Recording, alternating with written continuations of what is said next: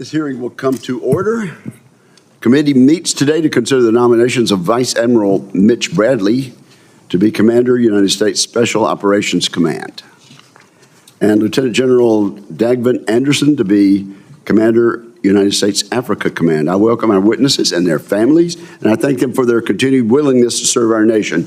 If confirmed, Admiral Bradley will assume command at a time when Special Operations Command, SOCOM, faces a formidable challenge. SOCOM is being asked to build a force capable of combating the advanced militaries of China and Russia while simultaneously remaining fully engaged in the fight against violent Islamic terrorism. At the same time, special operators must be ready to respond at a moment's notice as our nation's premier crisis response force.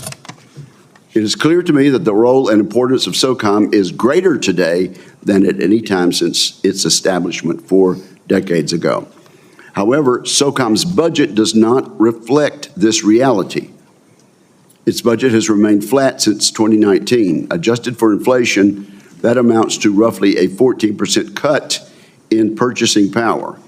To amplify that point, SOCOM identifies $757 million in unfunded requirements for fiscal year 2026. We want to ensure that SOCOM is fully resourced to meet the demands placed on it. Admiral Bradley should tell us how he plans to meet those demands and how we can help. If confirmed, General Anderson will confront a growing array of threats on the African continent. The Chinese Communist Party views Africa as a critical link in Xi Jinping's unprecedented global military expansion and continues to purchase new bases for the People's Liberation Army.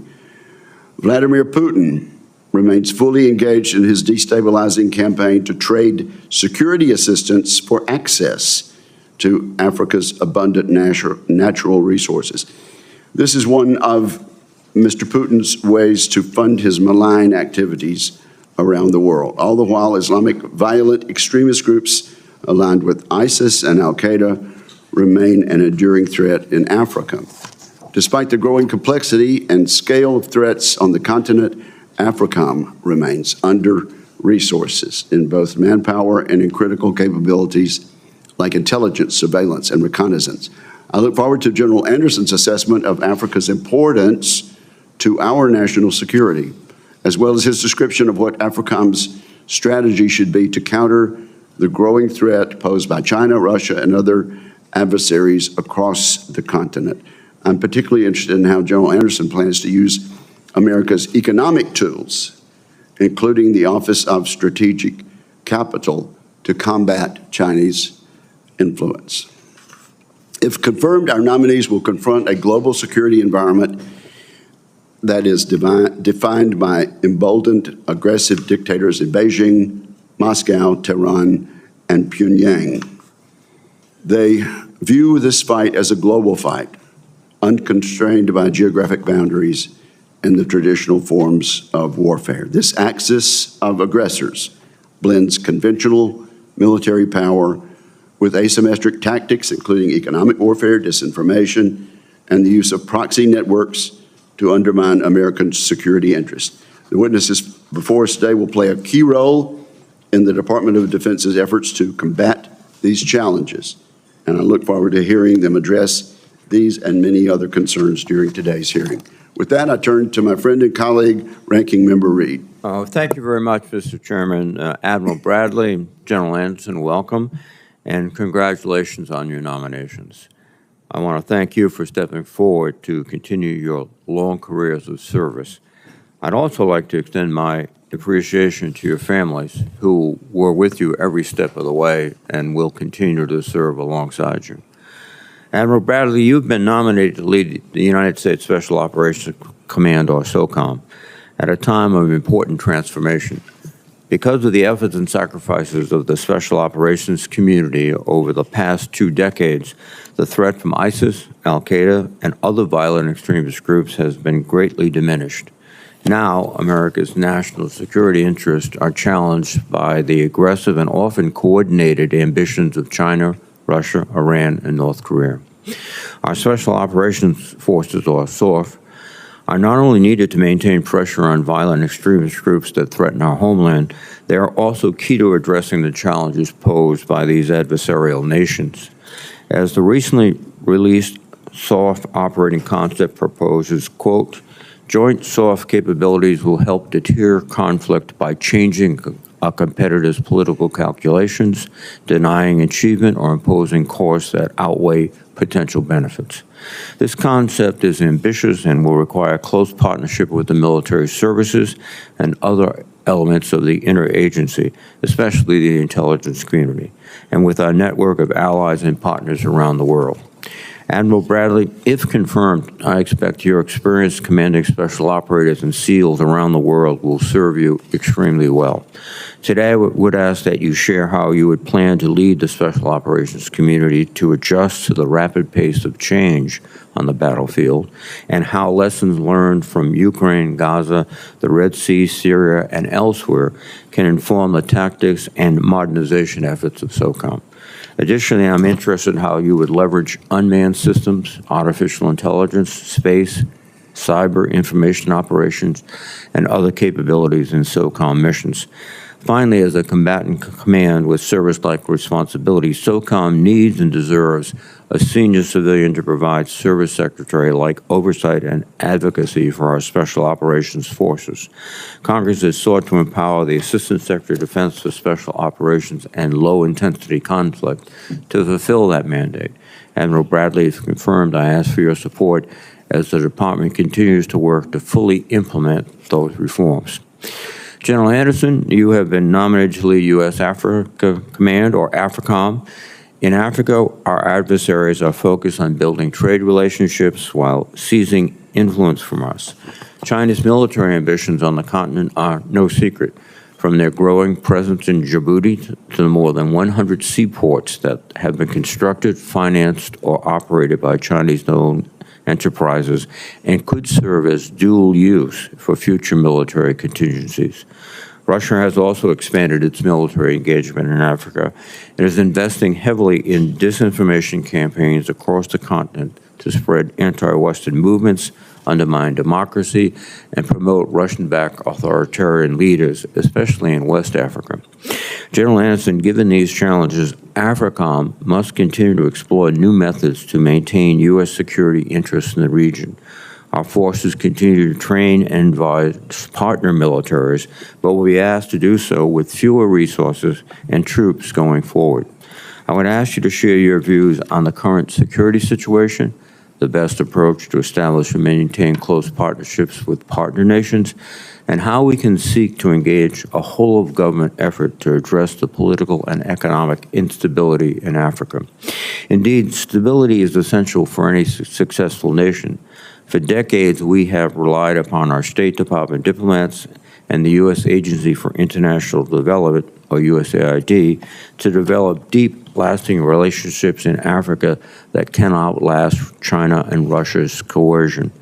The outgoing AFRICOM Commander, General Langley, described our competitive advantage against Russia as, quote, not just building military and security capacity. The story needs to be told about the successes of USAID and State Department collectively for all of our operations, activities, and investments.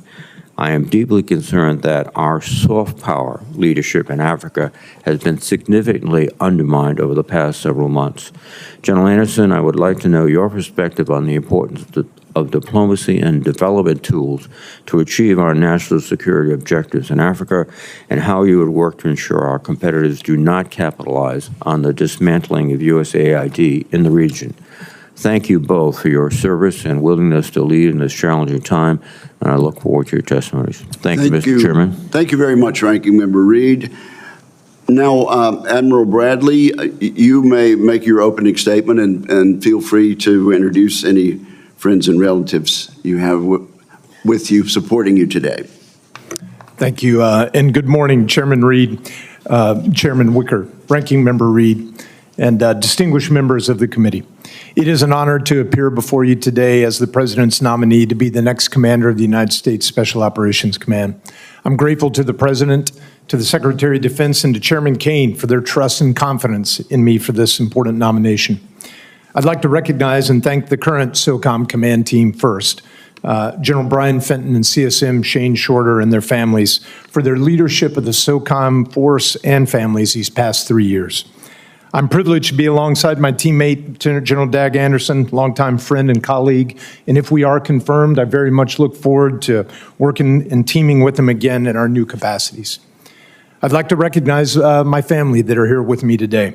They've been critical to my service and to our nation, and without whom I can't imagine being here today.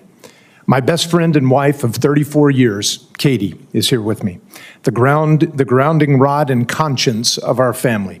She has weathered the storms of this career, mentoring young soft families and rearing our 4 children, and keeping me humble and centered throughout. She grew up in an Army family, daughter to an infantry officer who served in Vietnam before joining me in the Navy, and has moved households 27 times in her life, a testament to resilience if there ever was one. Our children, their families are here with me as well. Mary Catherine and husband Ralph, scientists, and parents to our first granddaughter, Rosemary Louise. Our oldest son, Henry, an FBI special agent, and his wife, Brianna, also an FBI employee. We seem to be making interagency cooperation a bit of family business here. Our son, Lieutenant Frank Bradley, a fellow SEAL, and his wife, Kylie, a public servant in Hawaii. And our youngest son, James, a data scientist working in the National Industrial Base and on autonomous underwater systems. So I come from a small ranching community in Southwest Texas, where I learned the foundations of meritocracy at an early age. I'm the son of a World War II veteran, Army Air Corps Master Sergeant, who worked on P-38s from Operation Torch in North Africa to the final assault on Berlin.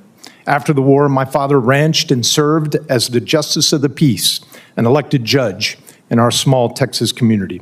I learned a deep appreciation for our democracy and the judicial system, watching him dispense judgment in our community. His example of service and the allure of adventure were what drew me to the United States Naval Academy and the SEAL community. And I have had ample opportunity for both in my 37 years since leaving El Dorado, Texas. My mother was the compassionate influence. As much of a rancher as any man in our family, she and my grandmother were the matriarchs who would weave discipline with love in appropriate measure. Their influence looms large in everything I do. Finally, I must thank my siblings and the countless coaches, professors, and pastors who have helped to shape me both on and off the field.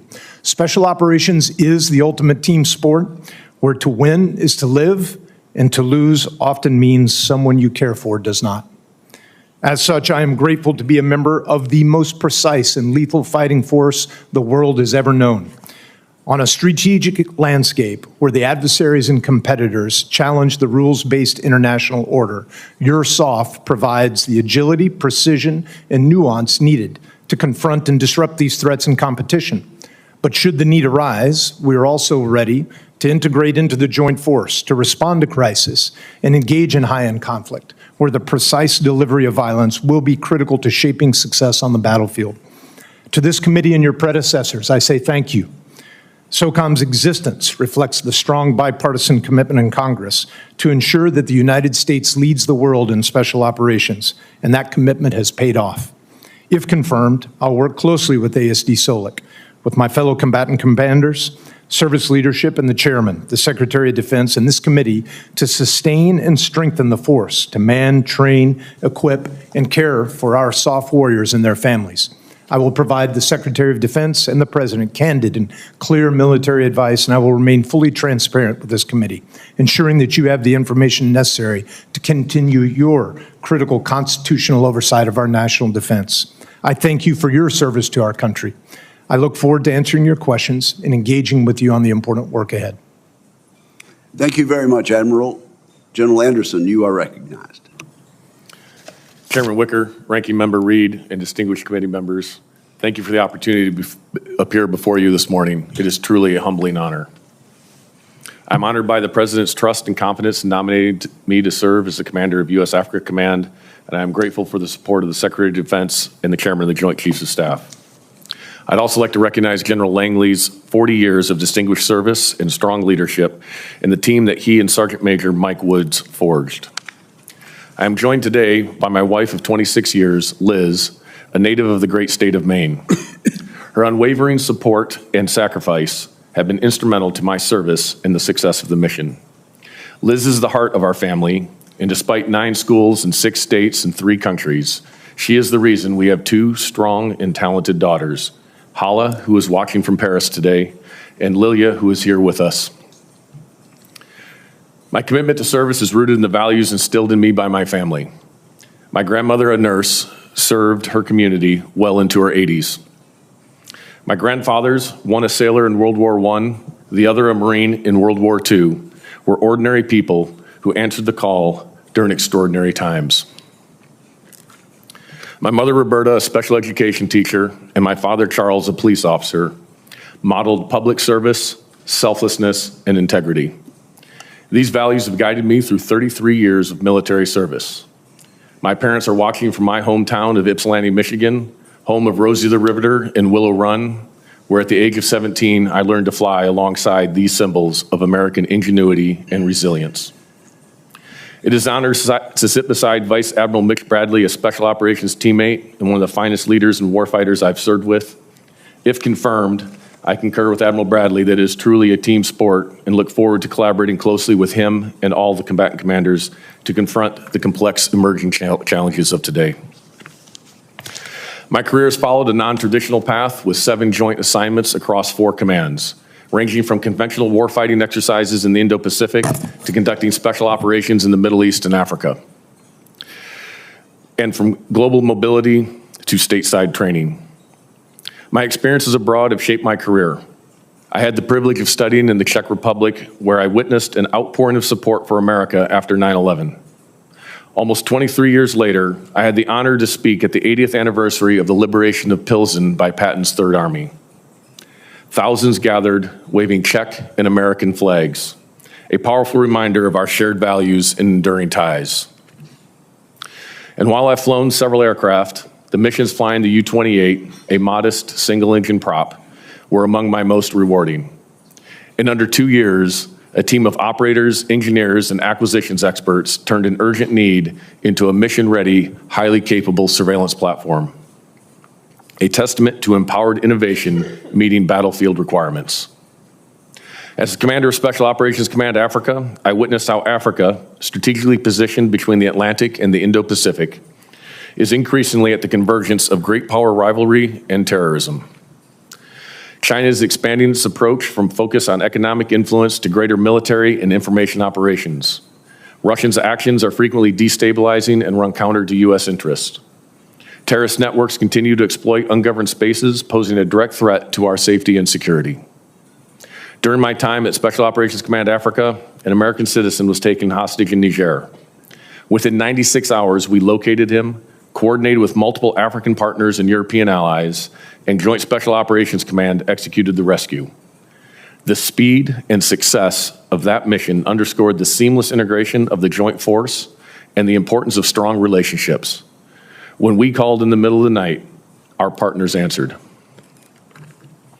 If confirmed, I look forward to building on that success and those relationships. I will keep this committee informed. I will be a responsible steward of taxpayer dollars, and I will lead by example to advance U.S. interests and counter adversary threats. Thank you for your unwavering support to the men and women in the U.S. military, and thank you for this opportunity. I look forward to your questions. Thank you very much, General Anderson, and thank you both for being with us.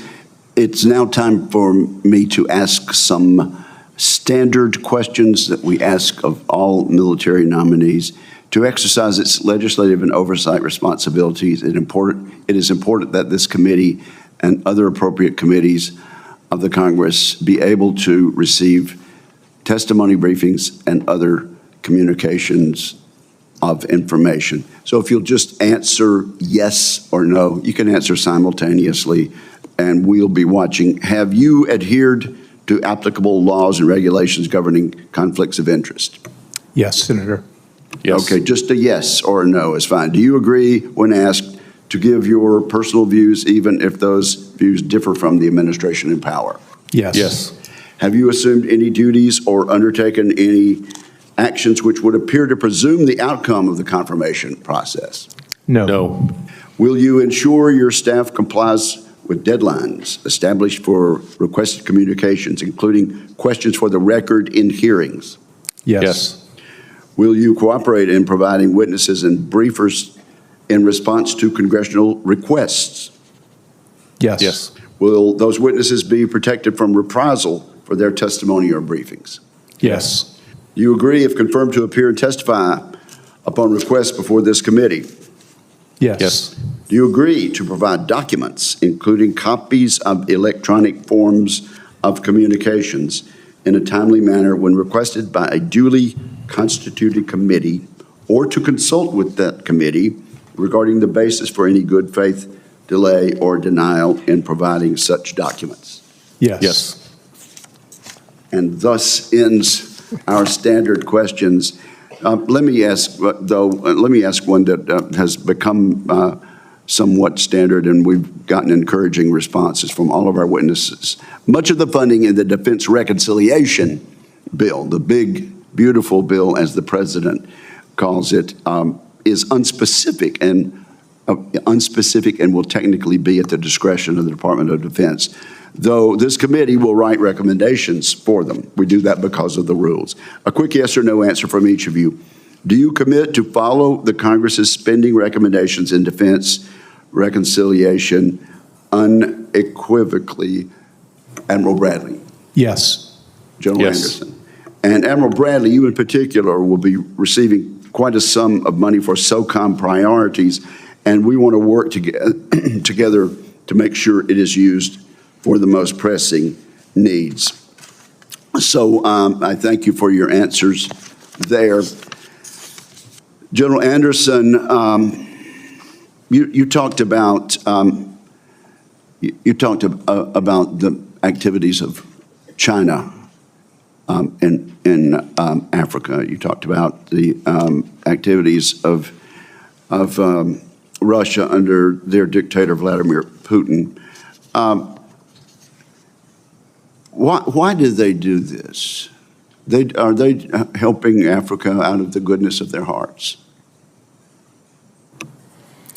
Senator, I appreciate the concern. I see that from my time at SOC Africa and my time in the Joint Staff, that there is growing activity from both China and Russia on the continent. Both of those nations see their futures running through the continent and is key to their strategy. I think we can look at several of the things that have been done that have not necessarily been good for the people of Africa. I think they're aware of that. I think when we can highlight that, it helps them understand the risks of dealing with China and Russia, whether that be debt diplomacy from China or the corrosive effects of the Africa Corps, previously known as Wagner, in those societies. Well, okay, and so when we have programs such as PEPFAR or USAID, we like to feel that that really helps the people there, but we have a strategic security purpose in doing that ourselves, do we not? Yes, Senator. Okay, and what is that? Senator, these programs are important as long as they provide for the security and prosperity of our nation. And I think as we target those in key areas, they can help build stability in key regions. If we abandon the playing field in that regard, what would be the response in Moscow or Beijing? I think they'd be celebrating, would they not? Well, Senator, I know that if there's opportunities, they will seize them. Yes. Now, on SOCOM, let me just say the SOCOM's budget has been inadequate. There's been a 35% increase in combatant command requests for SOCOM support over the last 3 years. In the last decade, there's been a 200% increase in crisis response missions executed by SOCOM. 14% budget cut, though, in SOCOM, as I pointed out in my opening statement, since 2019, when adjusted for inflation. And in raw numbers, 4,000 troops cut from SOCOM. and $757 million in unfunded requirements for fiscal year 2026. Now, Admiral, the reconciliation bill included $1.64 billion to support SOCOM's readiness and modernization priorities. Do you agree with me that SOCOM's budget is inadequate to meet growing global demands? Senator, as you've described it, I've heard General Fenton make a compelling case with those same statistics and believe those to be true. And let me just point out to you and make sure you agree. Reconciliation was always meant to be additive to, not a replacement for the core budget. Absent real growth in SOCOM's future budget request, your command will face significant resource challenges. Is that correct? Senator, we will absolutely use the resources that are provided to us with ruthless prioritization to go down through the tasks that are given to us. Inevitably, though, with the current operations commitment that exists, that will mean that we will have to mortgage some of our modernization initiatives to be able to pay for that readiness to sustain those current operations. Well, listen, we will not be able to be generous with either of you, but we do want to hear what you really need, and we're going to be depending on the two of you and your teams to let us know that, because if something goes wrong and you didn't have the capacity to cover it, then they shouldn't look to you if this body hasn't provided you with the resources. So thank you very much. Senator Reid, you are recognized. Thank you very much, Mr. Chairman. When General Fenton delivered the posture statement last year, he said, I quote, "Our interagency efforts also have included close cooperation with the Department of State and U.S. Agency for International Development with the implementation of the Global Fragility Act in coastal West Africa, fundamentally focused on preventing crises in failed states before they can occur." Similarly, AFRICOM Commander General Langley testified, U.S. investment focused on stabilization, conflict prevention, and peace building, democracy, governance, economic growth, and public health attack the roots of terrorism and tyranny more than bullets and airstrikes ever will. For both of you gentlemen, why are such efforts in our vital national security interests and not just humanitarian good deeds? And what do we risk by walking away from these investments? Admiral Bradley? Senator, thank you. In my 34 years, I've had the opportunity on many continents to work closely with our humanitarian, our AID, our diplomats. And I've seen the executors, even at the non-governmental organization level, provide important capability for the U.S. I also recognize, however, that there are many priorities, as we just talked about, and the prioritization of the budget across those is a difficult thing to balance and to manage. I pledge, and I believe that throughout time we have always worked as an integrated interagency to be able to bring the multiple levers of influence and power that the U.S. needs to achieve its policy objectives. And if confirmed, I would pledge to continue that. General Anderson, particularly in Africa. Yes, Senator.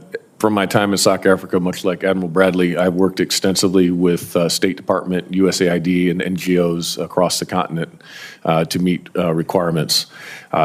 Africa is very much an economy of force theater, so we have to maximize the limited resources we have. So going forward, we'll look at where we can find those opportunities, whether it's with State Department and the aid that they can provide, bringing and working with the non-governmental organizations. We've worked closely with several in Africa.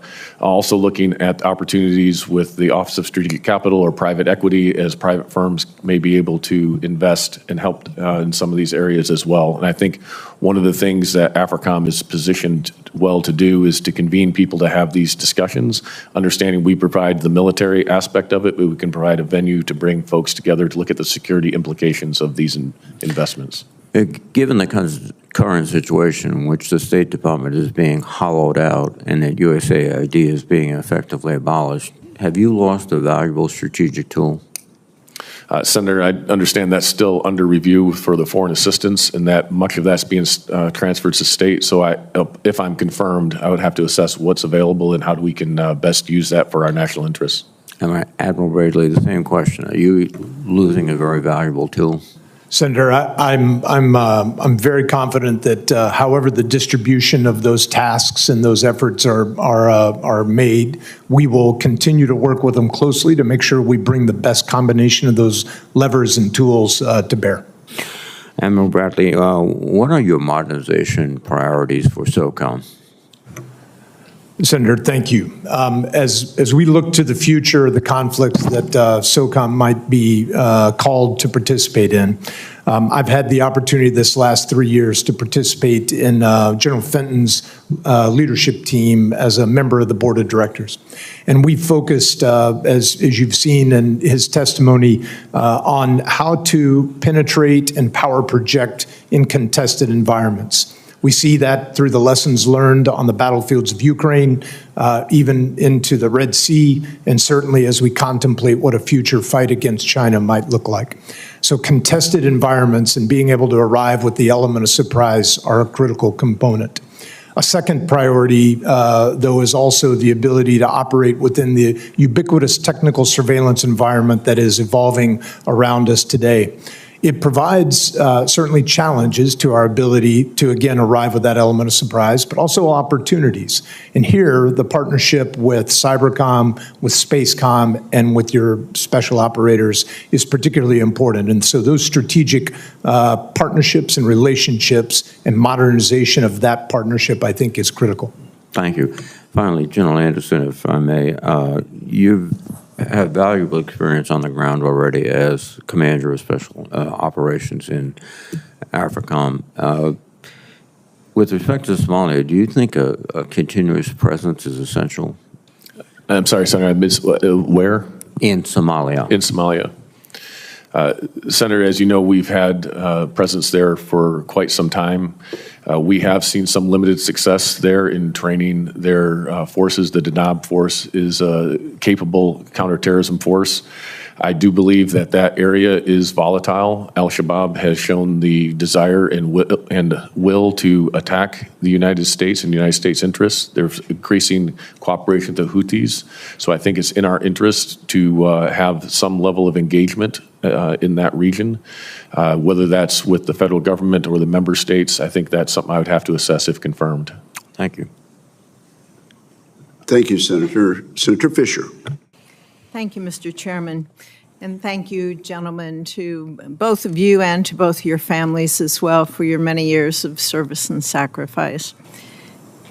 Countering China has been and will continue to be an important mission for both SOCOM and AFRICOM. The Indo-Pacific region, one of the most strategically vital and geographically expansive regions in the world, we have SOCOM, and SOCOM must be able to rapidly engage where the need is paramount over an immense expanse of land, sea, and airspace. Admiral Bradley, as the United States military prepares for a potential war with China, what do you envision special operations forces, what kind of role will they be playing in the Indo-Pacific, and how will you be able to balance that with other SOF responsibilities? Senator, thank you. I believe that the role that SOF has played over its history has been founded on a critical value proposition that will be really very relevant, even more relevant against China. And that is our ability to build strong relationships, to partner and to build capacity, essentially to be a force multiplier across a strong alliance and to strengthen that alliance by doing such. In fact, the credibility we've generated over these last 2+ decades in the counterterrorism fight give us great ability to be able to help sustain and extrapolate that credibility into the Indo-Pacific, where building partnerships with our allies will be very critical. That will allow us placement and access to then help develop enhanced understanding of our adversaries' actions that might be against us. And then if deterrence fails and we cascade to crisis or conflict, will give us the ability to leverage that placement and access for the delivery of irregular kinetic and non-kinetic effects. Thank you. General Anderson, we talked a little bit yesterday about the growing influence of China on the continent, and talked about that influence that they have and the threats that they're posing. What do you think are the greatest areas of threats that you're going to have to focus on if you are confirmed? Yes, Senator, and I appreciate the discussion that we had on this. I think China does pose a significant threat to U.S. interests on the continent. We have seen how they have used the Belt and Road Initiative to be a primarily economic focus in the past. We are seeing them expand into more information operations on the continent, providing the communist propaganda to the continent. We're also seeing them engage in more military-to-military engagements, which is concerning. We're also looking at some of the infrastructure they're looking to develop, and ports that could become dual use are of concern, especially if they have something on the Atlantic. An Atlantic base of sea-based Chinese ships would greatly complicate our security picture writ large. So working across Africa, I think, to identify where China is not working in everyone's interest is important. And I think also engaging in the information domain to highlight some of these malign activities is important as well. We also spoke a little bit about losing some of our nation partners who have been a great help to us on the continent. And we talked about looking at National Guard and the partnerships that they have in various countries, not just in Africa, but also around the world. Just briefly, could you kind of hit on the importance of developing those or using those partnerships as tools to help develop good relationships? Absolutely, Senator. I think the State Partnership Program is one of the best programs we have within our department. It establishes long-term relationships. It allows engagement and builds capability and readiness for our forces as well as theirs.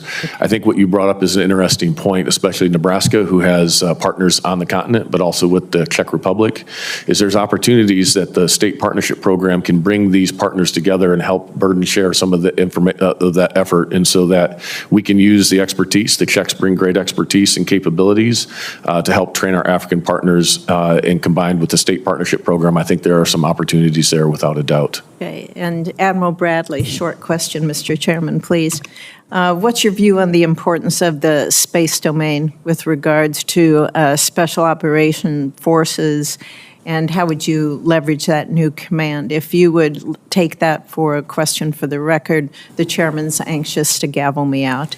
Senator, I will. Thank you very much. A very, very fine question, Senator Fisher, which is going to require a lengthy response on the record. Senator Kane.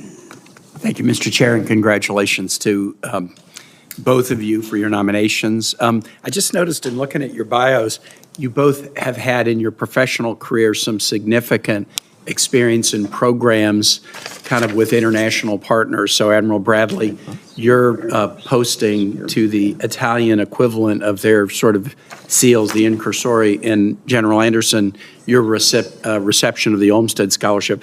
Talk about how in each instance this was important to your professional development.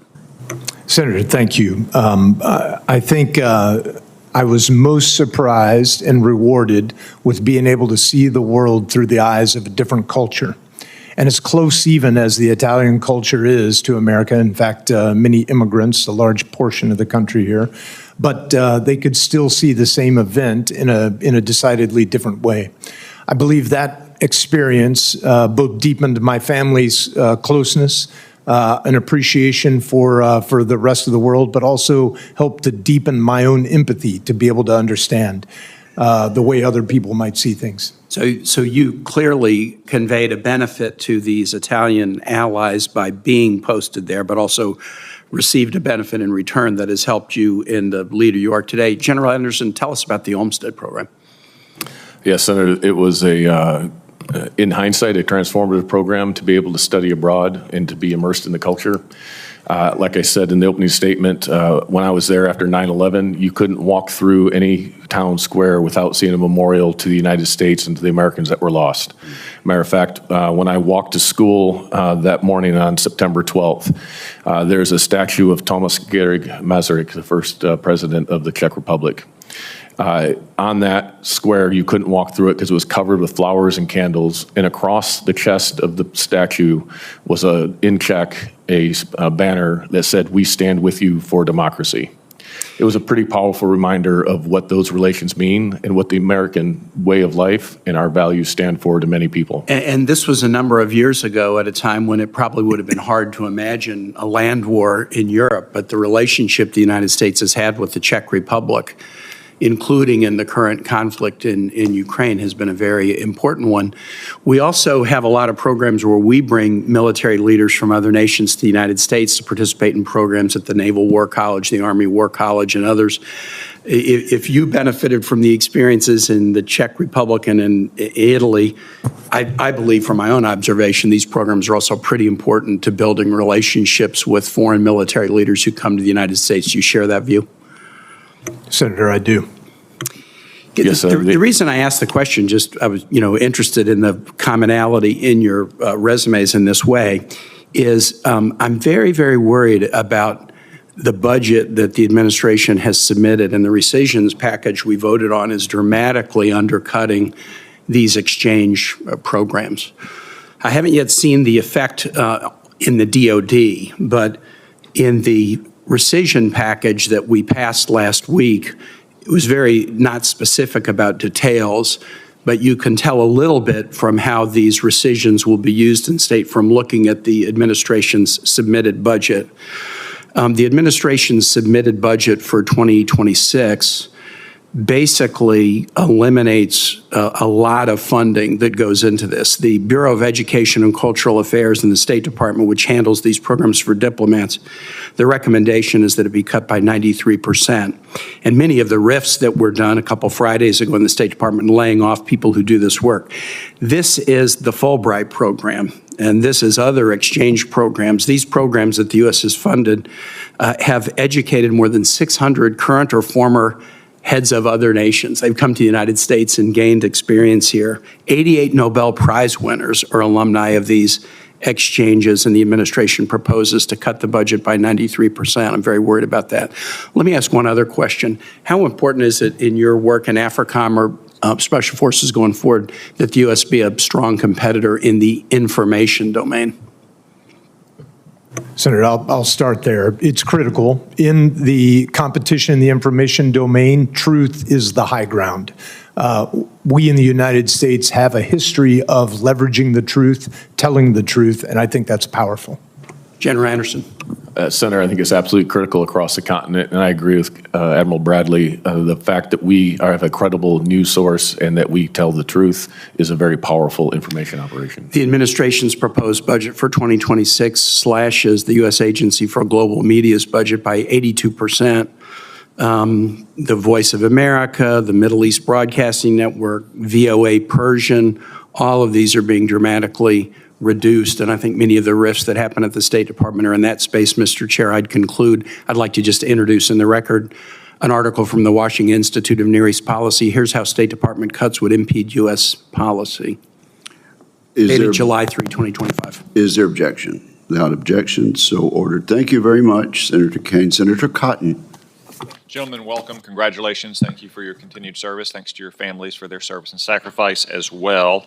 Admiral Bradley, Special Forces were targeted for reductions in forces and funding in recent years by the past administration. Could you explain what it takes to turn a conventional soldier, sailor, airman, or Marine into a special operator? How many years does it take to build that kind of expertise and ability? Senator, thank you.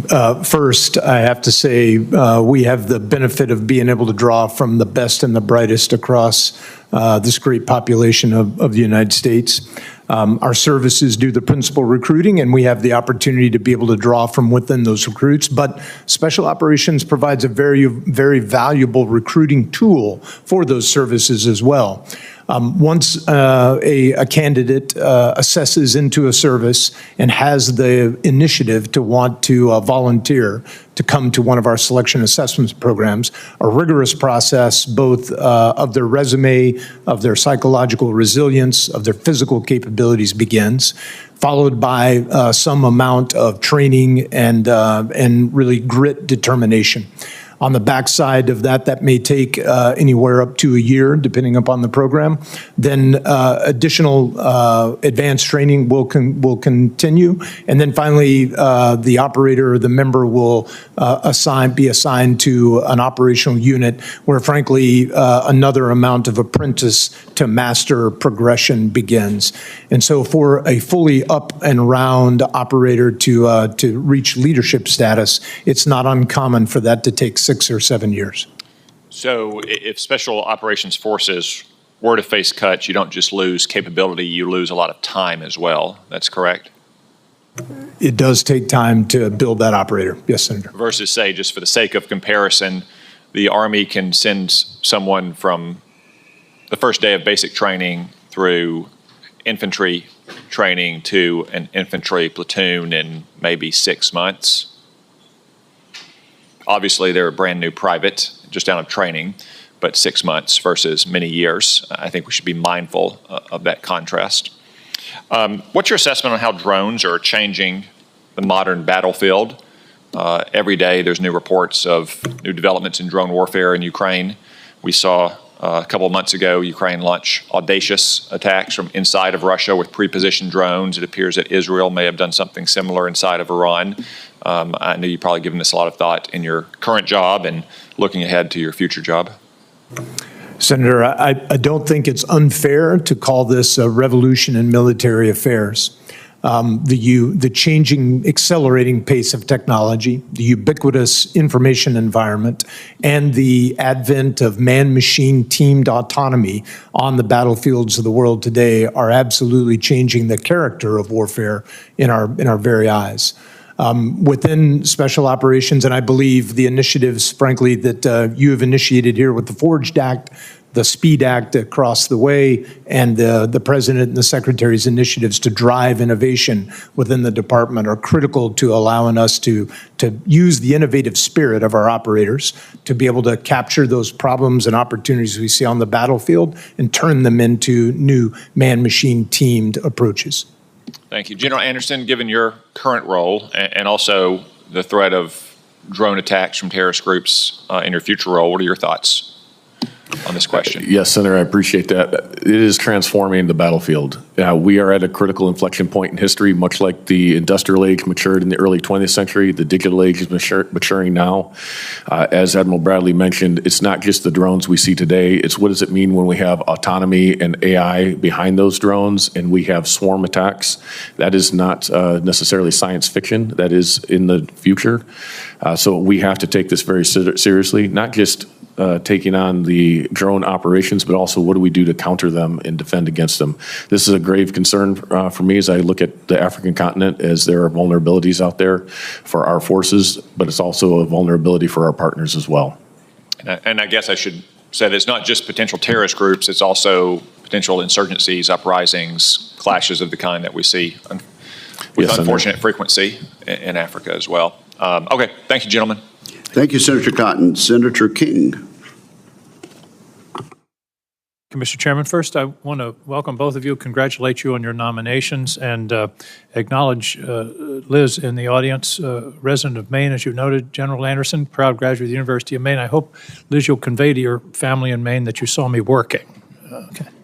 I appreciate your being here today. Mr. Chairman, I have a statement from our brother Jim Inhofe on the AFRICOM legislation from 2008 when it was first adopted, and I'd like unanimous consent to enter it into the record of this hearing. Without objection, it is so ordered.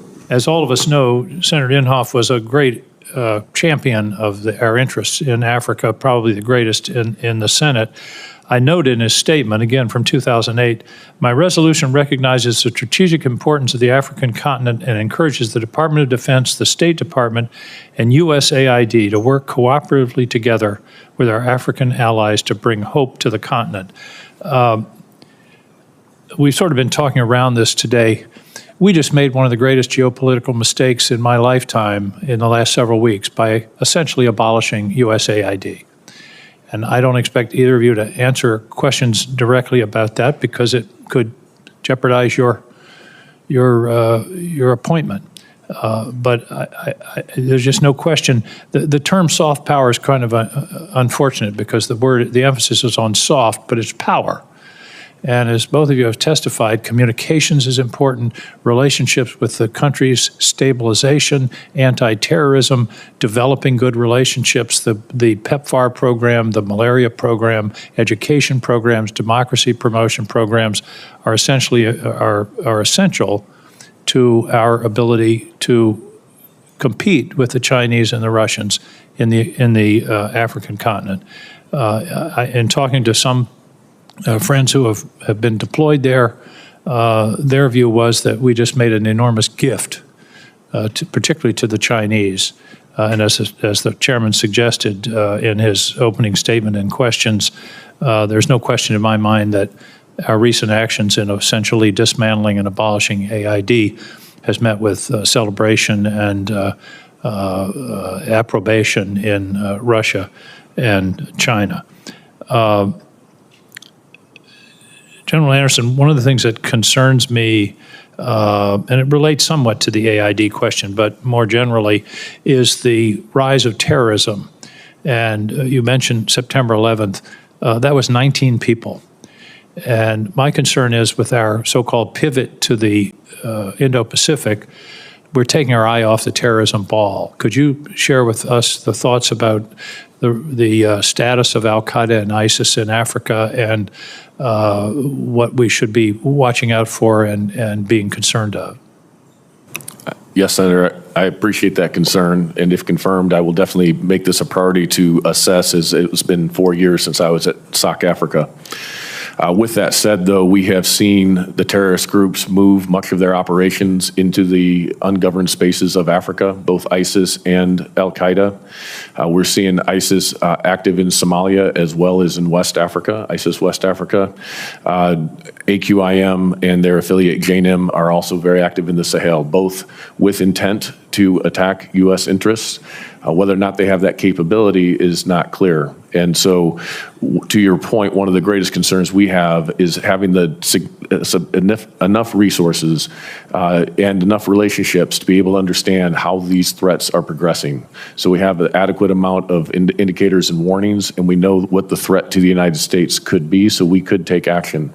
The access is also critical with our partners to understand what's happening with these threats. And I would also say what is happening with some of the other powers there and how they may be working with them or maybe not acting in our interests, so that we can understand what the threat landscape is on the continent. Well, I think one of the new duties of your job as you take this on, since State Department and USAID is essentially retreating, you're going to have diplomatic duty, whether you signed up for that or not. But you're going to have to build relationships, not necessarily strictly military, but with the local governments and the local leadership. Do you see that as a priority?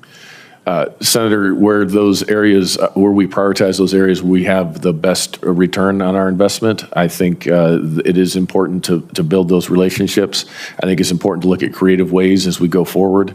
One of the greatest powers the United States bring is our economy that's largely done through private investment. So finding opportunities in the continent as it continues to expand and grow in population, I think is an opportunity. And then working with NGOs to identify some of these. I've worked with several in the past that have been very productive in engaging in some of those areas that you're talking about, that we help them understand the environment, and then they are able to execute the actual engagements. Thank you very much. Mr. Chairman, I'll have a question for the record for Admiral Bradley about brain health and protecting of our troops from traumatic brain injury. I'll follow up on the record. Thank you very much, gentlemen. Thank you for your interest in that, Senator King. Senator Rounds. Thank you, Mr. Chairman. Gentlemen, first of all, thank you for your service to our country. To your families also, I just want to say thank you because you sacrifice a lot as well, and we most certainly recognize that, and we appreciate what you do to help both of these gentlemen be successful in their careers. Gentlemen, I've heard from, at least now, from 29 senior department officials, including every service chief and 8 combatant commanders, that vacating the 3.1 to 3.45 gigahertz and 7.7 to 8 gigahertz bands of the spectrum would have negative consequences for our warfighting capabilities. Being forced to share these bands with commercial interests in a non-optimal way would have the same impact. Admiral Bradley, does the Special Operations Force have capabilities operating on the 3.1 to 3.45 band and the 7 and 8 bands of spectrum, which would be used in a conflict with China? Senator, thank you. I have to say that I am not intimately aware of all of the systems across SOCOM. I can speak to my personal experience in these last 3 years, and I do agree that both directly, some of our systems operate in those bands that we rely upon for critical tactical capability, but also indirectly, the service systems that operate on those bands are very important for us as we integrate with the Joint Force. Thank you. Would those capabilities be negatively impacted if DoD were forced to share those bands? Senator, I believe they would. Thank you. General Anderson, same question. Does AFRICOM make use of capabilities which reside on or make use of those bands of the spectrum? Senator, Africa being a remote location, we depend upon satellite communications that use some of those bands, as well as the air and missile defense systems that are on the continent. Thank you, sir.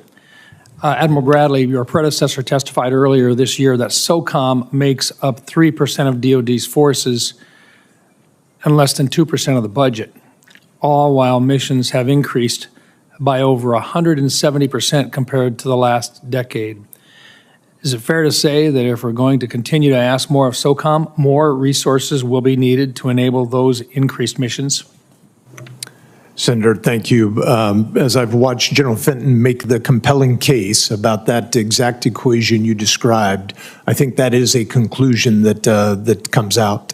An alternative is we just do less. We do fewer missions. We have to say no more times. You're the tip of the spear. Seems to me that we should be doing everything possible to make sure that those young men and women have the best and capable technologies and weapon systems available to them. General Anderson, how do you assess AFRICOM's role in countering Chinese and Russian influence in Africa, particularly in regions where entities such as the Wagner Group or the PRC-affiliated commercial ventures are exploiting governance or security gaps?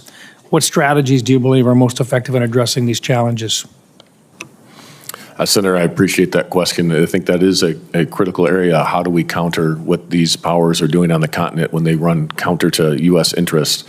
One of the areas when I was at SOC Africa that was useful was engaging with the partners and explaining to them what those risks were when they were working with these partners, especially when Wagner was trying to expand into the Sahel. While they have gotten a foothold there, we were able to explain to them the risks that would entail, the corrosive nature of those engagements, the lack of human rights that those nations bring. And so that was helpful in buffering. It also helped in some of the other coastal West Africa states as well. As far as China, I would say it's similar of engaging and countering some of the malign influence operations that are out there. We saw across the Sahel counter-Western, counter-French, counter-U.S. propaganda take hold, and that then turns the populations against our interests. Wouldn't it be fair to say that there is a combination of hard power, military power, but there's also the desire to have not just that stick, but the ability to offer other capabilities as well? Can you give me some examples of what we would call soft power that might be available or be very helpful to you based upon our current situations in Africa? Yes, Senator. There, across the breadth of what our nation brings is important. Whether that's called hard power or soft power, it's influence, and how can we engage constructively with them? Can we encourage investment? Can we open sources to critical minerals? Can we partner with the nations that are in our interest that also benefit them as well? Those are opportunities as well that are slightly outside the military lane, but I do believe we have the opportunity to convene some of the right folks to have these types of discussions. And then, again, engagement and building trust and partnership is critical, as we found in the past. Thank you. Thank you, gentlemen. Thank you, Mr. Senator Chairman. Brown. Senator Ernst. Thank you, Mr. Chair, and thank you, gentlemen, both for being here today and your continued service to our great United States, your families as well. We appreciate their selfless service and sacrifice on your behalf as well. So, General Anderson, we'll start with you, and we'll continue to build upon what Senator Rounds was discussing. History has shown that when America reduces her presence, our adversaries are quickly seeking to fill the void. So sustained U.S. leadership is essential to deterring those threats and preserving stability. This is something we talked about in my office, that I firmly believe that presence is power, especially when it comes to the forward posture of our American service members. So, General Anderson, can you speak to why continued American leadership around the globe is essential, and in your particular case in Africa, why it is essential that we maintain a presence and how it is in America's best interests? Senator, I appreciate the question, and I agree that that engagement is absolutely vital. Having that access and that engagement and building of trust makes a difference when times of crisis or in times of need. Mm-hmm. When we call in the middle of the night, we want our partners to answer, and we want them to help. Mm-hmm. At the same time, it needs to be in our mutual interest. One thing I found, as you talked about in South Africa, is that we could often bring parties together that normally would not. We could bring some of the European partners together with the African partners and create a dialogue. And sometimes just that American presence as a trusted partner opened that door to be more effective. I would also say, as you mentioned, small investment in small teams go a long way on the continent in working with our African partners. As an example, I was the first general officer to go back to Cote d'Ivoire after 19 years. The very first person who met me was the chief of the army, and the first thing he told me was how he thanked me for the training that a special forces team had given him as a captain 19 years before.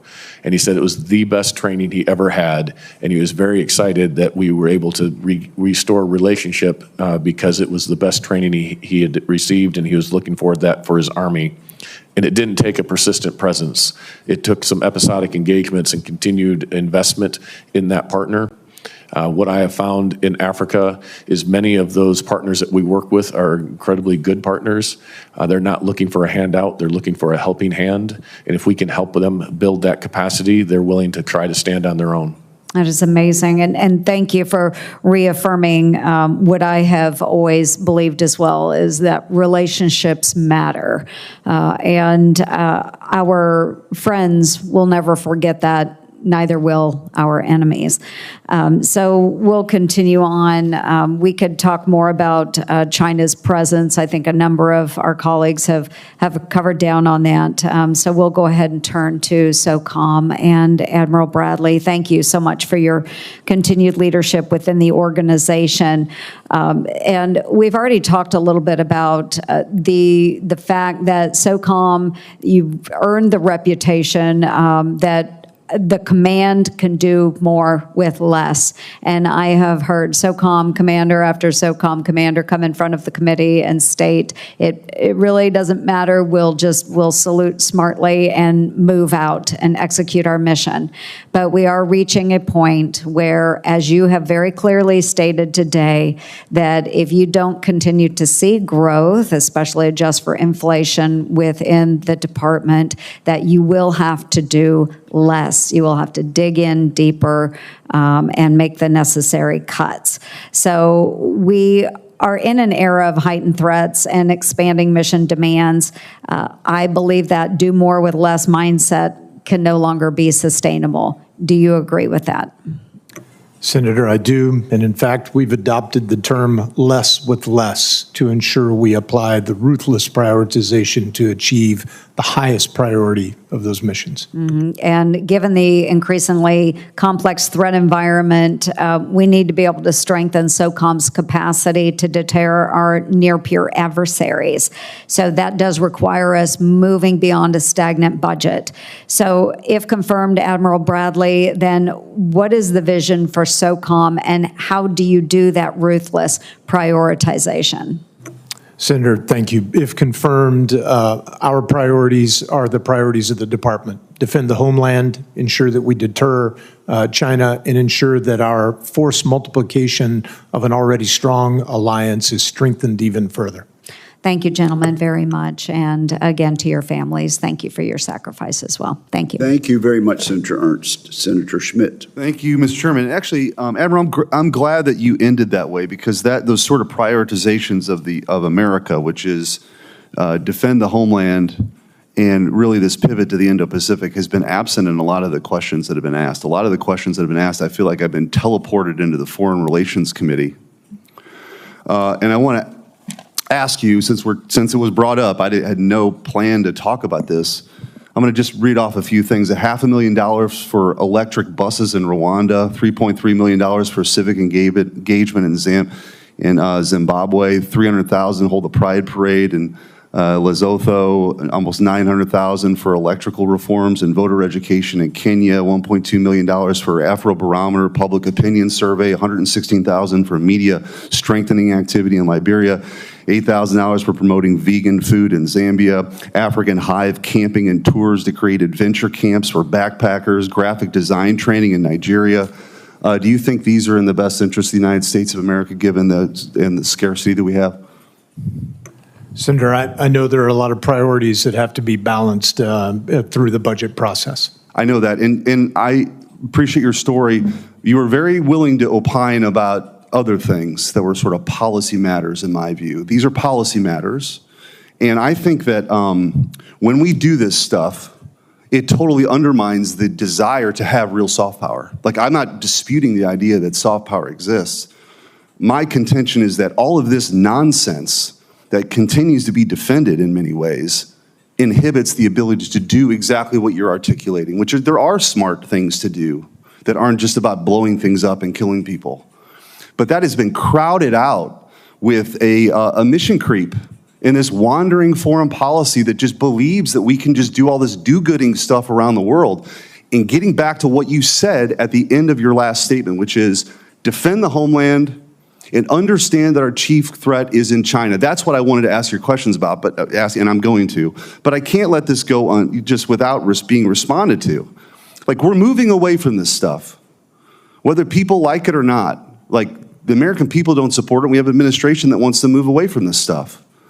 And I applaud it. I might be in a minority on this committee. I don't really know. I don't really care, because I think that that's in the best interest of the United States, and we can have a robust debate about it. But I do want to ask you, because we're in this great powers competition, how does SOCOM assess the right balance between sort of the counterterrorism mission that's existed for a long time and isn't necessarily going away versus this kind of direct action, and especially as it relates to irregular deterrence and kind of this gray zone activity that's happening in the South China Sea and places where our allies are really in real threat. And we're not talking about electric buses in Rwanda. We're talking about, communist China here. Senator, thank you. Having had the opportunity to be a part of our counterterrorism operations, since 9/11, I've seen us achieve some great successes to diminish the threat against the homeland. The credibility that has come from that gives us very powerful entree with the alliance members in the Indo-Pacific. All of our national defense strategies since 2018, the INDSG, all illuminate the importance of that alliance. I believe that force multiplication effort is a critical capability. As you know, General Fenton is the coordinating authority for counter-VEO as well within the Department of Defense, and so still maintains a principal responsibility to be able to oversee and advise the Secretary on the approach for counterterrorism. The most acute of those threats, those VEOs with external operations, aspiration, and capability are the top priority threats that we as a whole integrated interagency orient our priorities against. And I believe in many cases, in one instance in particular, the case of the Philippines is a great example. I was going to ask you about, that where our work with the Filipinos over the last 2 decades has allowed them to be able to keep that terrorist threat at bay, and frankly allowed us to weather a very difficult diplomatic season with a particular leader there, and now come out an even stronger ally. I agree. I think that's a great example, which leads sort of like the last question I have in limited time. Do you feel like our other really important allies in that region, say Australia and Japan, are prepared or sufficiently ready to work alongside us the way the Philippines has? Sir, I absolutely believe the Australians are, and I believe our other allies are working to come to that place as well. Okay. Thank you. Good luck. Congratulations. Thank you very much, Senator Schmidt. Senator Warren. Thank you, Mr. Chairman, and congratulations to both of you on your nominations. So the American military is built to defeat our enemies, not to create more of them. And that is why Republican and Democratic administrations have worked to reduce risks to innocent civilians as part of military operations. In fact, the last Trump administration issued DOD's first instruction to establish policies to mitigate civilian harm after concerns grew about civilian casualties in the campaign against ISIS. Now, one of the tools that commanders now have in the toolkit is working with civilian harm and mitigation response advisors, from refining war games to real attack planning in the Middle East and Africa operations, and more. Vice Admiral Bradley, your predecessor at Special Operations Command, recently said that these experts, quote, assisted commanders and their staffs in mitigating civilian harm without compromising lethality. What's more, their knowledge, quote, enhanced precision, preserving legitimacy, and enabling mission success. So, Vice Admiral Bradley, if you are confirmed, will you commit to keeping civilian harm prevention experts at SOCOM to advise you and your team? Senator, first, just to resonate, it is not only an obligation to adhere to the law of armed conflict to protect civilians, it is critical to our success in competition to represent our values. I believe that every uniformed, every civilian, and every contractor that is employed or in oversight of the use of lethal force has a critical obligation to be able to do that, and I do commit to keeping that as a focus for our command, if confirmed. That is a strong answer, and I appreciate it.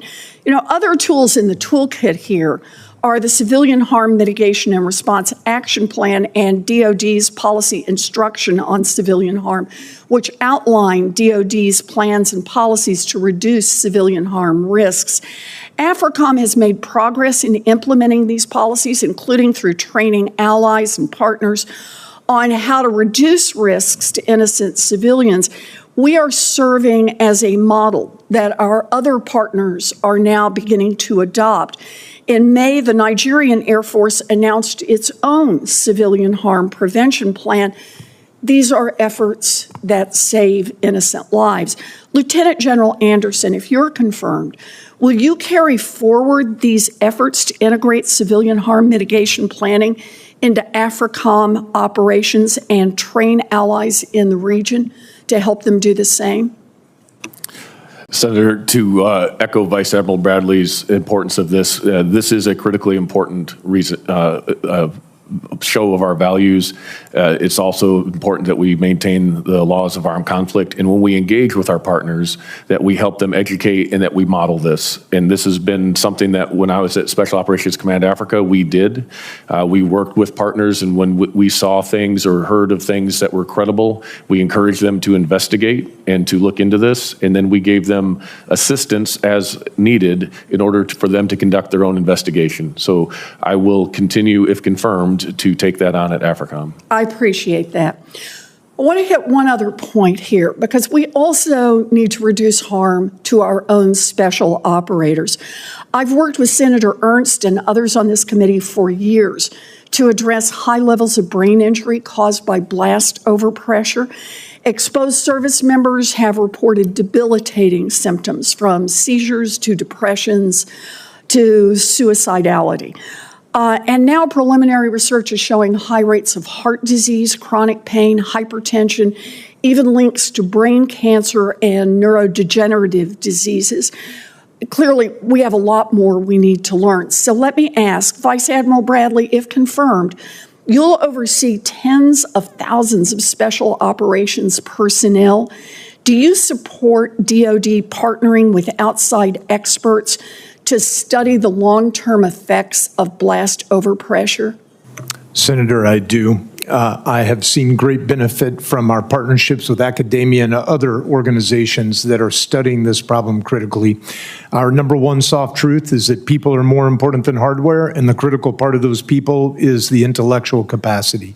Of course, that is jeopardized by these brain health issues, and we see them as a critical contract with our operators and our operators' families to ensure that we keep them sustainable. Well, I appreciate that very, very much. If you're confirmed, I'll be calling on you to help us with that. There's language in both the House and the Senate NDAA that would help us get this study, and there are lots of organizations like Home Base Massachusetts who have the expertise to help us get these answers. We owe this to our service members. Thank you. Thank you, Mr. Chairman. Thank you, Senator Warren. Senator Tuberville. Thank you, Mr. Chairman. Good morning. Thanks for both of you. Thanks for what you've done for our country over your careers, you and your family. What a sacrifice it's been, but done an outstanding job. Admiral, I think far too long we've had our eyes on other things and not on our hemisphere, whether it's illegal migrants, drugs, or both. So what is Special Operations community doing to assist the militaries and governments in our hemisphere like Panama to combat narco-terrorists? Senator, in my current capacity, I'm not privy to all of the activities that SOCOM is engaged in the Southern Hemisphere. But in listening and watching General Fenton and his leadership over these last 3 years, I know that the partnerships that our teams have been engaging in and developing remain critical to being able to help them build capacity to be able to defend themselves, but also to provide security locally, which of course helps to prevent and secure our southern border as well. Yeah, you're very. I'm sure you're up on the point of the Darien Gap and the problems it's caused over the years, and relationship with our special ops down in that area, training people. That'll probably be in your forte going forward. What's your thoughts about cooperation activities with Latin America as going into this job? Yes, sir. I think as the counterterrorism fight informs us, it is far better to find the root of the problem well away from our borders than it is to have to defend them internal to the United States. And so if confirmed, making it a priority to provide assistance to all of our combatant commanders as far forward as possible, and with with those partnered forces to help them to be able to secure their own territory. Yeah, we have problems all over the world, but if we don't watch our back door, then we're going to have really problems within our country, which we already have. General, I think we need to be reinforcing our military presence in Africa. Unfortunately, under the previous administration, we seemed like we were doing just the opposite. Niger, you and I talked about this in a meeting in my office. The vacuum that was caused there, China, Russia, Iran, were all too happy to fill the things that we we were doing there. What's your assessment of our withdrawal from Air Base 201, and have we learned from these lessons, and your thoughts about maybe the future there? Senator, I appreciate that question, and there was significant investment that went into that air base. It was in a key area for us to be able to monitor the threat, so the loss of that is one that we'll have to find creative ways to continue to get the indicators and warnings of what the terrorists are doing in that area. I think we also have to understand that there is some volatility across the continent, so how do we make smart investments with the partners that we can continue to sustain? I will say that the relationships that we built in Niger with the military over several decades are still there. When the time is right, I believe there will be an opportunity, but that time will have to be determined, and if confirmed, I'll look at what that is. Yeah, after your confirmation, I guess by telling the committee and people even watching at home, why do we need to have presence in Africa? What is your thoughts? So Africa is key to any strategy. It sits on strategic terrain, just the waterways that it forms between the Straits of Gibraltar all the way down through the Suez Canal and the Red Sea. It is critical minerals and resources that are on the continent that we need for the future economy.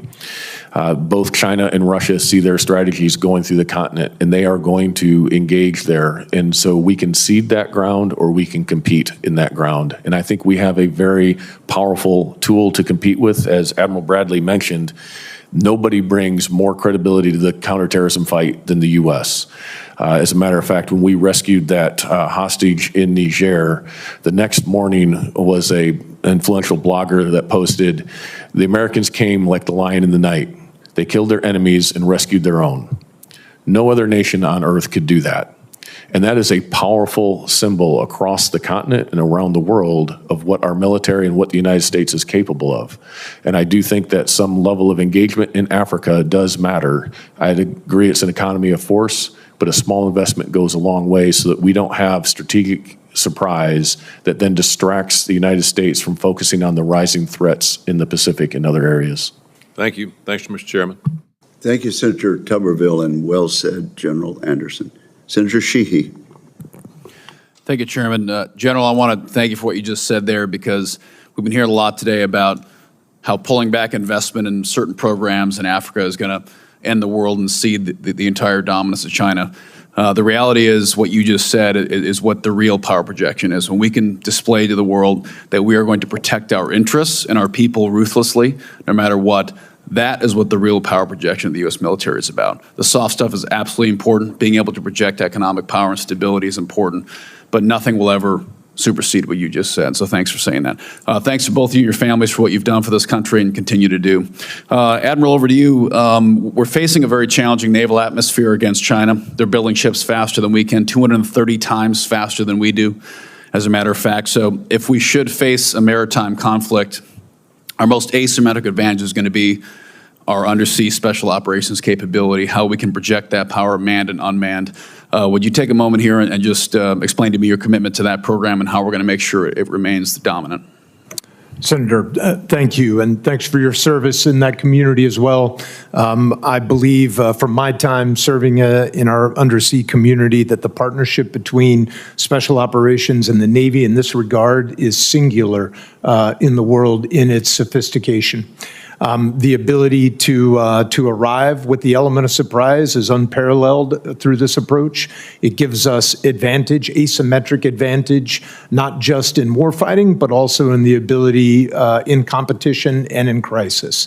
The special operations community has a unique and growing and deepening relationship with the United States Navy in this regard. And if confirmed, I would very much look forward to advancing that and continuing to maintain that asymmetry. Thank you. And for both of you, a similar question. Last time we fought a war in Indo-PACOM, we had about 5,000 seaplanes that were a critical part of our logistical and tactical network across the region, from moving insurgents to spies, to supplies, to logistics, to rescuing ship's crew and down airmen in areas that at the time were out of range. Right now, we have precisely 0 planes that can land, or any aircraft that can land on water in the entire U.S. military. In general, with your background in non-standard aviation, as I do too, I used to fly seaplanes and PC-12s like you. This is a capability that as we are entering a new era of great power competition, I believe we need to reinvest in, and SOCOM will be the tip of that spear. So I recently worked with INDOPACOM to try to reinvigorate the ability for them to access this capability. Would either of you care to comment on what you think amphibious aviation could mean for our ability to project power all over the world? Senator, I appreciate the question. I do think there's several types of new technologies, emerging technologies we need to invest in that allow different types of logistics and different types of support.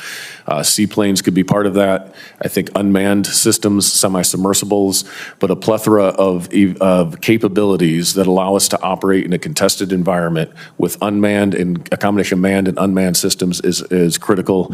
And the Indo-Pacific, there's a lot of water across that area, so having the ability to operate in those areas and be able to resupply small islands, I think will be very important to a potential Pacific fight.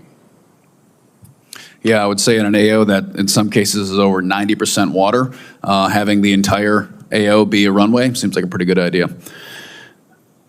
I was recently in Kenya, Djibouti, Egypt. I went over there for a reason. We all served many years in the Middle East, but Africa is now going to have 2.5 billion people, become the most populous continent in the world here potentially in the next decade, and it's very possible the 21st century can be an African century. And as that 2.5 billion people plug into the global economy, as they become global citizens, active on the internet, as they become banked, as they become crypto citizens, we are going to have to reckon with the great power competition that's happening there. And as I look at some of our engagement across the Horn of Africa and through all of Africa, really, what do you see as your biggest challenge is going to be? What do your first 90, 120 days look like as you try to grapple with the fact that we have a massive geopolitical battlefield emerging? Senator, I appreciate those comments, and I agree that Africa is growing rapidly. There's a large youth population. That youth can either be channeled to contribute to the global economy, or they could become terrorists or other nefarious actions. What I would say to that is that the first thing I would look at is, do we have the right access and placement in order to have the indicators and warnings to prevent that strategic surprise?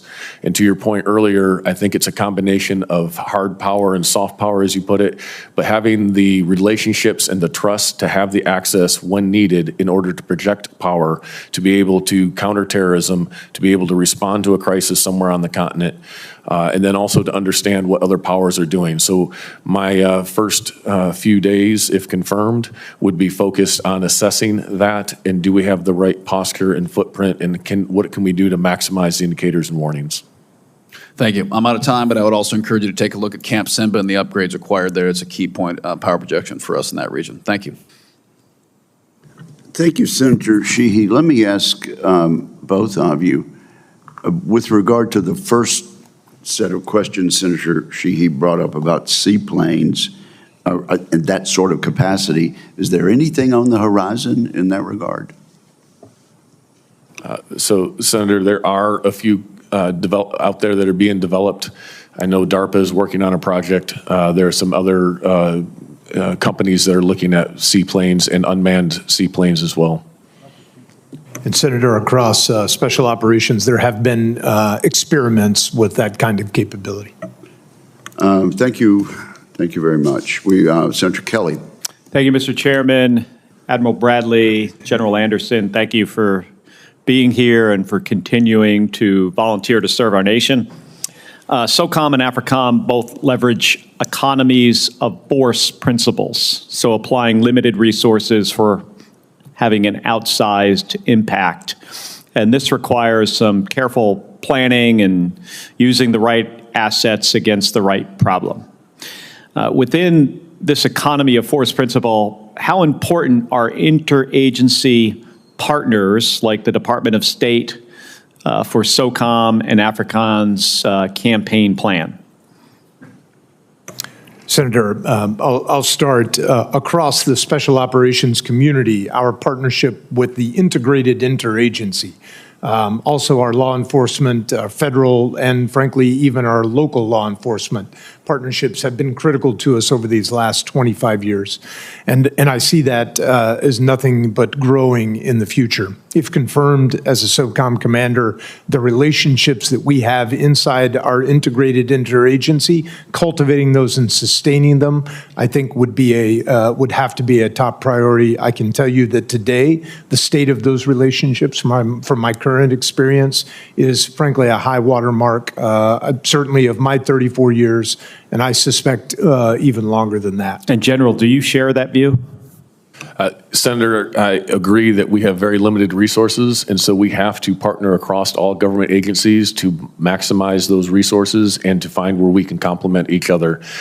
We provide the military piece of that, but to Admiral Bradley's point, my entire career with special operations has been working with multiple different agencies in order to maximize that, whether that's the FBI and using legal authorities in different parts of the world, working with our intelligence community, or with State Department and others to make sure we leverage the full authorities and capabilities of our nation. One of my big concerns here is the impact that the cuts to USAID within the State Department is going to have on our ability to build some trust with partner nations. That's a concern of mine. I'm not going to put you on the spot here on that topic, but I think it is something that I hope the two of you think about.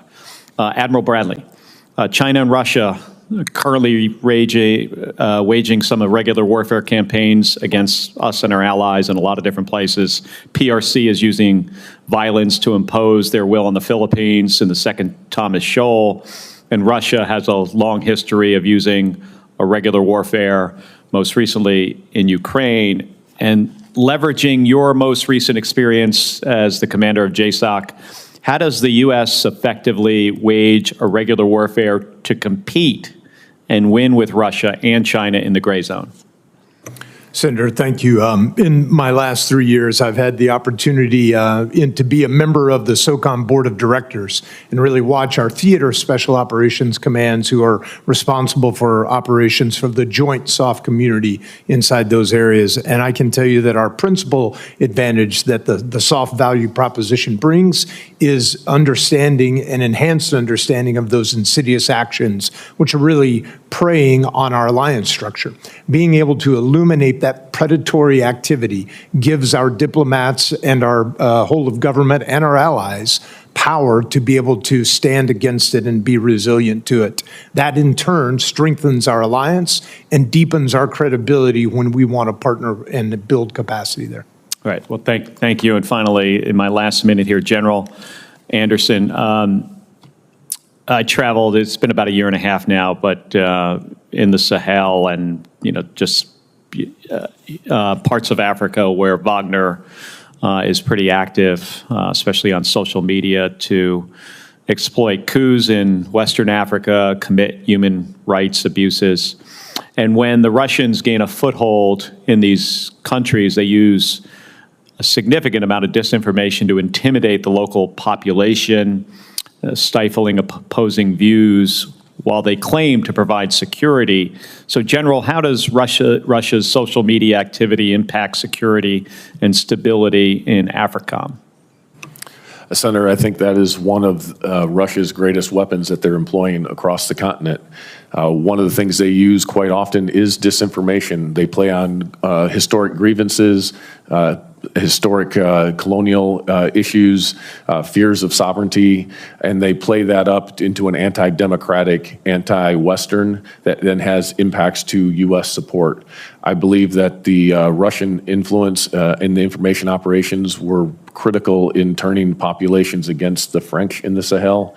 I think it is very much not in our interest with what the Russians are doing in the information domain. Not only in Africa, but if I could just take a couple more seconds, do you feel like we're losing this information warfare with the Russians, Chinese, Iranians? Senator, to refer to what we discussed earlier, the truth is incredibly powerful. We have that still. We are still a very credible source of information. We need to leverage that. I think we need to be more aggressive about that in this domain, but I wouldn't say we're necessarily losing it. But if we do not engage, we risk losing it. All right. Thank you. Thank you very much. Senator Scott. Thank you, Chairman. Admiral Bradley, General Henderson, congratulations. First off, thanks for your service. Thank your family for being here. Thank you for their sacrifice while you've served. You both are going to do an outstanding job. Number one, do you believe that the government of China has decided to be our adversary? Senator, I do. Senator, I concur. So we put, this committee has put a lot of effort into getting rid of Chinese drones in the military and in our country. And we've made a lot of progress. As you know, we're seeing drone warfare increase around the world. We've watched what's happened in Ukraine. We've watched what's happened in the Red Sea. We've watched what the Houthis have been doing to shoot down ships. So do you believe drone technology is going to be important in warfare going forward? Senator, I do. Absolutely, Senator. So do you think it's really important to make sure that we don't have, Chinese products in our military, such as drones?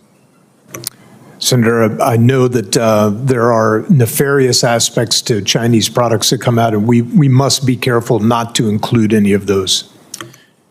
Senator, I would agree that we need to make sure that we don't open back doors or other vulnerabilities by, we need to understand what products we're using.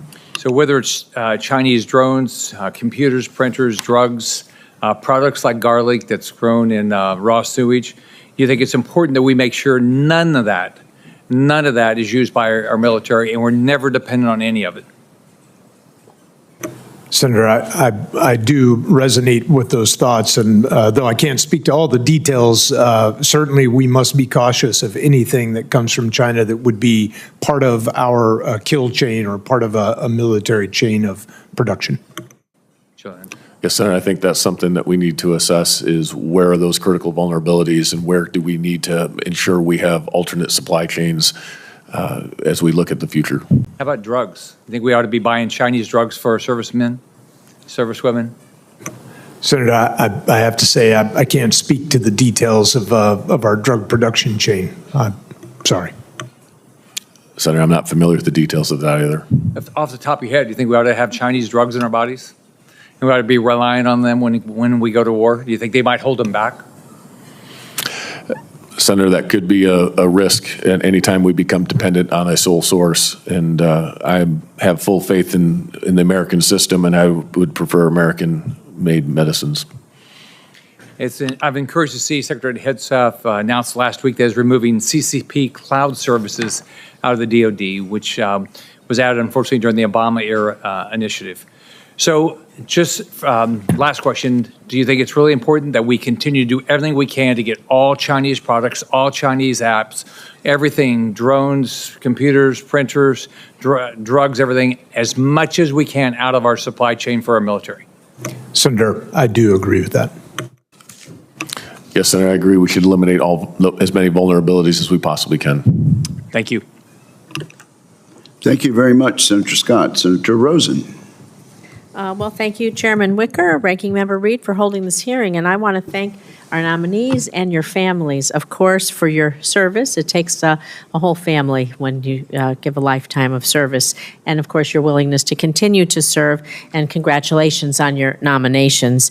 And I want to go right into the Houthis and their relations with al-Shabaab, because the Iranian-backed Houthis are diversifying their military capabilities and leveraging regional conflicts to expand their influence. U.S. intelligence reports indicate that the Houthis are working to provide weapons to al-Shabaab. This development is incredibly concerning, as al-Shabaab could utilize more sophisticated Houthi weapons to target U.S. equities in the Horn of Africa, such as our base in Djibouti. So to both General and Admiral, please, to the extent that you're able in this open setting, can you share more about the growing partnership between the Houthis and al-Shabaab, the risks that it poses not only to the U.S. equities, but personnel in the region, global shipping in the Red Sea, the Gulf of Aden? How are we going to address this challenge? I guess since you're closest, Admiral, and we'll start with you. Senator, thank you. The Houthi militia, an Iranian-supported renegade element inside Yemen, has been a destabilizing force in the southern Arabian Peninsula and across the Horn for some time, and continues to act belligerently. any connection that they might make as an outreach to another, to a violent extremist organization like Al-Shabaab, an Al-Qaeda affiliate, definitely bears close concern and, frankly, interdiction. The potential for them to partner is we would see with grave concern. If confirmed as a SOCOM commander, I would have the responsibility as a coordinating authority for an advisor to the Secretary on counter-violent extremist organization, and a combination of those two actors would be a serious measure. Thank you, General. Yes, Senator, I appreciate that question. As been the commander of Special Operations Command Africa, well aware that the Al-Qaeda affiliate that Al-Shabaab has full intent to attack U.S. interests in the U.S. Homeland if they can build the capability. The concern is that cooperation now across the Red Sea with the Houthis, who are backed by the Iranians, and what that could mean, and give them the capability, not just have the will, but now the capability to attack the U.S. or U.S. interests in a more robust way. And again, the Houthis and Al-Shabaab operate in critical terrain for the United States and for global shipping. And so the means for them to disrupt that and have impact on our interests is significant. So we need to do everything we can to stop that partnership.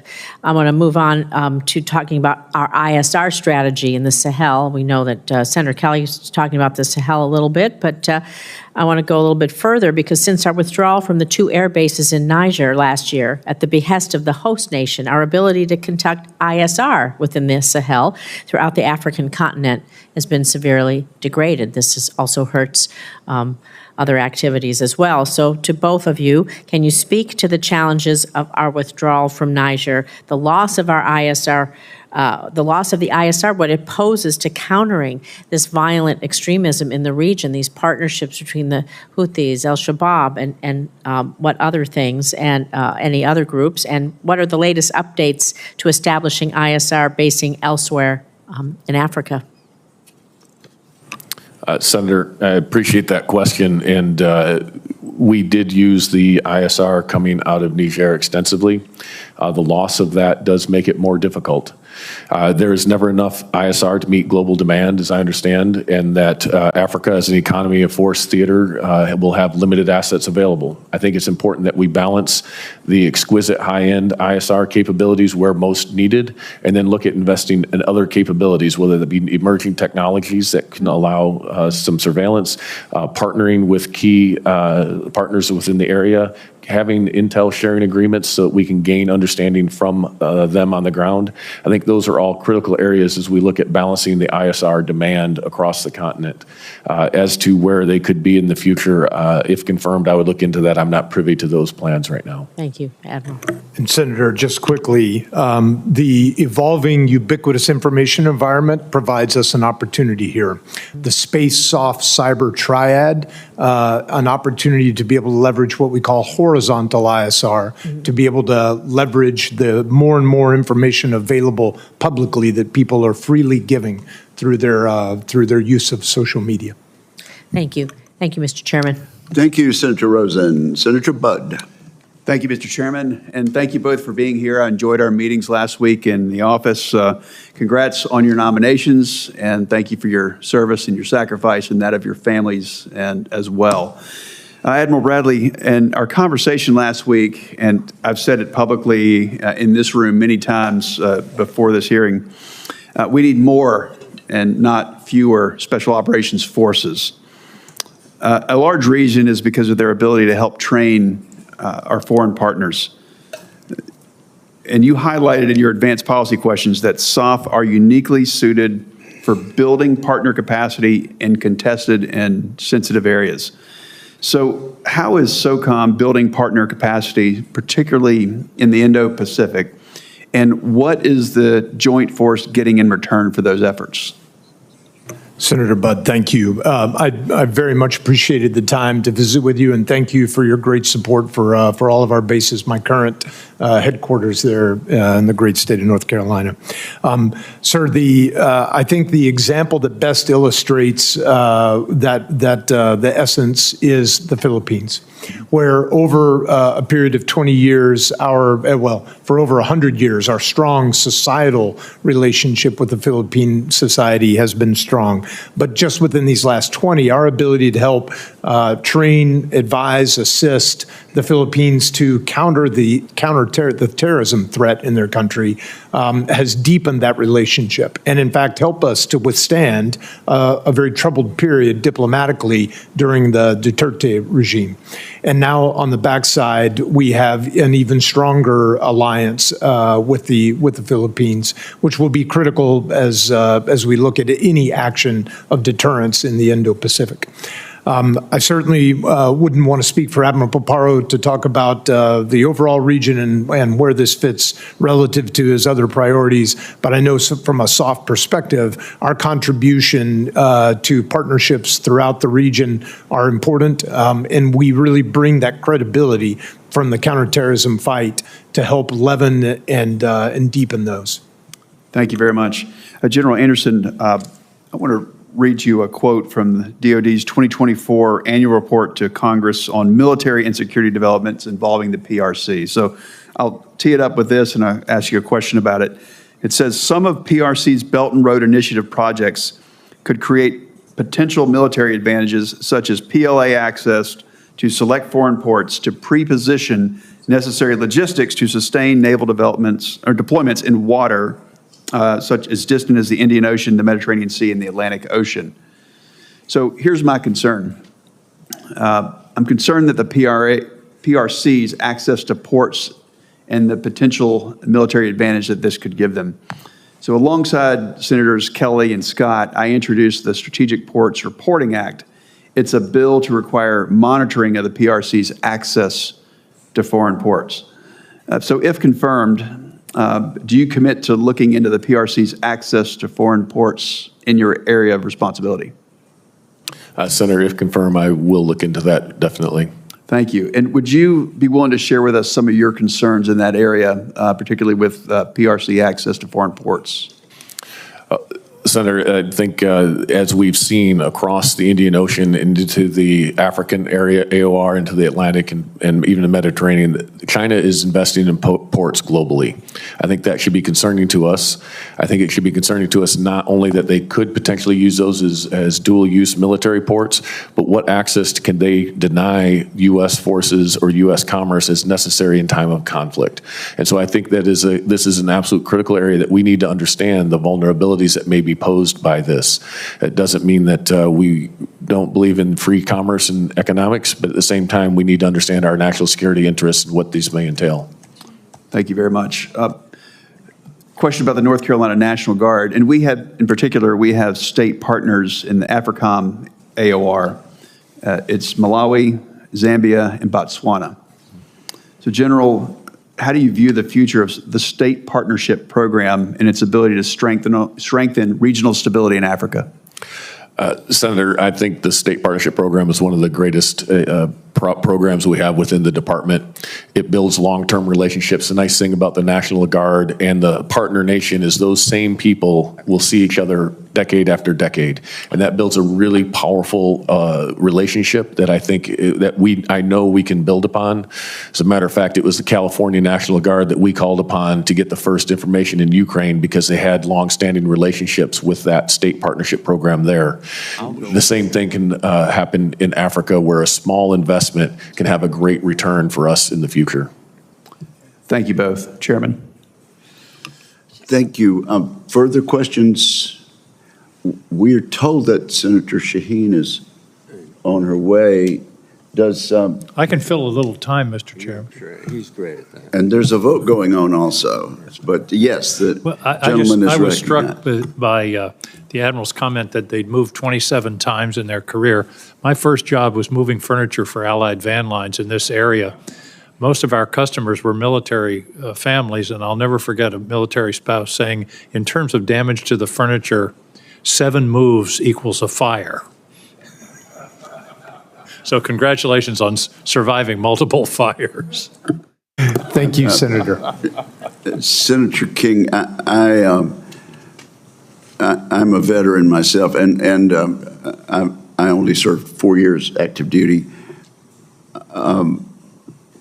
It seems to me that those people who've made 20 moves have been able to throw away a lot of things that my children and grandchildren may have to deal with, since I haven't moved now in over 30 years.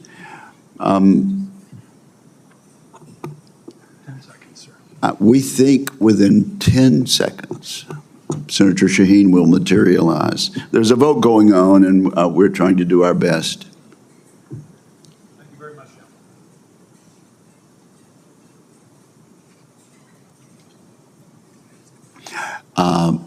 I don't believe we'll be able to go on with our hearing. So I want to thank our witnesses for their testimony, and there will be an opportunity for questions on the record.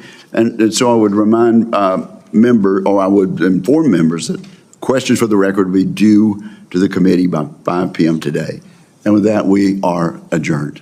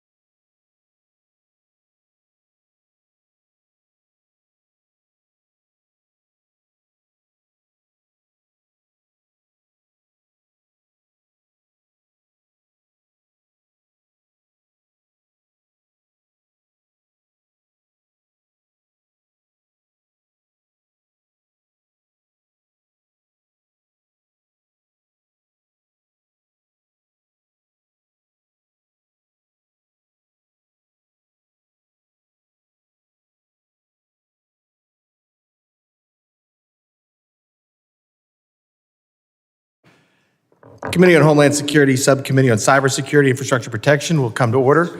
Without objection, the chair may declare the committee in recess at any point.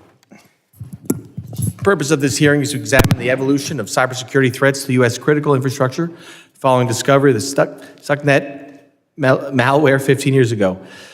We will highlight the importance of securing operational technology, or OT, to bolster critical infrastructure resilience. I now recognize myself for an opening statement. 15 years ago, the world learned of Stuxnet, a computer worm that forever altered the cyber threat landscape. Regarded as the world's first digital weapon, it was designed to target industrial control systems. It was used against Iran's nuclear program, reportedly destroying 1,000 centrifuges at the Natanz enrichment plant. Malware, or malicious software, has existed since at least the 1970s. However, Stuxnet was different from its predecessor. The discovery of it demonstrated both the physical impact of malware and raised important questions about cybersecurity defense and offense. These are issues we continue to face today. It revealed the significant impact that offensive cyber tools can have on critical infrastructure. It also demonstrated the importance of securing operational technology. By exploiting key vulnerabilities in industrial control systems, it proved that cybersecurity is not only an IT issue.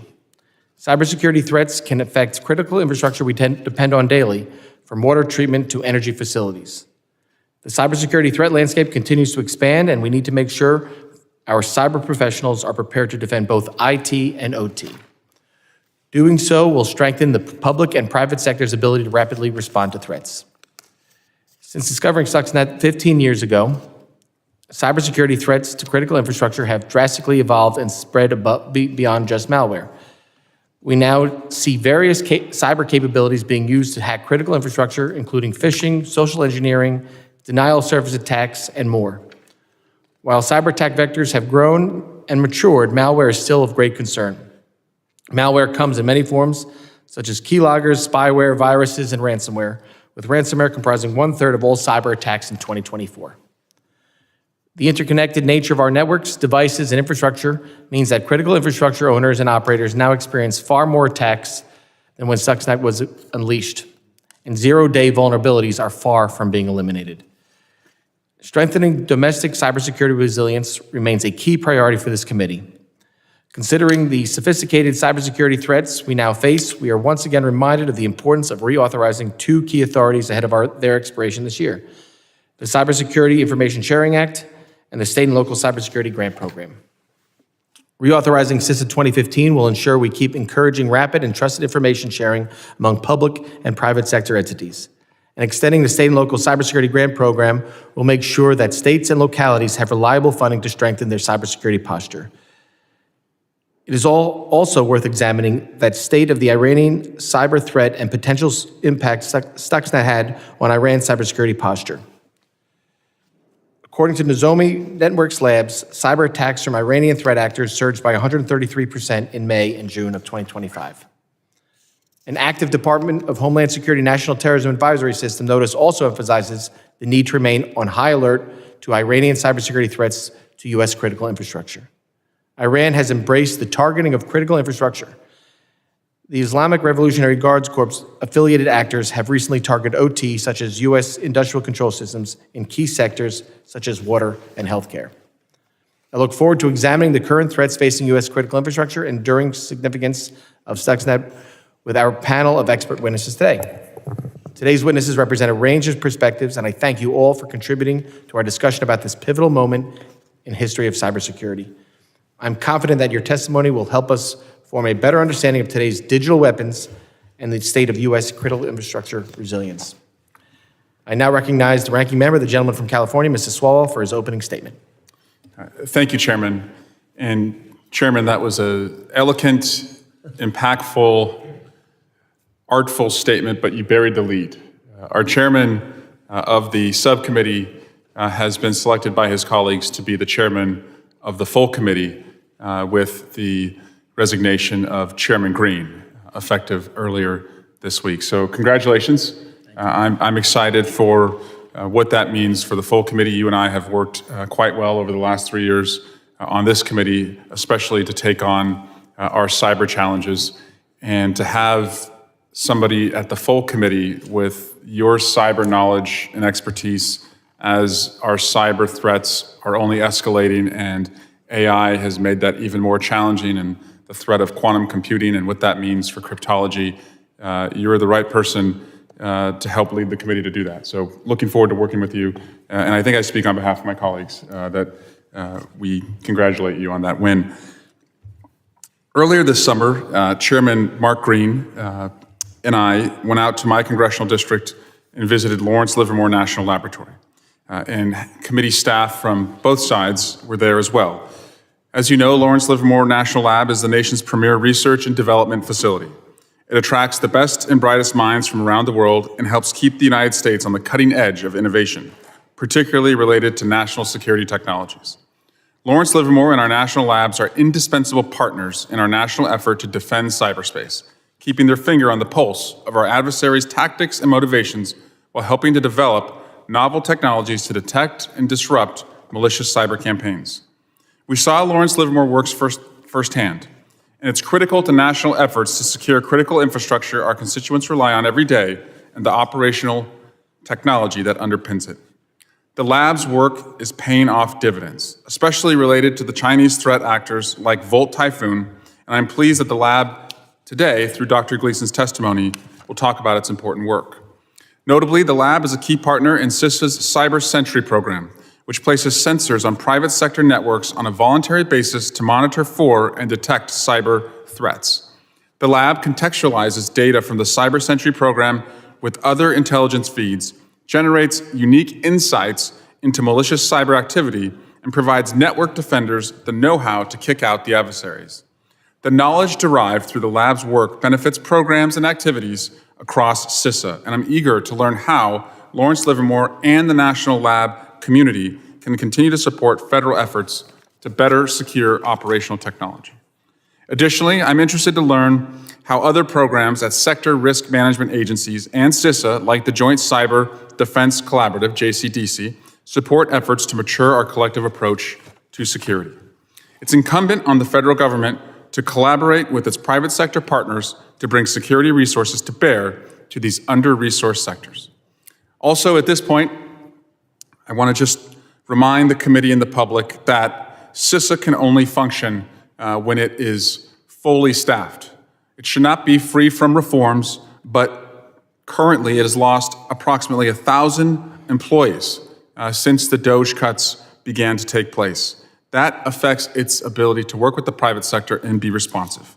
Fewer brains and reduced funding means less capability, less capacity, and less collaboration, which is detrimental to ongoing efforts to mature operational technology security programs. And also, I'd like to reiterate my strong support for the reauthorization of the other CISA, CISA 2015. Stakeholders have referred to CISA 2015 as the most successful cyber law ever passed, and I was a part of writing it and passing it in 2015 as a member of both this committee and the House Intelligence Committee. We cannot allow this critical authority to lapse. Toward that end, I was pleased to see a clean 10-year extension included in the Senate Intelligence Authorization Act for fiscal year 2026. It sends a clear message to our partners and our adversaries that cybersecurity continues to be a bipartisan priority in Congress. I look forward to working with my House colleagues to provide non-federal stakeholders the certainty they need to continue their strategic collaboration with the government by passing a clean authorization before it lapses later this fall. With that, I yield back. Gentleman yields back. Other members of the committee are reminded that opening statements may be submitted for the record. I am pleased to have a distinguished panel of witnesses before us today. I ask that our witnesses please rise and raise their right hand.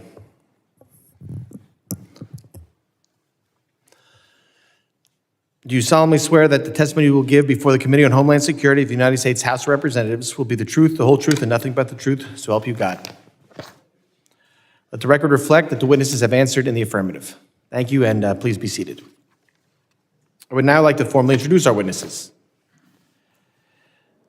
Ms. Kim Zetter is the author of Countdown to Zero Day, Stuxnet and the Launch of the World's First Digital Weapon, and an adjunct professor at Georgetown University. She's also an award-winning investigative journalist who has written on cybersecurity and national security for more than 20 years. Zetter began her career covering security and privacy issues for Wired, where she wrote for 13 years. Mr. Robert Lee is the Chief Executive Officer and co-founder of Dragos, a global technology leader in cybersecurity for OT and ICS environments. Mr. Lee also serves as a Lieutenant Colonel in the Army National Guard, where he designs and leads OT cybersecurity and response efforts. He's a member of the World Economic Forum subcommittees for the oil, gas, and electricity communities, and he serves on the advisory boards of the International Society of Automation and National Cryptologic Foundation. Ms. Tatiana Bolton currently serves as Executive Director of the Operational Technology Cybersecurity Coalition, where she advocates for effective OT cybersecurity and critical infrastructure resilience. Prior to her current role, Ms. Bolton served as a Senior Security Policy Manager at Google's Security Center of Excellence. Before joining Google, Ms. Bolton directed the Cybersecurity and Emerging Threats Program at the R Street Institute and served as Policy Director of the Cyberspace Solarium Commission. Dr. Nate Gleason is the Program Leader for Cybersecurity and Infrastructure Resilience within the Energy and Homeland Security Program at Lawrence Livermore National Laboratory. Prior to joining Lawrence Livermore, Dr. Gleason spent 12 years at Sandia National Laboratories in a variety of technical and management positions, including Deputy to the Vice President for the California Laboratory and Deputy Program Director for Sandia's Homeland Security Program. I thank the witnesses for being here today. I now recognize Ms. Zetter for 5 minutes to summarize her opening statement. Thank you. Chairman Garbarino, Ranking Member Swalwell, and members of the subcommittee, thank you for this opportunity to testify about Stuxnet and threats to critical infrastructure. My name is Kim Zetter, and I'm a cybersecurity and national security journalist, as well as an adjunct professor at Georgetown University and the author of the book on Stuxnet, Countdown to Zero Day. It was 15 years ago that Stuxnet was discovered on systems in Iran, but despite the passage of time, its impact is still felt today. Stuxnet was a digital weapon designed to sabotage Iran's nuclear program by targeting industrial control systems at its uranium enrichment plant at Natanz. But these are the same kinds of systems used in U.S. critical infrastructure. I've been asked to describe how Stuxnet operated and the implications for U.S. critical infrastructure and whether these systems are any more secure today than when Stuxnet was discovered. Stuxnet was a first-of-its-kind attack, the first known case of malicious code designed to leap from the digital world to the physical realm to cause disruption and destruction, not of the computers it infected, but of equipment and processes these computers controlled, in this case, the centrifuges at Natanz. The same techniques Stuxnet used can be used against critical infrastructure in the U.S. to disrupt services the public, government, and military rely on, or to damage equipment. They can also cause death, either directly by causing passenger trains to collide or indirectly by preventing patients from being treated at hospitals because the electricity is out. I provided in my written testimony details about how Stuxnet operated, so I won't go into them here, but I want to point out two things that are relevant. First, Stuxnet spread to millions of computers, but it only unleashed its destructive payload on the specific systems its creators were targeting. It didn't sabotage other systems because Stuxnet was a highly sophisticated, carefully crafted and tested precision weapon designed to avoid collateral damage. Other attacks, however, don't need to be precise or sophisticated to cause disruption or damage. This is worth noting, given the recent warnings about the potential for Iran to launch cyber attacks against the U.S. Iranian hackers don't have the skills to pull off a Stuxnet-like attack, but they don't need them to disrupt or damage systems. Second, when Stuxnet was first discovered, researchers believed it was an espionage tool. This is because every time it infected a new system, it searched for the presence of Siemens Industrial Control System software. Siemens software is used to control manufacturing assembly lines and other industrial processes, so researchers believed whoever was behind the malware was trying to steal blueprints or designs for industrial plants. After reverse engineering the code, however, they realized it was designed for sabotage. This is significant because disruptive or damaging attacks can be indistinguishable from espionage in the initial stages of infection. Both can use the same tools and techniques to gain access and move within networks to find data or the systems they want to disrupt. What's more, intrusions done initially for intelligence purposes can morph into disruptive or destructive operations. I say this because a lot has been written recently about the Salt and Volt Typhoon intrusions of telecoms and critical infrastructure that are attributed to China. These compromises don't appear now to be aimed at disruption or damage, but could morph into such operations in the future. One of the most significant impacts of Stuxnet had was to raise awareness about vulnerabilities in critical infrastructure. Prior to Stuxnet, the security community was focused on IT networks, the business networks that you use to send email. But Stuxnet put OT networks in the spotlight, and once researchers began to examine them, they discovered serious software flaws as well as architectural problems that couldn't be fixed with a software patch. They also found many systems connected to the internet. The following is a small sample of processes that industrial control systems control: opening and closing cell doors at high-security prisons, operating traffic lights and HVAC systems, routing commuter and freight trains to prevent collisions, controlling temperature at which food is pasteurized and steel is forged, operating chemical and pharmaceutical plants, and control of the flow of electricity. A lot has been done since Stuxnet to secure critical infrastructure in the U.S., but many issues persist. I'll just give one example before I close. In 2009 in Washington, D.C., a metro train plowed into the back of another train, stopped at a station during the afternoon commute. Sensors on the track should have indicated to the incoming train that a train was stopped ahead of it. But the sensors failed, and the collision killed 9 people and injured 80 others. This wasn't caused by a cyber attack. But this month, CISA issued a security alert about a decade-old flaw in train braking systems that hackers could exploit to cause a collision like the one in 2009. That flaw exists in the protocol that devices located in the front and back of trains use to communicate with each other to engage the brakes. The protocol uses weak authentication, which means an attacker can impersonate one of these devices to cause a train to suddenly halt or the brakes to fail. The flaw can't be exploited over the internet. An attacker needs proximity to send a command, but this doesn't make it any less dangerous. The researcher who discovered the flaw discovered it in 2012 and reported it to the Association of American Railroads. But the AAR reportedly dismissed it, believing no one could exploit it. It was only this year, after the research and CISA threatened to go public, that the AAR announced it would replace the protocol. A new protocol won't be ready until 2027 at the earliest. Thank you. Thank you, Ms. Etter. I now recognize Mr. Lee for 5 minutes to summarize his opening statement.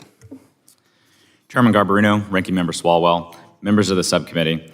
15 years ago, Stuxnet proved cyber attacks could cause physical destructions. Attacks on OT networks are under sustained and sophisticated assault from our adversaries today. I'm Robert Lee, CEO of Dragos, a former Air Force officer in NSA, and now serving since the last time we all met in this committee in my role in Lieutenant Colonel in the Army Guard, designing out OT defense strategies. I spent my career protecting these industrial systems that power our society.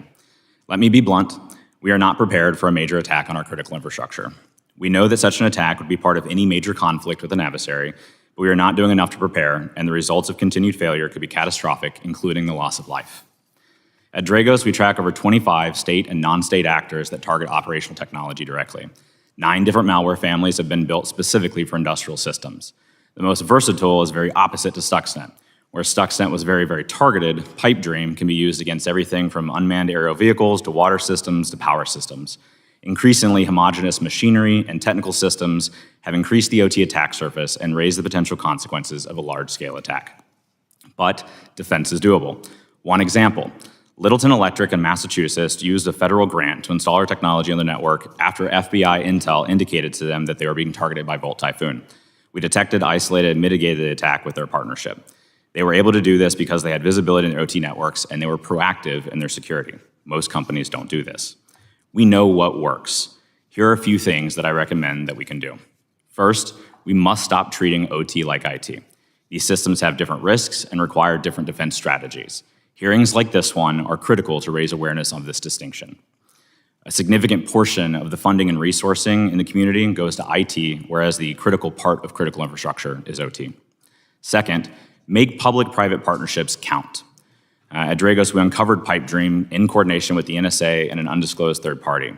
We ended up coordinating with CISA and the electric ISAC, and that allowed us to warn operators before the adversary was even allowed to deploy it against targets across the United States. Broad, unfocused information sharing efforts, though, do not work. Targeted, focused coordination does. Third, we must streamline federal guidance. Right now, too many agencies are sending too many messages, many of which are overlapping and often contradictory to our industry. We have to tell the industry, here's the threat, here's what success looks like, but we have to let them handle the how. Right now, it is extremely confusing for asset owners and operators on turning to who is going to be the one to help them, and most importantly, what the actual guidance is that they should follow beyond regulatory. Fourth, we have to let the private sector lead on technology. We already have the tools to detect advanced threats. Federal efforts to replicate them just waste money and slow adoption. Fund deployment, not reinvention. Government should focus on over-the-horizon threats. The private sector has already created the tools and techniques needed to deal with the threats in the here to now. It's just about execution. Government tools have consistently underperformed in comparison to private sector tools and at a higher cost to taxpayers.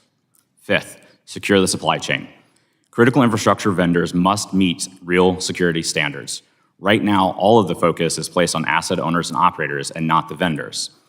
Asset operators and their vendor community should share responsibility for meeting basic security requirements for all the components that are installed into our critical infrastructure.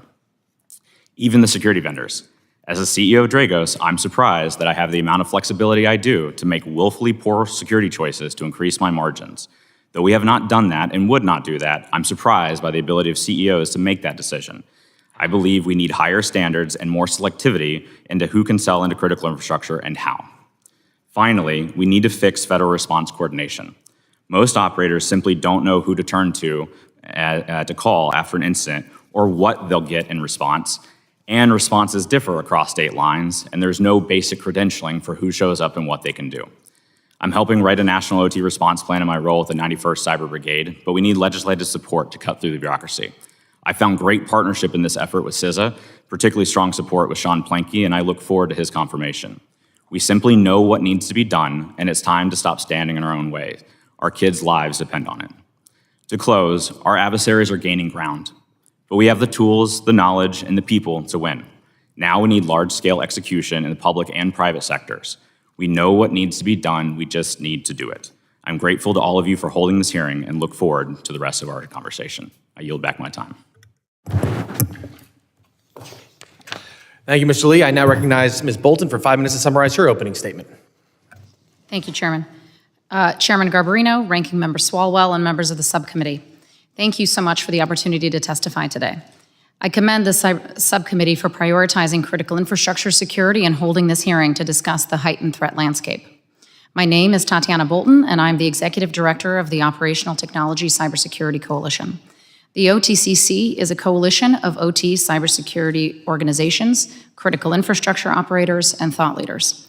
Representing the entire OT lifecycle and protecting our nation's critical infrastructure assets, we provide vendor-neutral perspectives on securing our collective defense and advocate for improved OT security policy. Stuxnet marked a pivotal moment in cyber warfare by demonstrating that digital tools could indeed cause real-world physical destruction to systems, known as operational technology, or OT. OT is the technology that makes machines run like pumps and valves on a manufacturing room floor, or machines that control compressors and filters in a water treatment facility. It's crucial to recognize, as Rob said, that operational technology, OT, is distinct from information technology, IT. Their respective security requirements differ considerably. OT cybersecurity must prioritize safety, reliability, and physical process continuity. And these systems can be older, having been built to last decades, and many never designed to be connected to the internet in the first place. Despite the elevated risks associated with attacks on OT systems, this area of cybersecurity remains significantly underprioritized and underfunded. The OTCC is working on a number of efforts and has provided multiple recommendations to the committee, and I'd like to highlight a few of them here from my written testimony. First, we need to focus on awareness. The United States must prioritize OT cybersecurity to prepare critical infrastructure against the growing threats. Our government has acknowledged that U.S. infrastructure is at risk. However, it has not taken sufficient steps to address the growing vulnerabilities in the wake of attacks like Cyber Avengers or Volt and Salt Typhoon. While securing IT is important, the OT systems that, if attacked, turn off our lights, bring hospitals to a standstill, and disrupt essential services. Congress must urgently answer the question of who holds responsibility for these risks, as a debilitating cyber attack on our critical infrastructure would demand clear accountability. Second, Congress must reauthorize CISA 2015. In May, our coalition submitted a letter to this committee urging the reauthorization of the Cybersecurity and Information Sharing Act of 2015, which will expire in September of this year, as you well know. This legislation is crucial to information sharing and strengthening U.S. collective defense. Both public and private sector security teams rely on information sharing from other organizations to strengthen their defenses. If the legal protections established by this act were to lapse, this flow of information would be disrupted up to 80 to 90%, and national security put in jeopardy. Third, we must better resource OT security. From addressing the growing tech debt, hiring cybersecurity experts, to procuring and building updated and secure systems, OT owners and operators don't have the necessary funding to defend their networks, and often 99 cents of every dollar is spent on physical security. We need to address critical infrastructure security through a whole-of-nation approach. Just as we wouldn't expect an individual county, such as Polk County in Texas, to defend themselves against missile strikes from a nation-state actor, we shouldn't expect them to respond to cyber attacks on their own. This is a national security priority. This is why the state and local cybersecurity grant program must be reauthorized. These resources allow underfunded critical entities to remove Chinese routers, hire cybersecurity staff, and replace outdated servers. Congress should also explore whether there are other opportunities to provide economic incentives to critical infrastructure owners and operators to invest in OT security. The biggest vulnerability in any of your states, and all of the states, is your lowest common denominator. So we must increase the security baseline across the board. The threat to critical infrastructure and operational technology from our adversaries, including Iran, is real and growing. OTCC aims to work with this committee and our stakeholders to achieve our common objective. With the right policies, resources, and partnerships, we can build a more resilient and secure nation. Thank you again for the opportunity to testify, and I look forward to your questions. Thank you very much. I now recognize Dr. Gleason for 5 minutes to summarize his opening statement. Chairman Garbarino, Ranking Member Swalwell, and members of the subcommittee, thank you for the opportunity to testify today. My name is Dr. Nate Gleason. I'm the program leader for the Cyber and Infrastructure Resilience Program at Lawrence Livermore National Laboratory in Livermore, California. I lead a multidisciplinary team that works to develop technologies to address nation-state threats in the domain of gray zone conflict. Our primary emphasis is on the role of critical infrastructure in national security. I appreciate the committee's interest in our work, particularly your visit to the lab earlier this summer, which reflects your commitment to bolstering the nation's cybersecurity. I'm honored to be here on behalf of Lawrence Livermore, a National Nuclear Security Administration laboratory and proud member of DOE's network of national laboratories. Nearly everything we do as a nation, from energy transmission to projecting force around the globe, depends on critical infrastructure. This makes these systems prime targets. Our adversaries are highly capable and invest heavily to hold our infrastructure systems and the functions that depend on them at risk. To defend against this threat, government and the private sector must partner to out-innovate the competition and bring our best technology into operations. One way CISA helps address this need is through the CyberSentry program. Since 2020, it has looked to Lawrence Livermore for core support for CyberSentry, with our role being to develop and deploy advanced analytics to monitor and hunt for threats. Through CyberSentry, cyber researchers gain real-time access to operational networks and can leverage significant investments in national laboratory computational and analytical capability, combined with information from the intelligence community, to develop and deploy tools to detect the latest attack techniques. As one example of program success, in 2022, we detected high-risk Chinese surveillance cameras, just like these on the table in front of me, that were stealthily built into U.S. infrastructure systems. We leveraged our Skyfall laboratory to develop an advanced beacon detection analytic that increased sensitivity to detect these threats while improving selectivity to dramatically reduce false positives. When we deployed the analytic to CyberSentry partners, almost immediately our analysts detected anomalous beacons on the OT network of a participating company. Our team identified the beaconing device as a camera manufactured by the Chinese company Dahua. Livermore developed a machine learning model to detect these devices at scale and deployed it.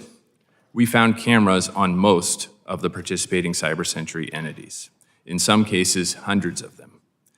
Network traffic showed that these devices were beaconing to suspected hostile overseas servers. Some appeared to be transmitting encrypted video. Reverse engineering of the devices revealed they were also capable of providing a backdoor to any connected network.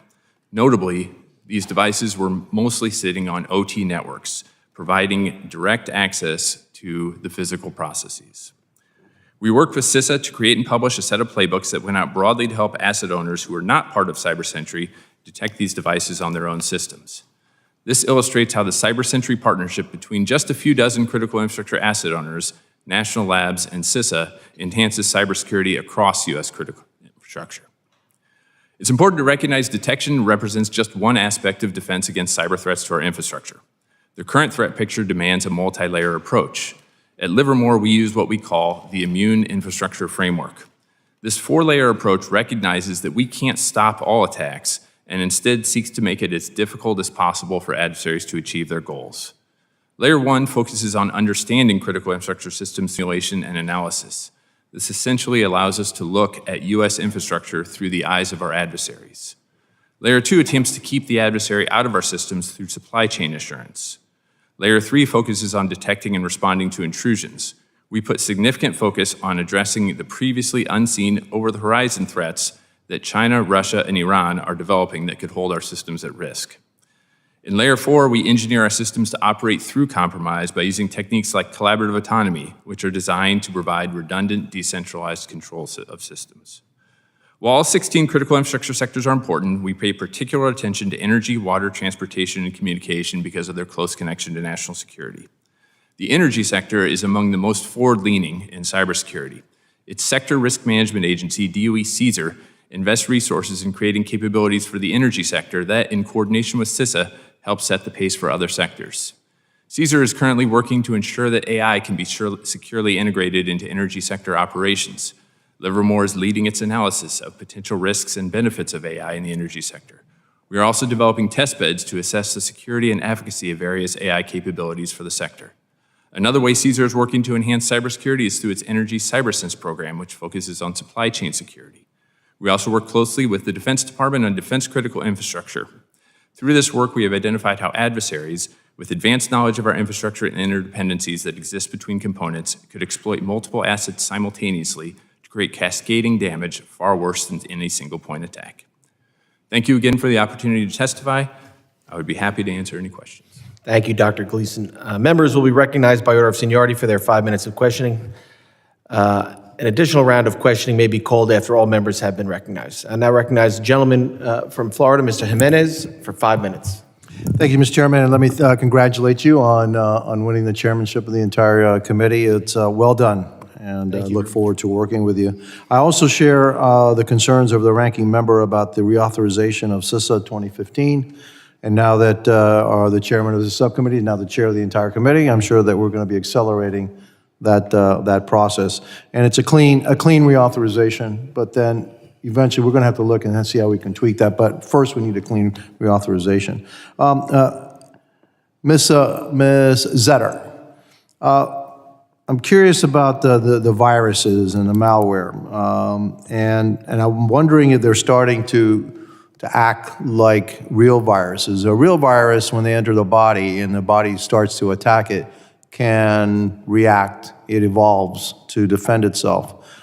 Have you seen that progress with computer viruses, with cyber viruses, ability of a virus to evolve so that it can protect itself from any kind of defense mechanism? We've seen the early stages of that. I don't think that we've seen something that's fully, I would say, mature and operational. Rob has a better idea of that because he deals with the malware that comes in. But we've seen even hints of that even years ago, just not fully developed. Obviously now with AI, that opportunity exists to make something even more autonomous, and also the ability to morph very rapidly to the environment. Interesting. That's a scary thought, right? That whatever we do, the virus will protect itself somehow and find a new way to do what it needs to do. And I also, I agree that OT is actually the more important aspect of cyber attack. That's really the stuff that's really going to hurt us, cause accidents, kill people, disrupt everything that we do. If I can foresee a day where somebody presses a button and the next all the lights go out in North America, right? And that would be a little bit disruptive, I believe. Ms. Bolton, you talked about the lack of coordination here in the United States, and I would think that if you kind of map out who's got what, who's responsible for what, it would look like a bowl of spaghetti. Am I too far off? I'd say you're not very far off at all. I think there are a wide range of frameworks that are in place, a wide range of coordination mechanisms, as Rob mentioned in his testimony, also difficulty for the industry to come into the federal government. There's not one specific door. There's not one agency that's responsible for cyber incident response. And so they all work together. And so, but you've got local and state agencies responding to incidents. You've got vendors and industry. You've also got federal government involvement. So I absolutely believe that we need to streamline that process. I know the committee is working on harmonization, cyber harmonization. We very much support that effort because we need to have one easy way, one door for the industry to come in. Come into the federal government for support, and then also for the response and collaboration to be more clear. Now, you said that they work with each other, but do they really? Do you see turf guarding a lot? I can't say that we don't see turf guarding. Okay. I will say that there are experts, national security, professionals who are absolutely intent on securing the networks for which they're responsible. But a lot of people will say, well, that's really my realm. Well, no, it's my realm and all. I mean, look, that's just the norm in any bureaucracy, yes. Okay? And so we have so many agencies doing the same things. That's a natural tendency of bureaucracy to try to protect themselves, okay, and turf guard. Mr. Gleason, in terms of China, I serve on the select committee on China, and I have been calling for, we cannot decouple fast enough from China. Things that may be innocuous, cameras, all right? There's nothing innocuous about them. They are malicious. They are relentless in their attacks on us. I mean, I was thinking, yeah, cameras is one way, and then they report back to China, right? And they can also integrate themselves into the IT system. That becomes an OT problem, maybe. All right. We had issues at where I used to be the mayor of Miami-Dade County with cameras at our port system that was reporting back to China. We don't know what it was reporting, probably what kind of commerce we were doing at that port, and we also found that they had infected our systems. They were just lying around. Okay, we don't know what they were lying around for, but I'm sure that it wasn't for a good purpose. So, what can we do to stop this? This relentless attacks that we're getting from these systems. I'm sorry, my time is up, and I yield back. Okay, I was going to say they can answer the questions if you want. I'll ask it for you. How about that? All right, I now recognize the gentleman from Texas, Mr. Luttrell, for 5 minutes. If you're reading my notes, sir. Yeah, I stole it. Yeah, then you can do that. What can we do to? I don't even know how you scale something to this size. What can we do, looking forward or looking downstream? I cast that out to Mr. Gleason. You can start. You have the. Yeah, I think everything you are mentioning, I would agree with. I think what this phenomena that we're seeing is China has recognized that critical infrastructure is a new domain of conflict. I think we are catching up to that still. They put a lot of energy into this. They are very good. We are not going to stop them.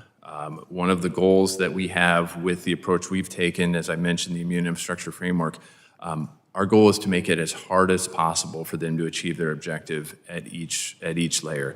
That includes understanding what they're trying to do. It includes securing our supply chains. It includes detecting, responding, and most importantly, it includes building our systems so that we can live, even if they compromise them. That doesn't make our mission fail. The cyber defense is very reactionary. We have no idea what's coming at us.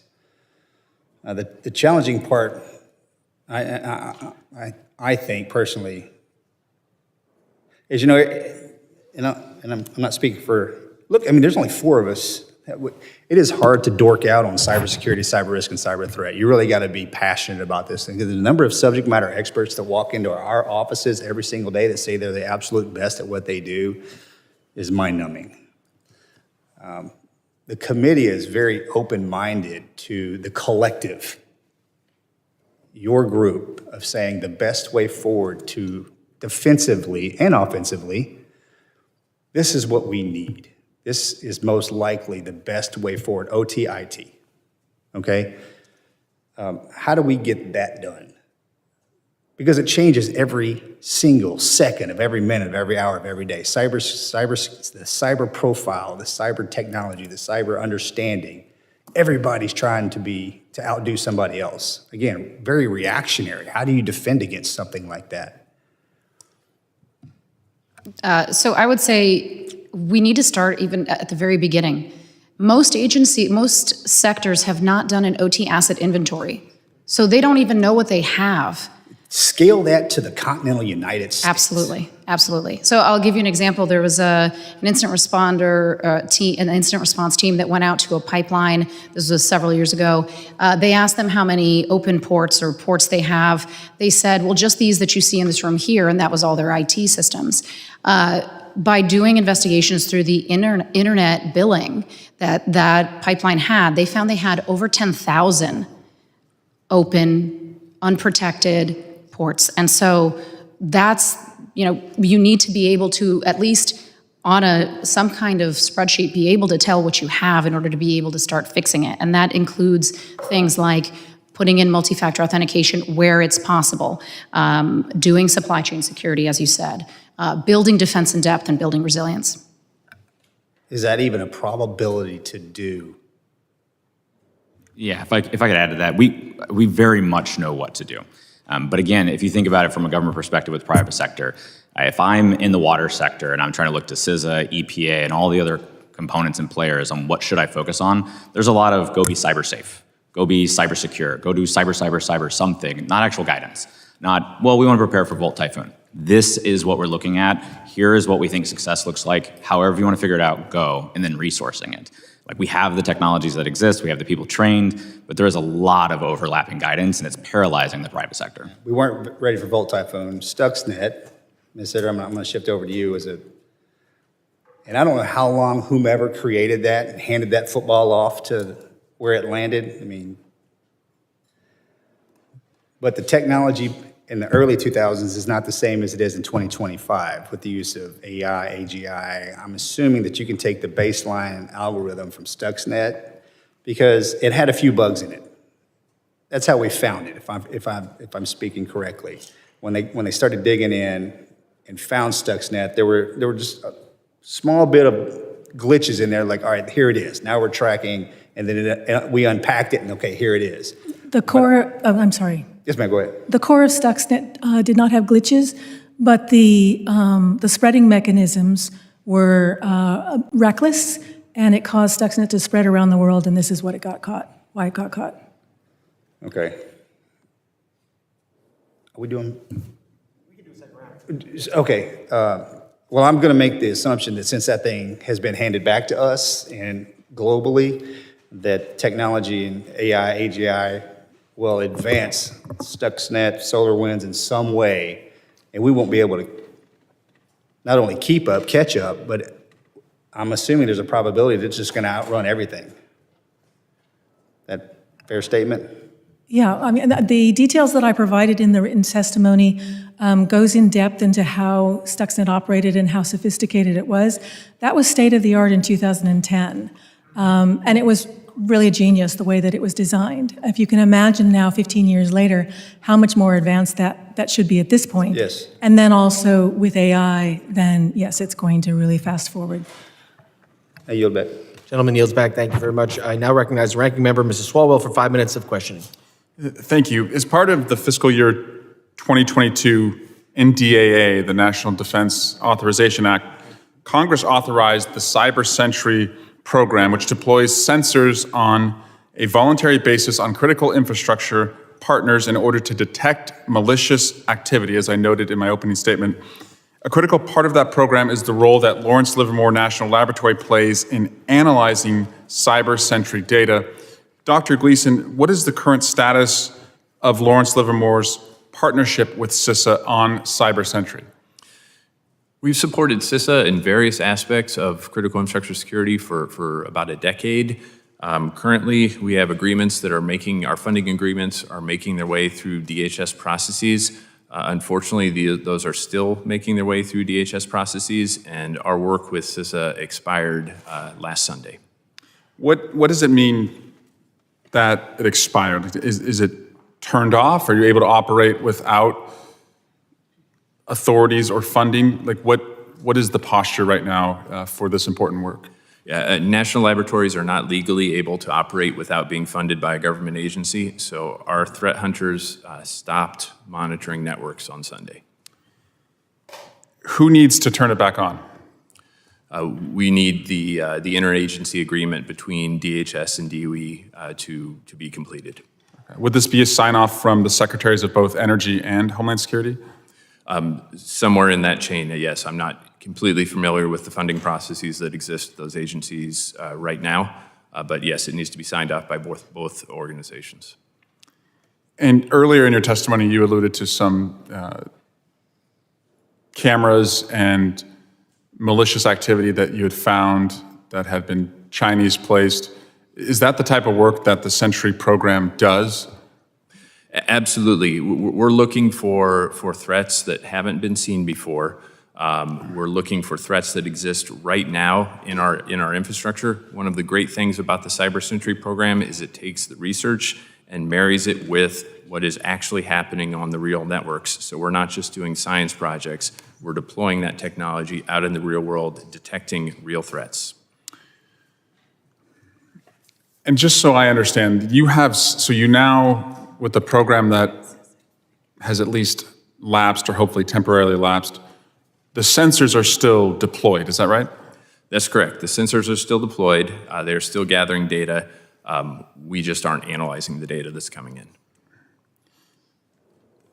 So I guess you're telling me because you don't have the funding, you're not allowed to look at the data legally. That's the problem. That's correct. So theoretically, we have deployed sensors on critical infrastructure, and there could be a malicious attack occurring right now that you are not legally able to see until the program is refunded. That is correct. Lawrence Livermore analysts are not able to monitor that data right now. What is the risk of you being blind to what these sensors are detecting? I think everything that we've talked about in this hearing, we've seen how important critical infrastructure is to everything we do as a country. I think I'll echo a talking point I frequently hear from Dragos. One of the most important things is getting visibility into what's happening on our OT networks. We don't have enough of that, and so losing this visibility through this program is a significant loss. A major priority of mine has been to improve operational collaboration between the federal government and the private sector. To do so, CISA must have the appropriate forums for such collaboration, including the JCDC and CPAC.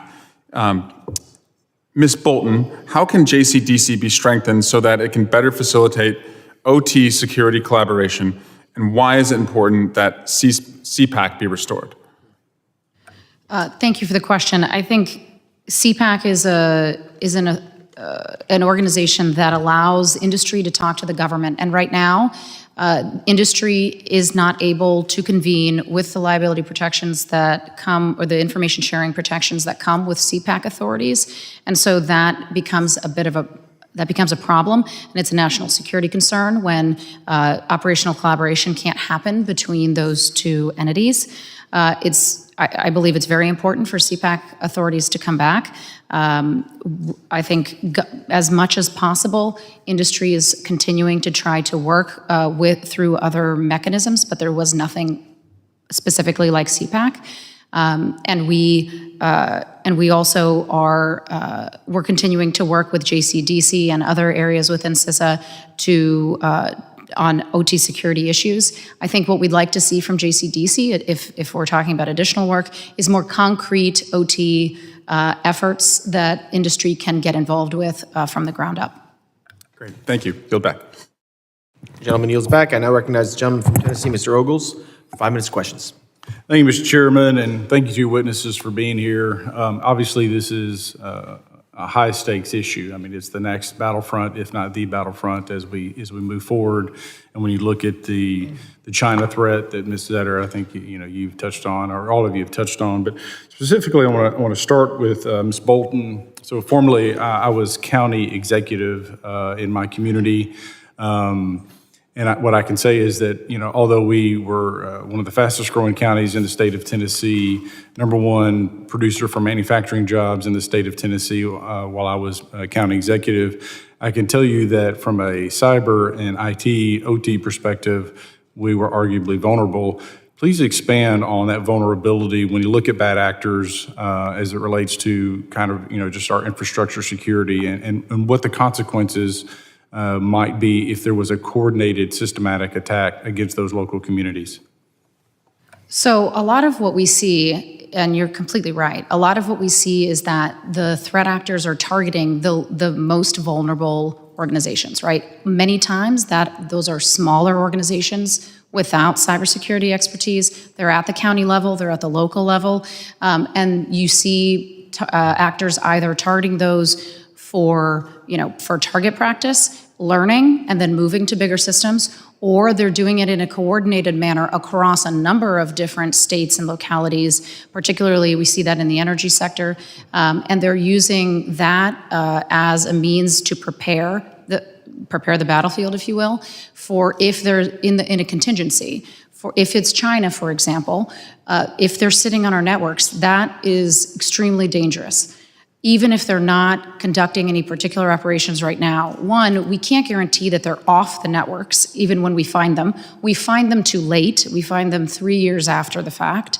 And what we don't want to have happen, if, for example, we're planning for a 2027 contingency, then we need to start doing the work now to build resiliency, defense in depth, the ability for those smaller local and county entities to be able to secure all of those ports, right? Secure the remote access, put in stronger multi-factor authentication, modernize their legacy IT. And that's why I think it's so important to reauthorize the state and local cyber grant program, because without those resources, like I said, most of those localities are using all the funding for physical security and not OT.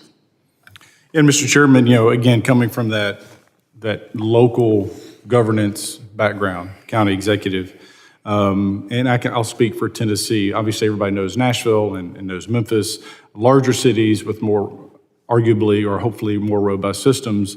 But a lot of Tennessee is rural, just like a lot of states across the country. And what you see are electric cooperatives. So just like the county may be vulnerable to that infrastructure attack, my guess is, in most cases, so are those local cooperatives. So is some of the water cooperatives as well. And so as we look forward to, the next battlefield and what keeps me up at night, and quite frankly, Mr. Chairman, what I would argue some of the most important work that we'll do on this committee, this whole committee, is what we're doing in cyber as we prepare this country for that next battle. And it's going to be on our computers. It's going to be across our networks. And I would argue it's going to be in our local rural communities that they're going to hit first, because then they can Swiss cheese our electrical grids and our water systems and our water treatment plants, et cetera. That's what keeps me up at night. So with that, I'd love to stay on this topic and just kind of go down the line. We'll start with you, Ms. Zetter, to see what you might want to add to this subject matter, please. I think you're absolutely right in terms of the small utilities and cooperatives like that. They don't have the money, they don't have the resources, they don't have the expertise on staff. They don't even hire security people. But I want to also say that, we sort of anticipate that the large organizations would be more secure. And if you look at what happened to Colonial Pipeline in 2021, we see that this was really a major organization, critical infrastructure, supplying a lot of gasoline to the East Coast. And yet, Colonial Pipeline, at the time that it was attacked, did not have a CISO on staff. They also had a legacy system that the attackers got in, an old VPN account they were no longer using but hadn't bothered to disable. And they came in through a password that potentially was, it was leaked on the internet. So the employee who had the password had used it for other accounts, and then it was leaked on the internet in other breaches. One other point about that was the attackers we think only got to the IT network, didn't actually make it to the OT network. But Colonial Pipeline shut down the pipeline because they feared that the attackers would get to the OT network and then encrypt it and lock it. But when the CEO of Colonial Pipeline testified to Congress, he testified that they had very secure, highly segmented OT and IT networks. But if they were that confident that the networks were segmented, then they wouldn't have had to shut down the pipeline as a precaution. So I just want to say that, yes, those smaller entities are a big issue and a prime concern, but also the larger entities are having the same problems and not keeping up. Yeah, thank you, ma'am, and I apologize, Mr. Chairman, I'm over time, but I yield back. Not a problem. The gentleman yields back, and I recognize myself for 5 minutes of questions. We all know CISA plays an important role. Sector Risk Management Agency for 8 of the 16 critical infrastructure sectors, as well as the National Coordinator of the Sector Risk Management Agencies. They do a lot of work. I'd like to hear from you all. What do you think, how would you assess CISA's effectiveness as a partner when it comes to OT cybersecurity? You can start with Ms. Zetter if you want. I don't have direct, because I'm not a practitioner, so I don't have that assessment to know firsthand. But what I do know is that CISA in the past had, I would say in the last decade really, a lot of expertise that they were able to give to critical infrastructure, either to go out into the field and do critical assessments of the networks, give them risk assessments about what they needed to do, and then also they had flyaway teams that when a system was compromised, that they would be able to go out and assist directly in doing some kind of remediation. So I think that the impact of CISA has been really great, but of course they're limited in their resources and who they can give assistance to. I would say that my commentary about CISA probably is reflective of a number of government agencies that deal in this space, which is really good Americans trying really hard to do good work that have very talented people, but are hardly being effective for the amount of money we're spending on it in comparison to what's happening elsewhere. As an example, flyaway teams, the incident response teams, et cetera, there's absolutely nothing unique happening there in comparison already in the private sector. I think there's a very important role and responsibility for government to play, and I think a focused CISA would be extremely impactful. And I've in passing talked to Sean Blanky. I'm really excited about the way they're looking at it now. But I think a lot of times we overstate the effectiveness, and I'm sure that this is not going to earn me any friends at CISA, and many of my friends are there. But I will say that we've got a couple of years before we have significant issues. And I'm very concerned about next couple of years going to war with China and it being focused on our OT. And I would really like to move past pleasantries. So we should focus them a heck of a lot more. Thank you. I would say that I think CISA, can certainly grow in its effectiveness, and I think we will see that under Sean Planky. I think things like automated information sharing, the Einstein program, Cybersecurity, I think there's a number of places there where we can modernize some of that legacy infrastructure. They're operating not necessarily with the most updated sensors, and I understand that it is expensive to upgrade the systems. But if we want CISA to be acting as the frontline defense for cybersecurity and as an expert, they need to have up-to-date systems. They need to have sensors on the networks that are what is modern right now. But I think that's about it. Dr. Gleason. I would say some of our best and most effective work with CISA has been when they've worked in partnership with some of the other federal departments with stake in the space, in particular with the Department of Energy, looking at threats to the energy sector, and the Department of Defense looking at defense critical infrastructure. Just to echo on some earlier comments, I think CISA also works best when they do work that is appropriate to the government to do and not trying to do what the private sector is already taking care of. The government has specific advantages in our access to the intelligence community, in the ability to do things that the private sector is not or shouldn't be doing. I think the more that the government sticks to that space, the more effective that those programs will be. And I also want to echo, definitely look forward to Sean Planky coming in and very excited about Nick Anderson coming in. We've had great experiences working with him previously and think their leadership will be very effective. I think we can all agree that we're very excited to see Sean Planky get confirmed as as soon as possible. It'll be a good day for, I think, for CISA to have him in there. Mr. Lee, I want to go back to, because you were very passionate in your hands today, and you really want to get him focused. Can you go a little more in depth, because this is the stuff we're going to have to work on. Stans Institute, which is the leading cybersecurity provider, analyzed every single industrial cyber attack that's ever taken place and just asked the basic question of what security controls actually worked. It was 5. And we know exactly what those 5 are. We know exactly how to do it. And if you look at regulation standards and everything else, it's not 5. Further, when you look at our rural communities, as mentioned, about 98% of this country is in that sort of below the cyber poverty line discussion, and they're not doing pretty much anything unless it's really passionate members there trying to help. But going back to what Kim said as well, you've got a large number of companies that will stand up and say how robust their security programs are, and I'm in a lot of those environments, and they're terrifying. So I have 3 kids. I did not really want to go back in the Army for extra time. It was, I really want to get this right. And I think if we're going to be serious about the conversation, it's focus on what we can actually do across the next couple of years. Pick a point of view. You're going to upset some people in doing so, but we need to do it. And at the same time, I would say you can roll out quickly. I think about 95%, anecdotally, about 95% of all cyber spend goes to enterprise IT, about 5% to OT. That is where your national security is, your environments, your local communities, and all of your ability to generate revenue. You look at sort of the visibility in this country. If you actually want to monitor your OT infrastructure, figure out, is China already there?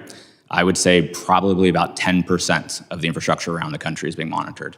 So when we're having big discussions about what comes next, I would just highlight that we're not even really being serious about what we know today. I appreciate that. Thank you very much. We're going to start our second round of questions. So I recognize second round, the gentleman from Florida, Mr. Jimenez, for 5 minutes. Thank you, Mr. Chairman. And I'm going to pivot a little bit. So do you all know what MAD is? Mutually Assured Destruction. MAD is not really all that mad. MAD kept us safe for about 50 years, 60 years, right? And where, yeah, the Soviet Union had thousands of nuclear weapons, but so did we. And if they ever used it, then we would use it on them, and that kept us safe in a frightening kind of way, but it did. It kept us safe. All right. And so my question to you is there is the Department of Defense, but part of the Department of Defense is the Department of Offense. So it's if we were just we're here to defend the homeland and we're going to play defense, well, you're inviting attacks because there's no counterpunch. What's our offensive capability? Where's your assessment of our offensive capability in this realm? I'll take first pass at that. We are very, very good at our offensive capability. I think some concerns I have, you have to be able to get to root cause analysis on determining if we were attacked for us to go back and do something. I'm aware of numerous cases the government is currently tracking as maintenance issues for explosions and otherwise that were actually cyber attacks. If we're not detecting what's happening, then we're just going to say, oh, it must have been something random, and we're never going to get offensive. But putting my military hat on now, even just down the 91st Brigade alone, we've got a lot of offensive capability, and I would not want to be on the other side of us. But we also have to make it extremely hard for our competition to come back at us, and at least know when they do it so that we can unleash our warriors. Do we do that often enough? Do we flex our muscle often enough? I think just looking back to testimony and commentary from Joe Nakasone, General Hawk, and others, I would say that we do not. I do not want to see an offensive world. I do not want to see targeting of civilian infrastructure, but when our adversaries make it very clear that they want to hurt us and hurt our families, I think we have to be very serious about showing them that we can do the same. I agree. So, I mean, if we actually flexed our muscle every once in a while, I mean, the DOD flexes its muscle every once in a while, right? I guess you're saying we don't flex our muscle often. I'm saying we don't flex it enough, but I would also advise that we have to be very serious on defense because we will see things back. Even if one agency in a government authorizes something at us and we are doing something that we view to be retaliatory, other agencies in that same government may not be aware of it unless we're able to call it out. And then all of a sudden you have a very escalatory situation. You know, we have a new realm of warfare, I guess, defense and offense is space. And so we created the Space Force, all right? Should we create a cyber force? I'll stick with it and then open up to the other panelists. I think it's time. I was very against it when I was in the Air Force. I was very against it for the years after, looking at how it was going to be orchestrated. I think it's time to do it, sticking to its OT&E mission of organizing, training, and equipping. Let Cyber Command and the combatant commands be the actual Title X authorities that we have. But we definitely need a dedicated service. But I think if you're going to do it right, you have to do it extremely big and right, because the problem that you'll have is all that infighting and the stuff that people say, oh, we politely work together in interagency. No, we don't. People are very territorial, and people will keep their best cyber warriors to themselves and others. So you're going back to my first round of questioning, right? That Yes. There's turf guarding. There's a lot of turf. Oh, there is a lot of turf guarding. And so I would figure that now with Space Force and the Air Force, there's probably a lot of turf guarding there, right? I don't see it as much myself, but I did leave the Air Force a while ago. I will say the Army would be very happy to have a cyber force under it from a department level, but I'm not so sure that it shouldn't just be made a department level service. Okay, fair enough. Okay, that's all the questions I have, and I yield back the rest of my time. Thank you. Gentleman yields back. I now recognize the gentleman from Texas, Mr. Luttrell, for 5 minutes of questions. It's good to hear you say that. I've been working on that cyber force idea for a while, and General Hall and I had some pretty interesting conversations behind closed doors. Absolutely a brilliant guy in his stance, but I think he was trying to protect the nest. But I think we're far enough along where a cyber force should be the conversation should be had. To the conversations that you were having with the chairman, and you listed 5 things. I come from a very rural district. And I've had CISA out to the district to talk to our business owners, but where's the piece of paper at? What can I hand off to everybody that is in my district and to my state and say, here, implementation of these 5 things will get you to a better place. And of course, as you said, everybody's going to beat it up because they're not going to be the ones that are involved in it or whatever. But I mean, from our nursing homes to our banks to our school districts, they've all been hit. And we have those conversations. Again, you heard me say it in my last line of question, very reactionary, because we don't know what we don't know. Where does that live? Hand it to me. I mean, help me out here. Yes, sir. Yeah, the SANS Institute published the 5 critical controls. It's been backed by other governments as well. The what did? The SANS, S-A-N-S Institute. Where does that live? Because So if I walked into Conroe, Texas and said, hey, go visit this place, they're going to look at me like I'm crazy. Yes, It's something that the legislation all the way up needs to be talking about. I mean, I like to say we need to Facebook this thing so everybody and their cousin knows about it. Yes, sir. Yeah, I would love to see, again, government have a single voice to say, here's actually what's working. And as a rural guy from Alabama who joined the military, if I can figure it out, I promise everyone in your district can as well. But we need to speak, again, with one voice of government. If CISA had a single page of here is the resources available to you, this is what you can do, and every agency around supported it instead of their own thing, I think you'd see a lot more outcomes. And if we do that, will the bad actors globally pinpoint those specific IT/OT and go after it, and then we're just dead in the water? No, I don't think it would work in that such way. Even if you advertise broadly what your strategy for security is, it's the fact that you're actually doing and implementing it that makes you defended. The fact that your adversary knows you want to invest in secure remote monitoring or secure remote access or monitoring, that doesn't make you any less secure. They'll most likely look somewhere else. I hope so. Right now it is way too easy to target our systems, and right now we are doing very little. I would love to raise the bar where they actually have to come up with something creative. Raise it. I mean, you're sitting in front of the group that's sitting here, hey, we're asking you to do, well, I won't speak for my colleagues, but hey, I'm asking you right now, on record, do it. Bring it to us. Yes, sir. Write it down. I provided some written testimony. I'm happy to brief you at any time, and I am trying my best. I will absolutely see you after class, sir. With that, Mr. Chairman, I yield back. The gentleman yields back. I now recognize the gentlelady from New Jersey, Ms. McIver, for 5 minutes of questions.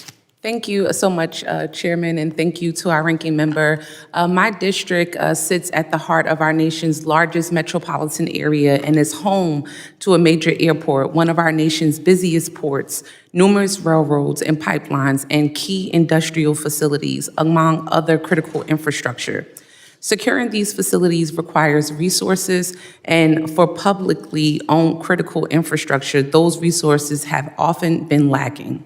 As part of the Infrastructure Investment and Jobs Act, Congress provided $1 billion to establish the state and local cybersecurity grant program. State and local governments can use this funding to strengthen the OT security of publicly owned critical infrastructure. Unfortunately, under current law, the program is set to expire in just over 2 months. Ms. Bolton, I have a question for you. How important how important is it to continue funding for the state and local cybersecurity grant program? I think it's critical to continue that funding. I mentioned in my testimony that a third of districts around the country are rural districts. And obviously that's not the case for your district, but I think it's still incredibly important. There are not only large ports and airports in your district, but also smaller entities, and those are the ones that really desperately need help. I will add to your question earlier as well that CISA has released a top 5 OT cybersecurity guide, so I think that also can help to provide guidance to those entities as to what they can use their cybersecurity spend on. And at OTCC, we're also working on guidance as well. Thank you. Can you just elaborate a little bit more on how should state and local governments prioritize their resources to strengthen their OT security? So I think it's very important to start at the very beginning. We do know some of the controls that work, and so we should put those in place. Multi-factor authentication, segmenting, even micro-segmentation of networks, making sure that we are securing remote access. And also I'd add that, most of the attacks that are happening on our critical infrastructure aren't 0 days. They're not the most sophisticated vulnerability or the most sophisticated attacks. They are using things that we've seen before, sometimes not changed at all, sometimes mildly changed. And we continue to be hit by these attacks. I think, for example, CISA releases a top 12 cyber vulnerabilities, top 12 routinely exploited vulnerabilities list. Why would the government or any state entity still be able to buy those products off of that list? If one side of the government is saying these are commonly and routinely exploited, we should never be allowed to buy those. So things like that, I think, are extremely important. Thank you so much. I want to thank the witnesses for being here today, for providing testimony, and I really do appreciate the chairman and the ranking members, steadfast focus on this issue, and also being supporters of the reauthorizing of the state and local cybersecurity grant program. So I look forward to continuing to work with both of you in this committee to provide state and local governments the resources they so desperately need to secure their critical infrastructure. With that, I yield back. Will the gentlewoman yield? Can I borrow your minute? Sure. This is piggybacking off one of the questions you asked. You said CISA listed 5 things as well. Is it the exact same list is what you're saying? No, it is not. This is another issue that we have. Okay, so there's a problem. Now I'm taking 2 lists Yep. and saying, here you go. And then that is an issue. Absolutely. On top of those 2 and the 10,000, 100 million that everybody else brings to you, and for a poor district like ours, here we go. Thank you very much. Well, and I will say this, the cybersecurity industry as a whole is aligned on things like implementing multi-factor authentication, network segmentation, continuous monitoring and detection. But there are sort of these conflicting guidances that do exist. Same with frameworks, conflicting frameworks for OT. So the people in your district or the operators in your district that are trying to just do the right thing, they don't know where to start. Correct. And especially when it's like NIST Cybersecurity Framework 2.0, there's like 80 pages, right? People who are running these OT networks don't have the knowledge to read through an 80-page document and know where to start. So one of the things is like NIST is creating some quick start guides. I think that would be very important to do for OT security. Thank you. I yield back. Thank you, ma'am. Generally yields. And thank you very much for your enthusiasm about state and local, the grant program. I hope it's something that we can get reauthorized right away. I think it's could be a very big bipartisan issue. I now recognize the gentleman from Tennessee, Mr. Ogles, for his second 5 minutes of questions. Thank you, Mr. Chairman. Mr. Lee, I think you said 98% of communities were below the cyber poverty line? Yes, Congressman. If you look at companies under about 100 million in revenue across all of our electric and water utilities, that's about 95 to 98% of them. Goodness gracious.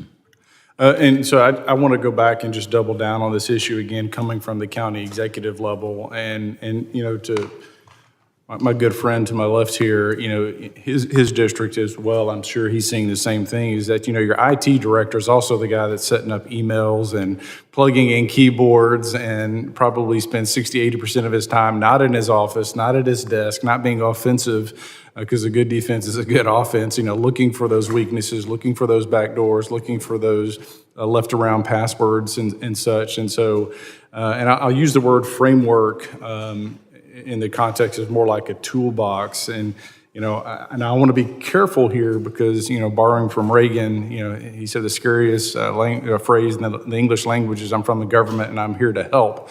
And what we don't want to do is create a monster that suddenly is nothing more than a big bureaucracy that is designed to grow and gobble up resources. But what I do see here, again, coming from that local background, is there is a vacuum here. There is a void. And quite frankly, our communities don't have the expertise. And even if they do have the expertise, I'm not sure they have the bandwidth in the context of man or woman hours. And so we've got to figure out how we move forward and how we, quite frankly, equip some of our local communities. Because again, if I'm on the other side of the pond and I'm seeing the opportunity, that moment to seize, I'm going after the locals. I'm going after those water systems. And you want to talk about creating pandemonium. So suddenly your small rural cooperative electric or water system goes down and it's not working and it's not coming back online for a few weeks. And that's been Swiss cheese across the country. That's what, again, I go back, having been the county executive, that's what keeps me up at night. And Mr. Chairman, I think my challenge to the committee is that's something that we need to work on, being careful not to create, again, a monster that grows and grows and feeds at the trough, that government trough. And then back to the whole idea of creating a department level service with Cyberforce, I think that's incredibly important. Because cyber is not just across the networks. It touches into the drones and the capability of jamming and all sorts of things. So those capabilities have to become, we have to lead on that frontier and quite frankly become untouchable in the same way we're untouchable in airspace and communications. With that, Mr. Chairman, I yield back.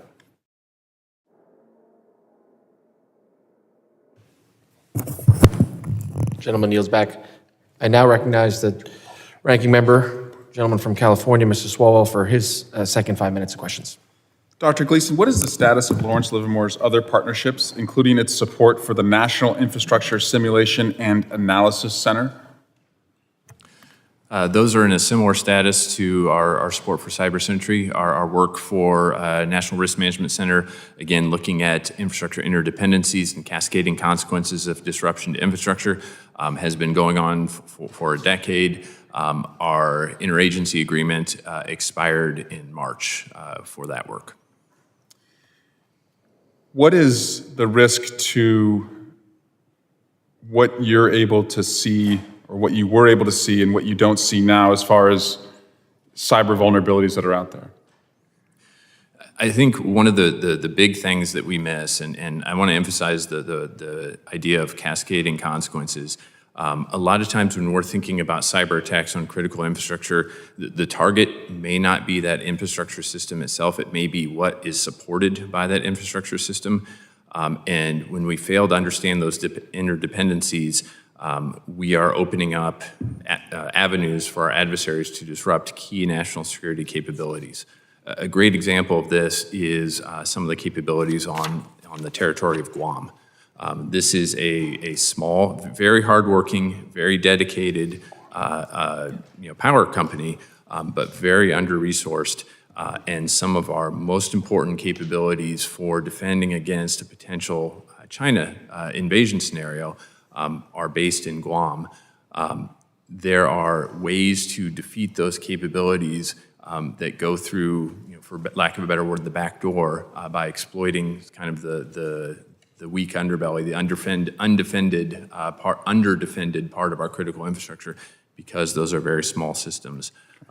By not understanding those interdependencies, it's not that they don't exist. Our adversaries know them.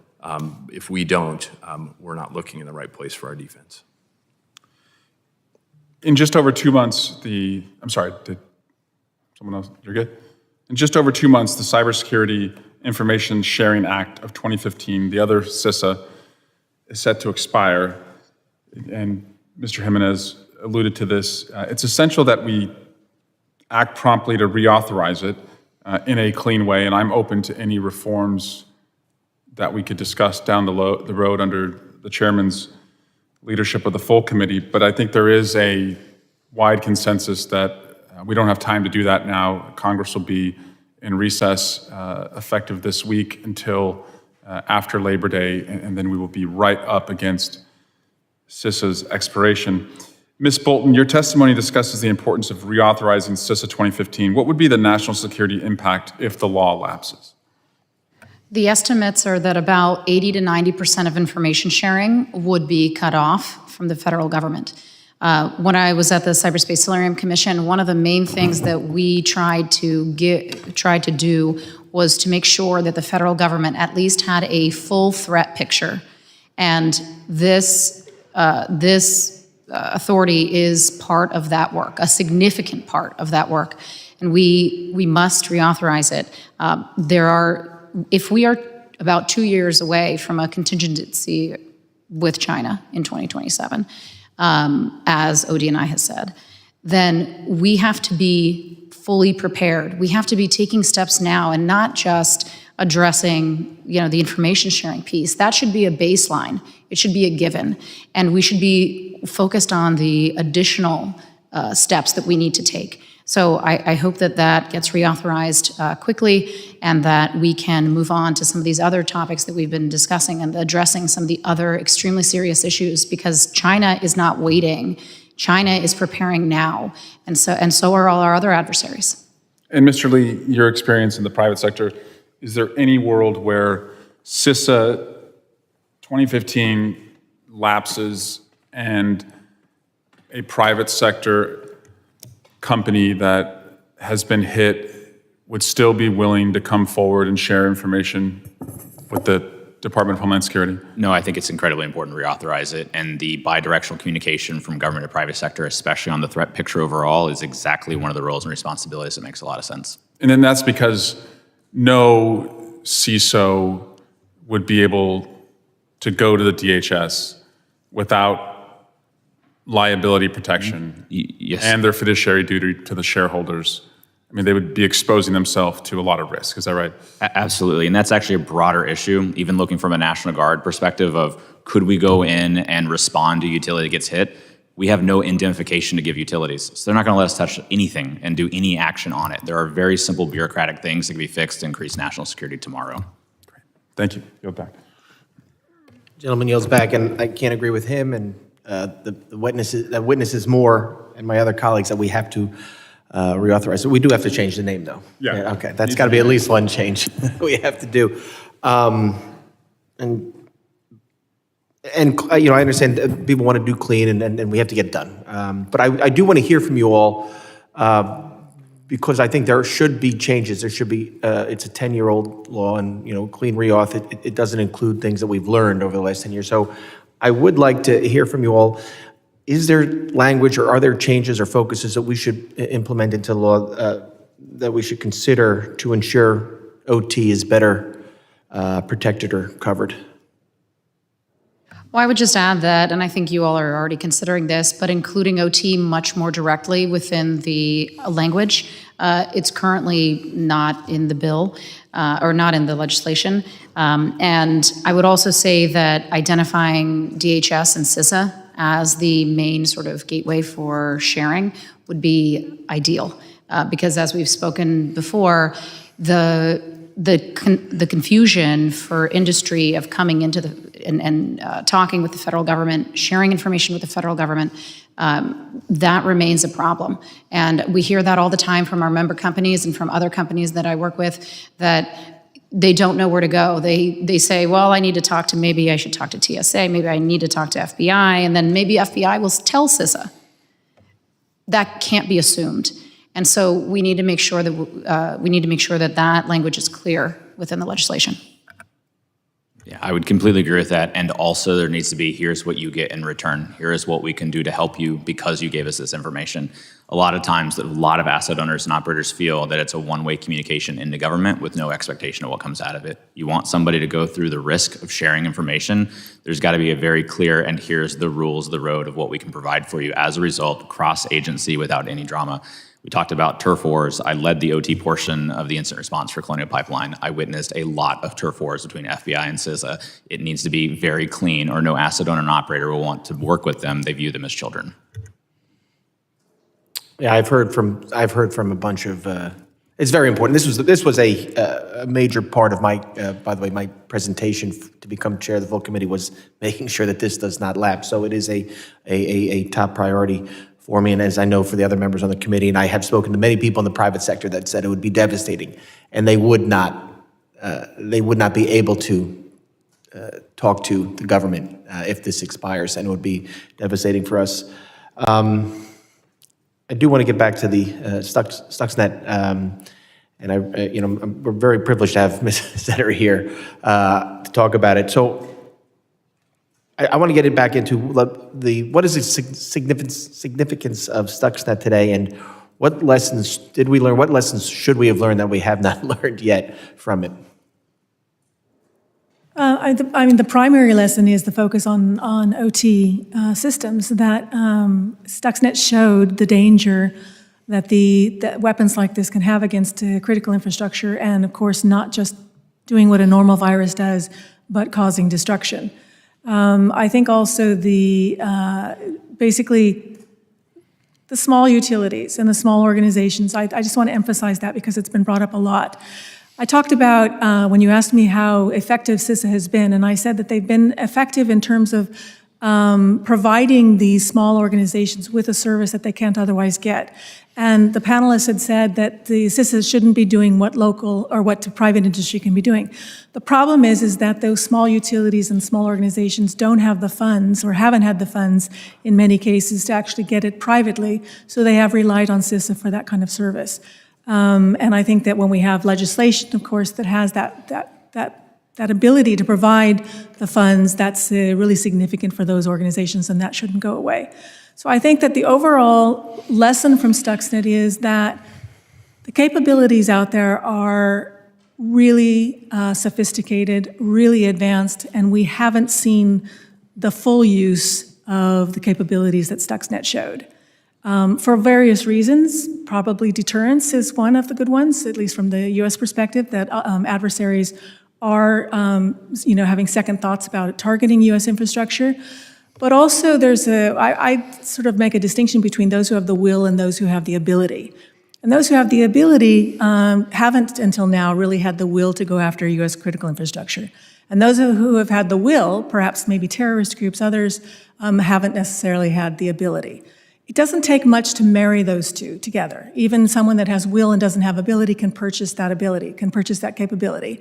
And now we're entering into a phase where even we've relied on the large nation states, China and Russia, we've relied on them not having the will to target U.S. infrastructure. And I think what we're talking about and going into potential conflict with China, we've eliminated that gate now, and they do have the will potentially to go after U.S. infrastructure.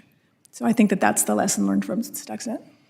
It's a scary way to end this committee hearing, but I appreciate it, and that's a big concern for me, is when the people with the will and the ability are the same person, because that's a scary thought, and that's what we have to be prepared for. I want to thank all the witnesses and all the members. The fact that so many people stuck around for second round of questioning just shows you how important this topic is. So I want to thank you all for your valuable testimony, the members for their questions. The members of the committee may have additional questions for the witnesses, and we ask that you all respond to those in writing. Pursuant to Committee Rule 7E, the hearing record will be held open for 10 days. Without objection, this committee stands adjourned.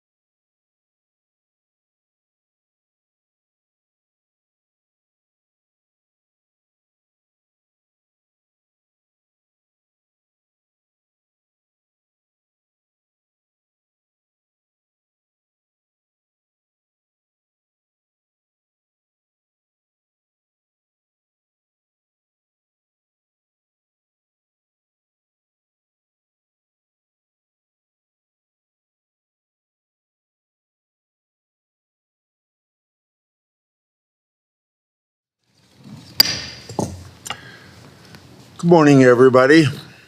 A few minutes ago, I shouldn't have said a few minutes ago, a few months ago, we held a hearing where we heard from state law enforcement officers about the challenges and risks that drones can pose when those drones are in the wrong hands.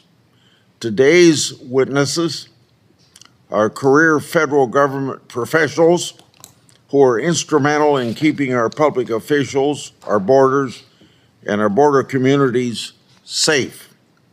As drone use continues to proliferate, our witnesses' work grows more and more important. We all know the federal government can't be everywhere at once. This was made clear in our last hearing on this topic. As Congress considers expanding counter-drone authorities to appropriately train in state and local law enforcement, the first step to expanding and enhancing counter-drone authorities is to ensure that the federal authorities currently in place are meaningfully extended. This is necessary so that our law enforcement agencies have a proper authority to devote resources to this critical mission. Drones aren't going anywhere, and we should embrace the innovation that they bring, but as with any technology, they can be exploited by those who seek to do harm to others. Bad actors use drones to smuggle weapons and drugs across our border, spy on sensitive facilities, commit acts of terror, and a lot more. In 2018, most of us serving on this committee, including this senator and Senator Durbin, the ranking member, voted to grant advanced counter-UAS authorities to the Department of Justice and Homeland Security for public safety functions. These authorities have been extended temporarily 8 times since they were originally signed into law in 2018, which is a testament to their importance. Congress must ensure that these authorities don't lapse and that our law enforcement agencies maintain the tools and the resources to defend our communities from those who might use rapidly developing drone technologies to cause harm. These authorities should be employed by responsible professionals who aren't afraid of oversight and accountability. While cartels and other criminal enterprises use drones for illegal purposes without restraint, the government's authority to mitigate them expires at the end of September. So it's our responsibility to ensure that law enforcement maintains the tools they need to address the threats. In 2011, the FBI arrested a terrorist before he had the chance to fly explosive-laden drones into the U.S. Capitol. Also, we should not leave our crowded stadiums and communities vulnerable to the next terrorist who can purchase a drone online. I look forward to hearing from our witnesses today, and now it's Ranking Member Durbin's turn. Thanks, Chairman Grassley, for holding this hearing to highlight the need to better combat the threat posed by unmanned aircraft systems known as drones. As the use of these drones continues to increase, the conversations are more important than ever. However, I want to first note that while we have witnesses from the Trump administration, and they are welcome, this committee has yet to hear from the Homeland Security Secretary Nome on this issue and a broad array of other critical issues. Secretary Nome is overseeing an unprecedented national campaign of mass deportations. She should answer for the indiscriminate arrests of law-abiding citizens by masked officials, and even the arrest and detention of U.S. citizens, including veterans. Why do I bring this up today? because this administration is diverting federal law enforcement away from countering threats to our nation in order to participate in this mass deportation campaign. Don't take it from me. Listen to what federal agents tell us. According to one, quote, Homeland Security investigation supervisors have waived agents off new cases so they have more time to make immigration enforcement arrests. One veteran agent said, and I quote, no drug cases, no human trafficking, no child exploitation. It's infuriating. Instead, he said, Department of Homeland Security is, quote, arresting gardeners, close quote.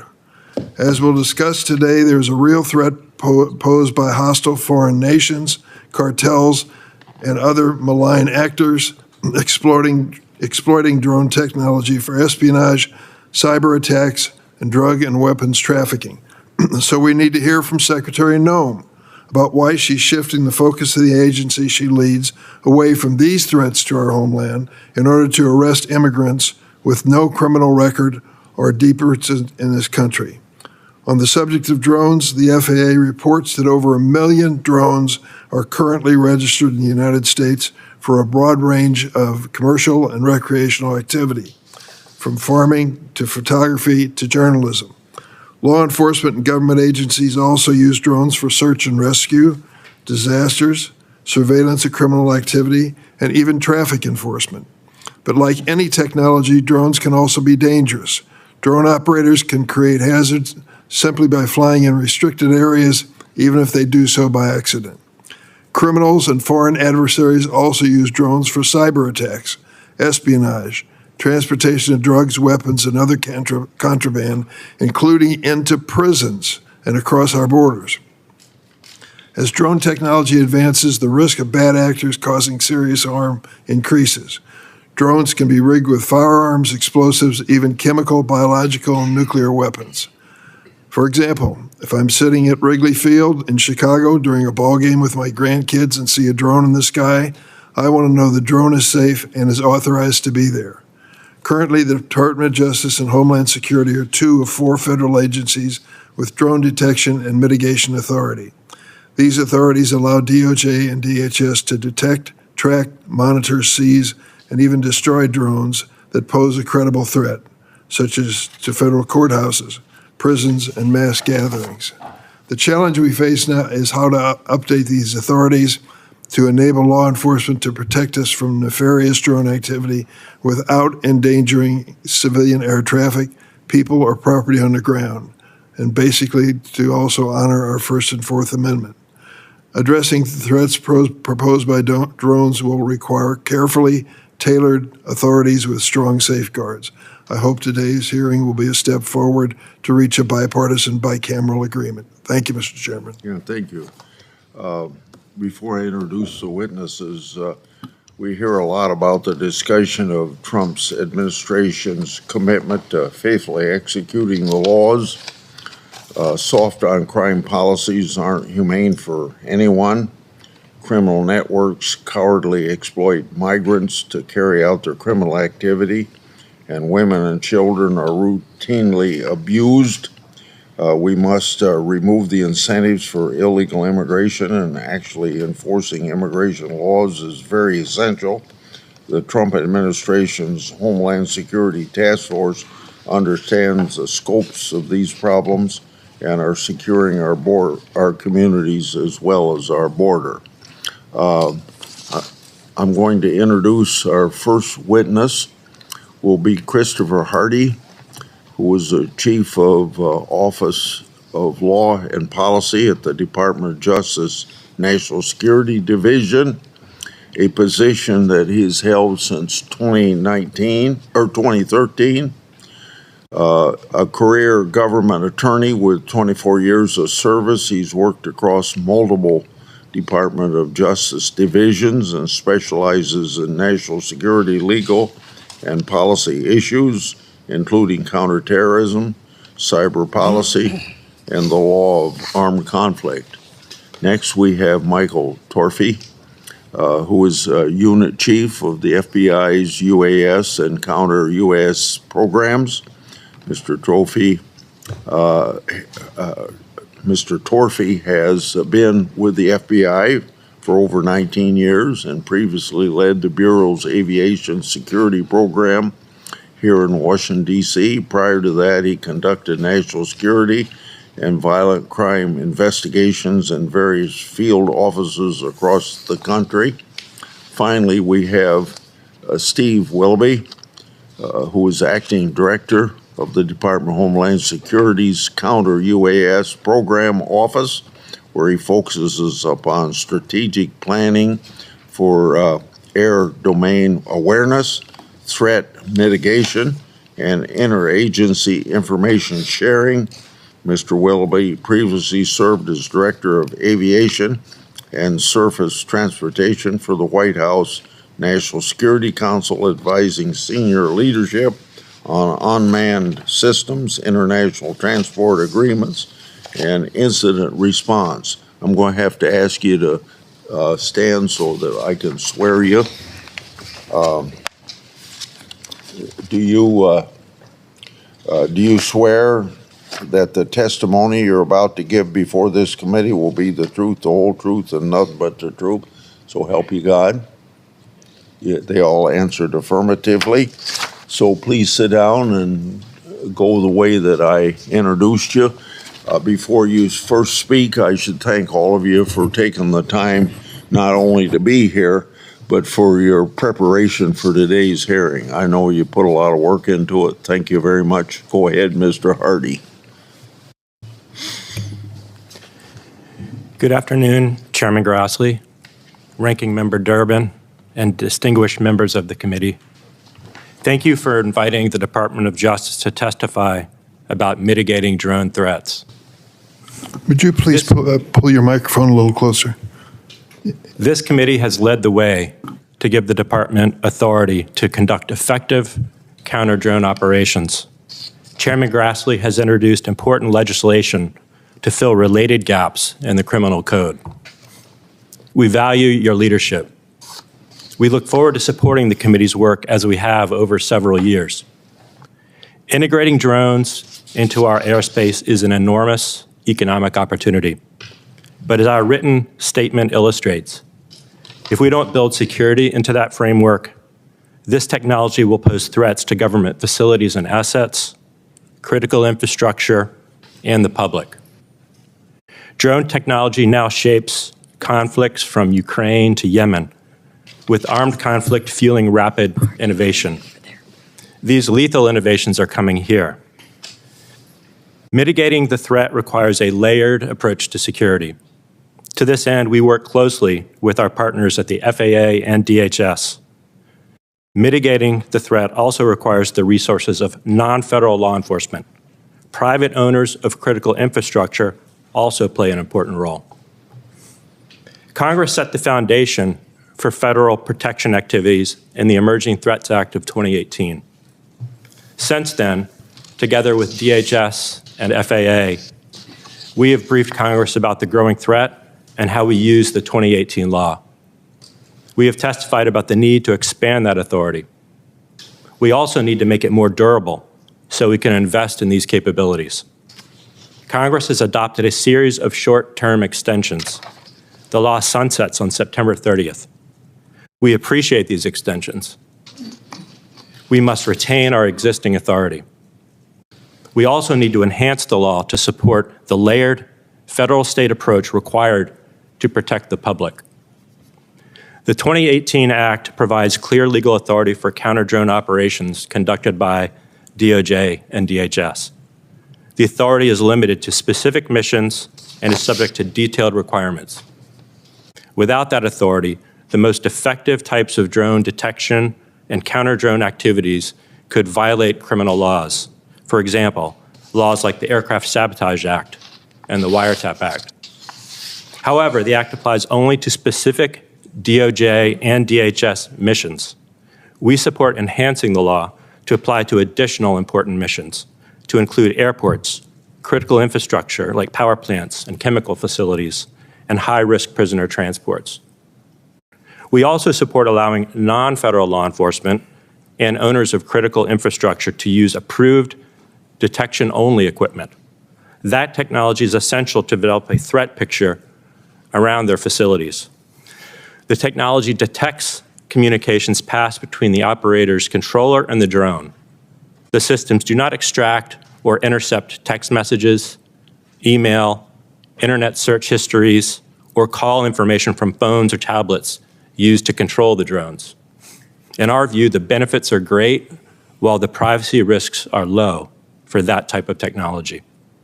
We also support allowing certain approved and trained non-federal law enforcement agencies to use the full range of counter-drone capabilities. That would include mitigation. This is essential to protect more large, high-risk sporting events and other mass gatherings and state prisons. Turning to the criminal laws that apply to drones, we have supported Chairman Grassley's past bill to fill the gaps in the criminal code. Few criminal laws apply specifically to drones. Penalties are generally too low.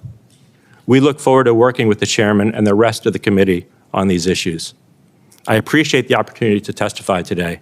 I am pleased to answer your questions. Thank you. Good morning, Chairman Grassley, Ranking Member Durbin, and distinguished members of the committee. Thank you for the opportunity to testify today on behalf of the Federal Bureau of Investigation, alongside our partners from the Department of Justice and the Department of Homeland Security.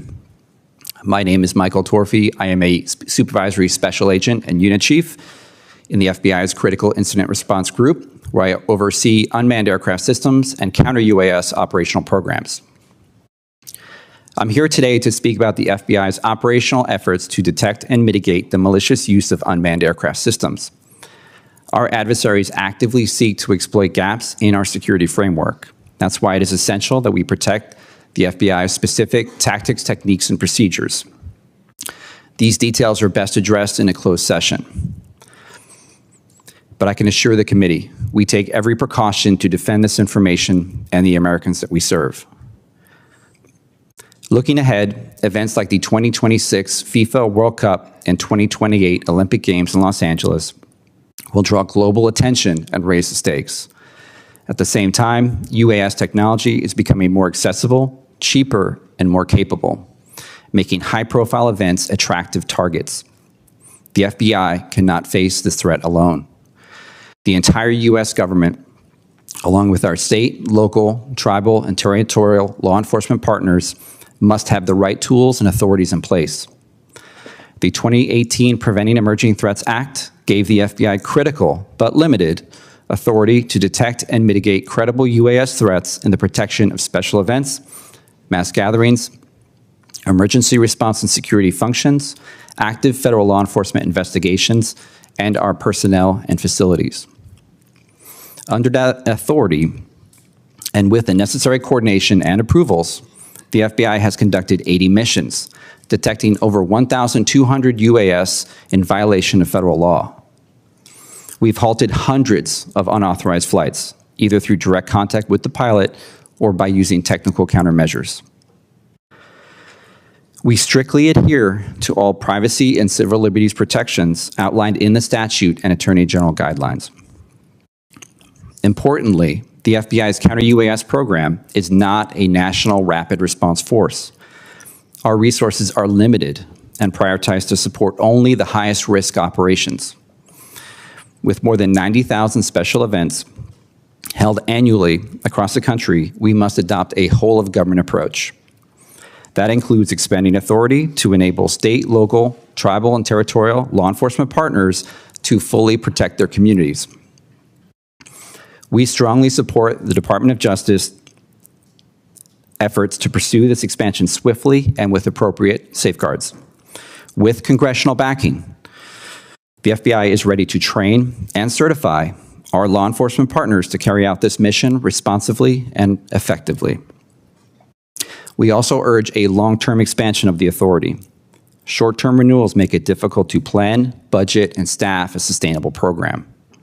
A durable extension would allow the stability needed to maintain readiness and enable thoughtful, long-term growth of the program.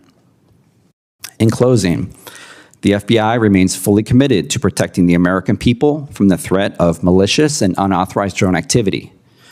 Reauthorizing this legislation is absolutely essential to maintain our protective capabilities and ensure we get and stay ahead of the threat. Thank you, and I look forward to your questions.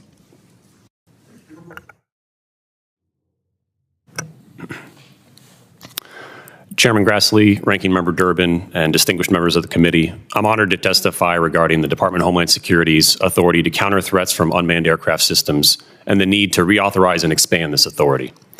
As we approach the 24th anniversary of the September 11th attacks, I'm thankful to be here today to discuss the ways we can improve our collective ability to prevent a drone-specific catastrophic event. And I think I speak for my colleagues here when I say none of us want to end up back in this room to talk about what we could have done differently following an incident. Since 2019, DHS has judiciously and effectively implemented its counter-UAS authority to protect our homeland while ensuring the protection of privacy, civil rights, and civil liberties. DHS has performed nearly 1,500 deployments of counter-UAS equipment to protect covered facilities or assets, all without infringing upon First and Fourth Amendment rights of U.S. citizens. However, DHS and DOJ's authority to detect and counter drone threats will expire September 30th of this year, as the chairman mentioned. And we need urgent congressional action to ensure that the continued protection of our nation. Conflict zones across the globe are the new proving grounds for drone tactics and technological developments, and these innovations are only limited by an operator's imagination. Air supremacy is no longer determined by fighter jets and helicopters, but by rather a combination of traditional assets and unmanned systems. And this revolution is not restricted to war zones. Malicious actors in our backyard and across the homeland are finding new ways to use drones to facilitate criminal activity. Nearly every day, transnational criminal organizations use drones to convey illicit narcotics and contraband across U.S. borders and to conduct hostile surveillance of law enforcement. In the last 6 months of 2024, over 27,000 drones were detected within 500 meters of the U.S. southern border, operating nearly 60,000 unique flights, the majority of which were conducted at night or at restricted altitudes. U.S. Customs and Border Protection agents and officers have seized thousands of pounds of narcotics, including enough fentanyl to kill tens of thousands of Americans. Across the globe, drones have also been used increasingly to conduct kinetic attacks. Warring cartel functions have attacked one another using drone-delivered explosives, and it's only a matter of time before Americans or law enforcement are targeted in the border region. In Ukraine and Russia, the extensive use of drones in the ongoing war has further demonstrated their lethality and versatility. The success of Operation Spiderweb speaks volumes to the possibilities, and as my colleagues here can attest to, the threat of weaponized UAS attacks is also a concern right here in the United States. Drones have also caused significant and dangerous interference with manned aviation, resulting in major damage to aircraft, disruption to aircraft operations, and economic harm. Since 2021, the Transportation Security Administration has reported over 3,000 drone events near U.S. airports, some of which have led to operational disruptions of commercial air traffic. Already this year, 11 aircraft have reported taking evasive action to avoid colliding with drone, and in 2 instances, drones have collided with aircraft conducting critical response operations during emergencies in California and Texas. The trends are clear. Drone activity will continue to increase, and operators will find new and novel ways to use this technology for good and for bad. Any lapse in our authority would expose DHS missions and the American public to risks from drone attacks and hostile surveillance activities. We would no longer be able to secure our borders, and federal facilities and assets will be left vulnerable. A lapse will create critical security gaps in high-risk areas, hinder strategic planning, and jeopardize national preparedness for major upcoming events such as the 2026 FIFA World Cup, America's 250th anniversary celebrations, and the 2028 Olympic Games. Ensuring our counter-UAS authority persists is priority number 1, but the conversation doesn't stop there. It's time for this authority to evolve to ensure that we can keep pace with this dynamic threat. The explicit inclusion of the Transportation Security Administration and U.S. Immigration and Customs Enforcement as authorized components would help address critical gaps at the federal level, but the reality is that we need state, local, tribal, and territorial law enforcement partners to serve as force multipliers in their jurisdictions. These groups currently lack the authority needed to deploy advanced UAS detection and mitigation systems, despite their responsibility for the protection of local events and infrastructure. Additionally, DHS and other departments lack the ability to help each other respond to UAS events. Authorizing mutual support between federal entities will immediately allow us to increase our collective capacity to deal with UAS threats nationwide. Our statutory authority and operational implementation must remain as dynamic as the threat we are facing, and this can be accomplished in a responsible and proven manner that balances security needs with safety expectations. Obtaining a durable, long-term extension of our current authority is essential for DHS to continue performing its protection missions, but the authority must also be expanded to keep pace with the numerous UAS threats our nation faces. Thank you again for the chance to testify today, and I look forward to your questions. She can't hear you. Can you hear me now? I can get closer, I bet. We got on the Democrat side disorder, Durbin, Klobuchar, Blumenthal. On the Republican side, Grassley, Cornyn, Blackburn, Britt, Moody, Schmidt, and Hawley. I'll start. 5-minute rounds. Mr. Willoughby, we all know the federal government can't be everywhere at once. So please tell us how expanded counter-drone authority for state and local law enforcement would support your department's efforts and enhance overall public safety. Yes, thank you, Chairman, for the question. Really, as you mentioned, the federal presence is limited in its capacity, and we require participation from state and local, tribal, and territorial law enforcement entities to provide the security within their local and state jurisdictions. As Mr. Torfey mentioned, there are tens of thousands of events nationwide that go unprotected from the threat of UAS. And the state and locals within those jurisdictions are ultimately responsible for protecting games, whether it's a college football game in Iowa or an airport in Chicago. The state and locals, again, are the primary first responders to prevent and respond to an incident. And in giving them the authority to detect and potentially mitigate drones would enhance our collective ability as law enforcement and public safety officials to deter and defend against those types of threats. Okay. Mr. Hardy, drones continue to proliferate, as we know. We need to ensure that our criminal laws keep pace with technology. Can you identify a few major gaps in our criminal code or other laws that need to be addressed to keep up with the emerging threat? Thank you, Senator. As I indicated in my statement, we have supported your past legislation, the Drone Act, which covers some of the key areas that we view as gaps. The first would be weaponization of drones. Currently, it is generally a civil offense to weaponize a drone. We believe there should be a more comprehensive approach to that, and it should be a felony. The second area is prohibiting knowingly flying drones into protected airspace. That is also now a misdemeanor. Even taking photos of a sensitive DoD facility is a misdemeanor. So that is an area that we also believe should be addressed in additional criminal laws. The third area is the using of drones to interfere with aircraft, airports, vessels, and vehicles. There's currently fragmentary coverage now in the criminal code, and the penalties are generally inadequate. The fourth, which is also addressed in your past legislation, would be using drones to transport contraband into places like prisons. That is an increasing threat and a risk, and we're seeing it on more and more cases of that across the country. Fifth area would be criminalizing or making a felony the impairment of drone identification information. That's going to be a foundation for integrating drones into the U.S. airspace. And then the last area would be using drones to impair with emergency response activities. That's another area where the criminal code is fragmentary. There are some provisions for interfering with wildlife suppression operations or others, but it's not comprehensively addressed, and the penalties are generally inadequate. So those are the main areas. I mean, those reflect your good work in the past legislation, and we're willing to work with you and the rest of the committee to scope those provisions and ensure that we do it appropriately and cover all the different areas that we really need to cover. Thank you. Mr. Torfey, some privacy advocates suggest that law enforcement should be required to secure a warrant prior to detecting or mitigating a drone that may threaten public safety. Speaking from your hands-on experience, is this a reasonable suggestion? If not, why not? Thank you for the question, Chairman. Unfortunately, that is not a realistic possibility in actual operations. Our operators have often mere seconds to determine whether a drone presents a credible threat. The warrant requirement would also require specificity of the target that we are attempting to detect, track, identify, and potentially mitigate.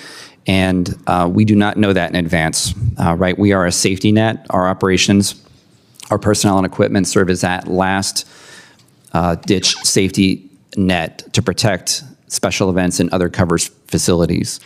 So that is not a realistic expectation. Mr. Willoughby, can you describe your department's process of coordinating with Federal Aviation Administration and other agencies to ensure that counter-drone resources are employed safely and responsibly? And then that'll be my last question. Absolutely. Every piece of equipment for every deployment at every bespoke location is coordinated directly with the FAA and potentially with the NTIA or FCC as appropriate. It's important for us to maintain that close coordination with the Federal Aviation Administration because our security efforts must go hand in hand with the protection of the NAS and to be good stewards of the commercial air traffic and the others that are operating in the airspace. It's critical that we maintain that relationship, the framework for which was developed as part of the 2018 Preventing Emerging Threats Act.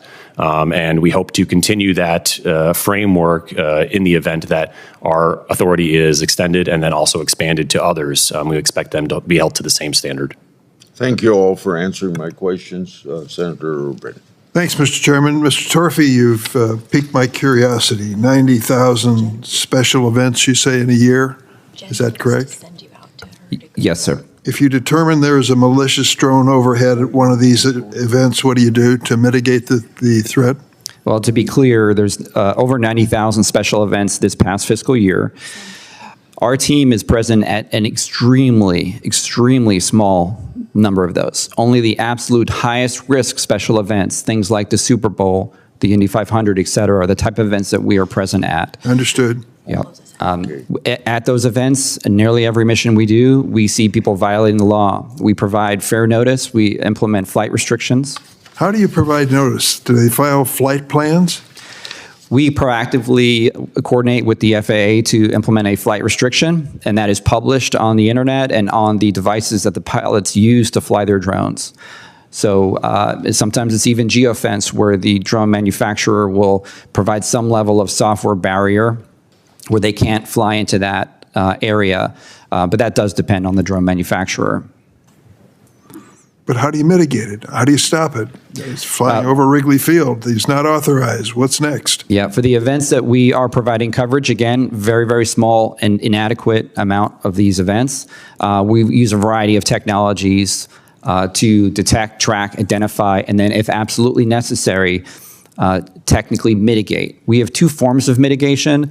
One would be the use of what we call ground intercept teams, which are FBI agents and law enforcement officers that make physical contact with the pilot.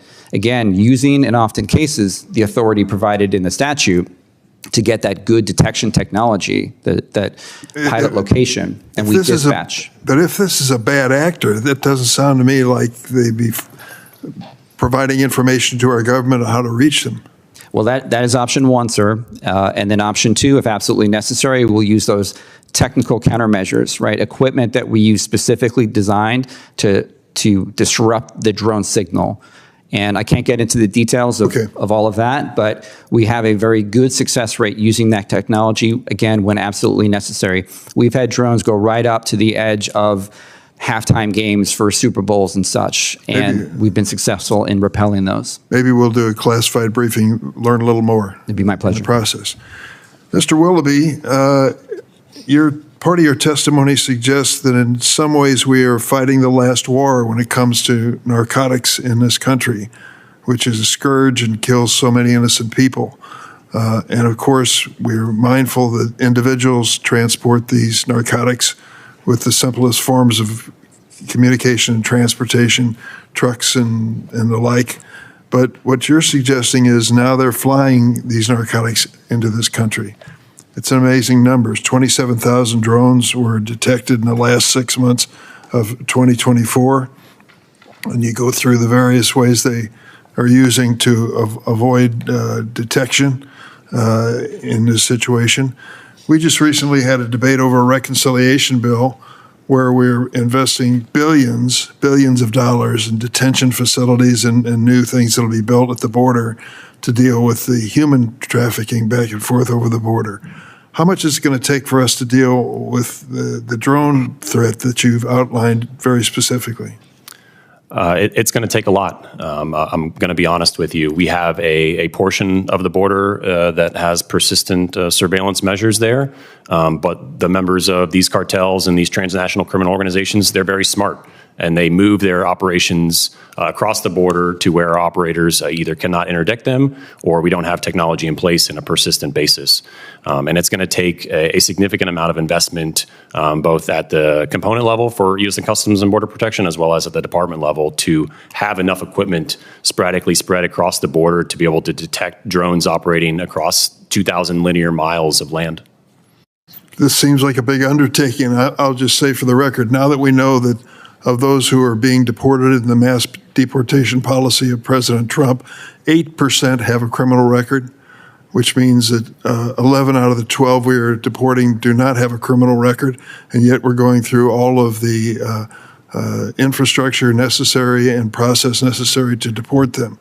It seems to me that if we're going after real threats, current threats, and growing threats to the United States, we should divert some of this money from this mass deportation, which is only deporting people who overstayed a visitor's visa, for example, instead focusing on what you have identified as a scary prospect of all the 2,000-mile border that is vulnerable to these narcotics and other dangerous elements that are being sent into our country. So I would hope we do that. I yield Senator Cornyn. I think you're taking over. Thank you all for being here, and my comments will not reflect on you or your organization at all, but I do think it's important for Congress and the American people to understand the nature of this threat.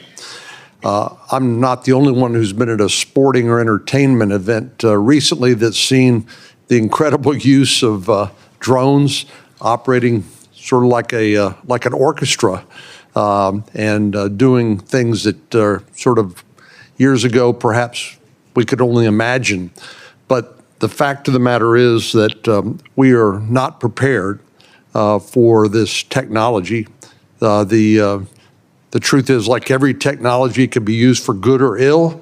But the fact is, and I think Mr. Willoughby, you mentioned the Operation Spiderweb, that the Ukrainians used against the Russian Federation in June of 2025, where they literally transported hundreds of drones and vehicles to evade air defense systems, but then release the drones on cue to attack and then bomb a fleet of Russian bombers, knocking out a significant percentage of their bombing fleet. I was reflecting on your testimony when I was also thinking about a little over a year ago, President Trump was a target of an assassination attempt. The Secret Service, who's not represented here today, when we asked them about drones, apparently the shooter had a drone and used that for purposes of surveillance before he actually got in place and took the shot. And I asked about anti-drone technology for the Secret Service, and they said they had none. They're present. And their own drones were apparently not operational for some reason. It is true that the Iranian regime currently has a death warrant out for President Trump, and the FBI has interrupted and disrupted a number of assassination attempts against President Trump. Isn't that right, Mr. Torfey? The FBI has thwarted many attack plots using drones and otherwise, and we believe that is the FBI doing what the FBI does best: intelligence, investigations, undercover operations, and only when all else fails, we have the technical countermeasures to protect tactical events. Well, the FBI does good work, but as you point out, with 90,000 special events around the country each year, you can't be everywhere, and you depend on state and local officials to help out. We saw that actually at Butler, Pennsylvania, a little over a year ago, but when the Secret Service delegated its responsibilities to protect the President of the United States, obviously that failed to accomplish that objective. But it strikes me, Mr. Willoughby, that given this incredible technology that the Ukrainians demonstrated just this summer against the Russians, that we are not prepared to deal with this threat to either at a mass sporting event or entertainment event, or even to protect the President of the United States if an adversary decided to use drone swarms to do him harm. Do you agree with me?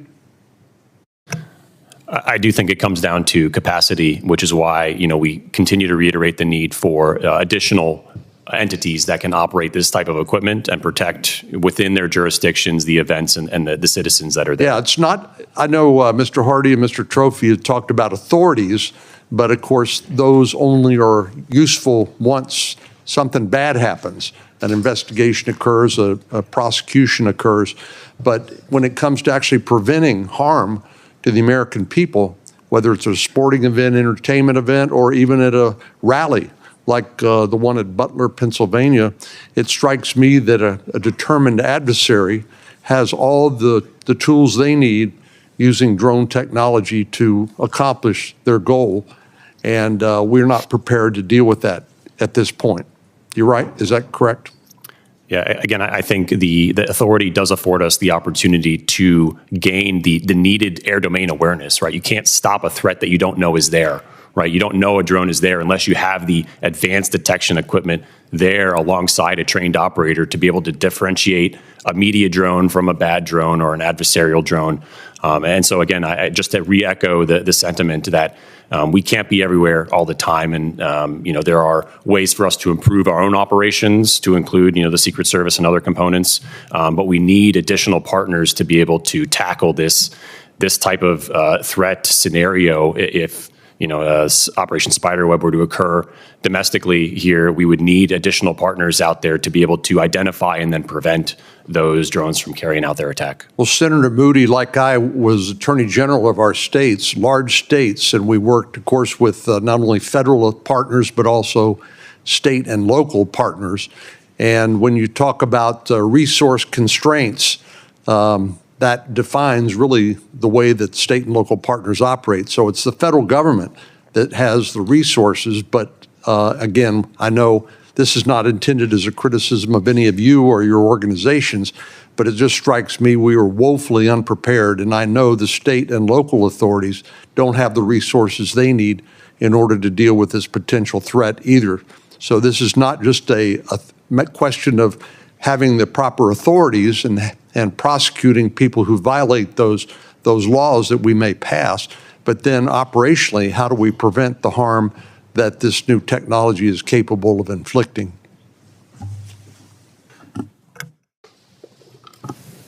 I think we have a bipartisan consensus that Senator Moody is next. Or is it Senator Britt? Well, thank you. I always love it when I get to butt ahead of my colleague here, Katie Britt. I appreciate your deference. And thank you to leadership of the committee and the Judiciary staff.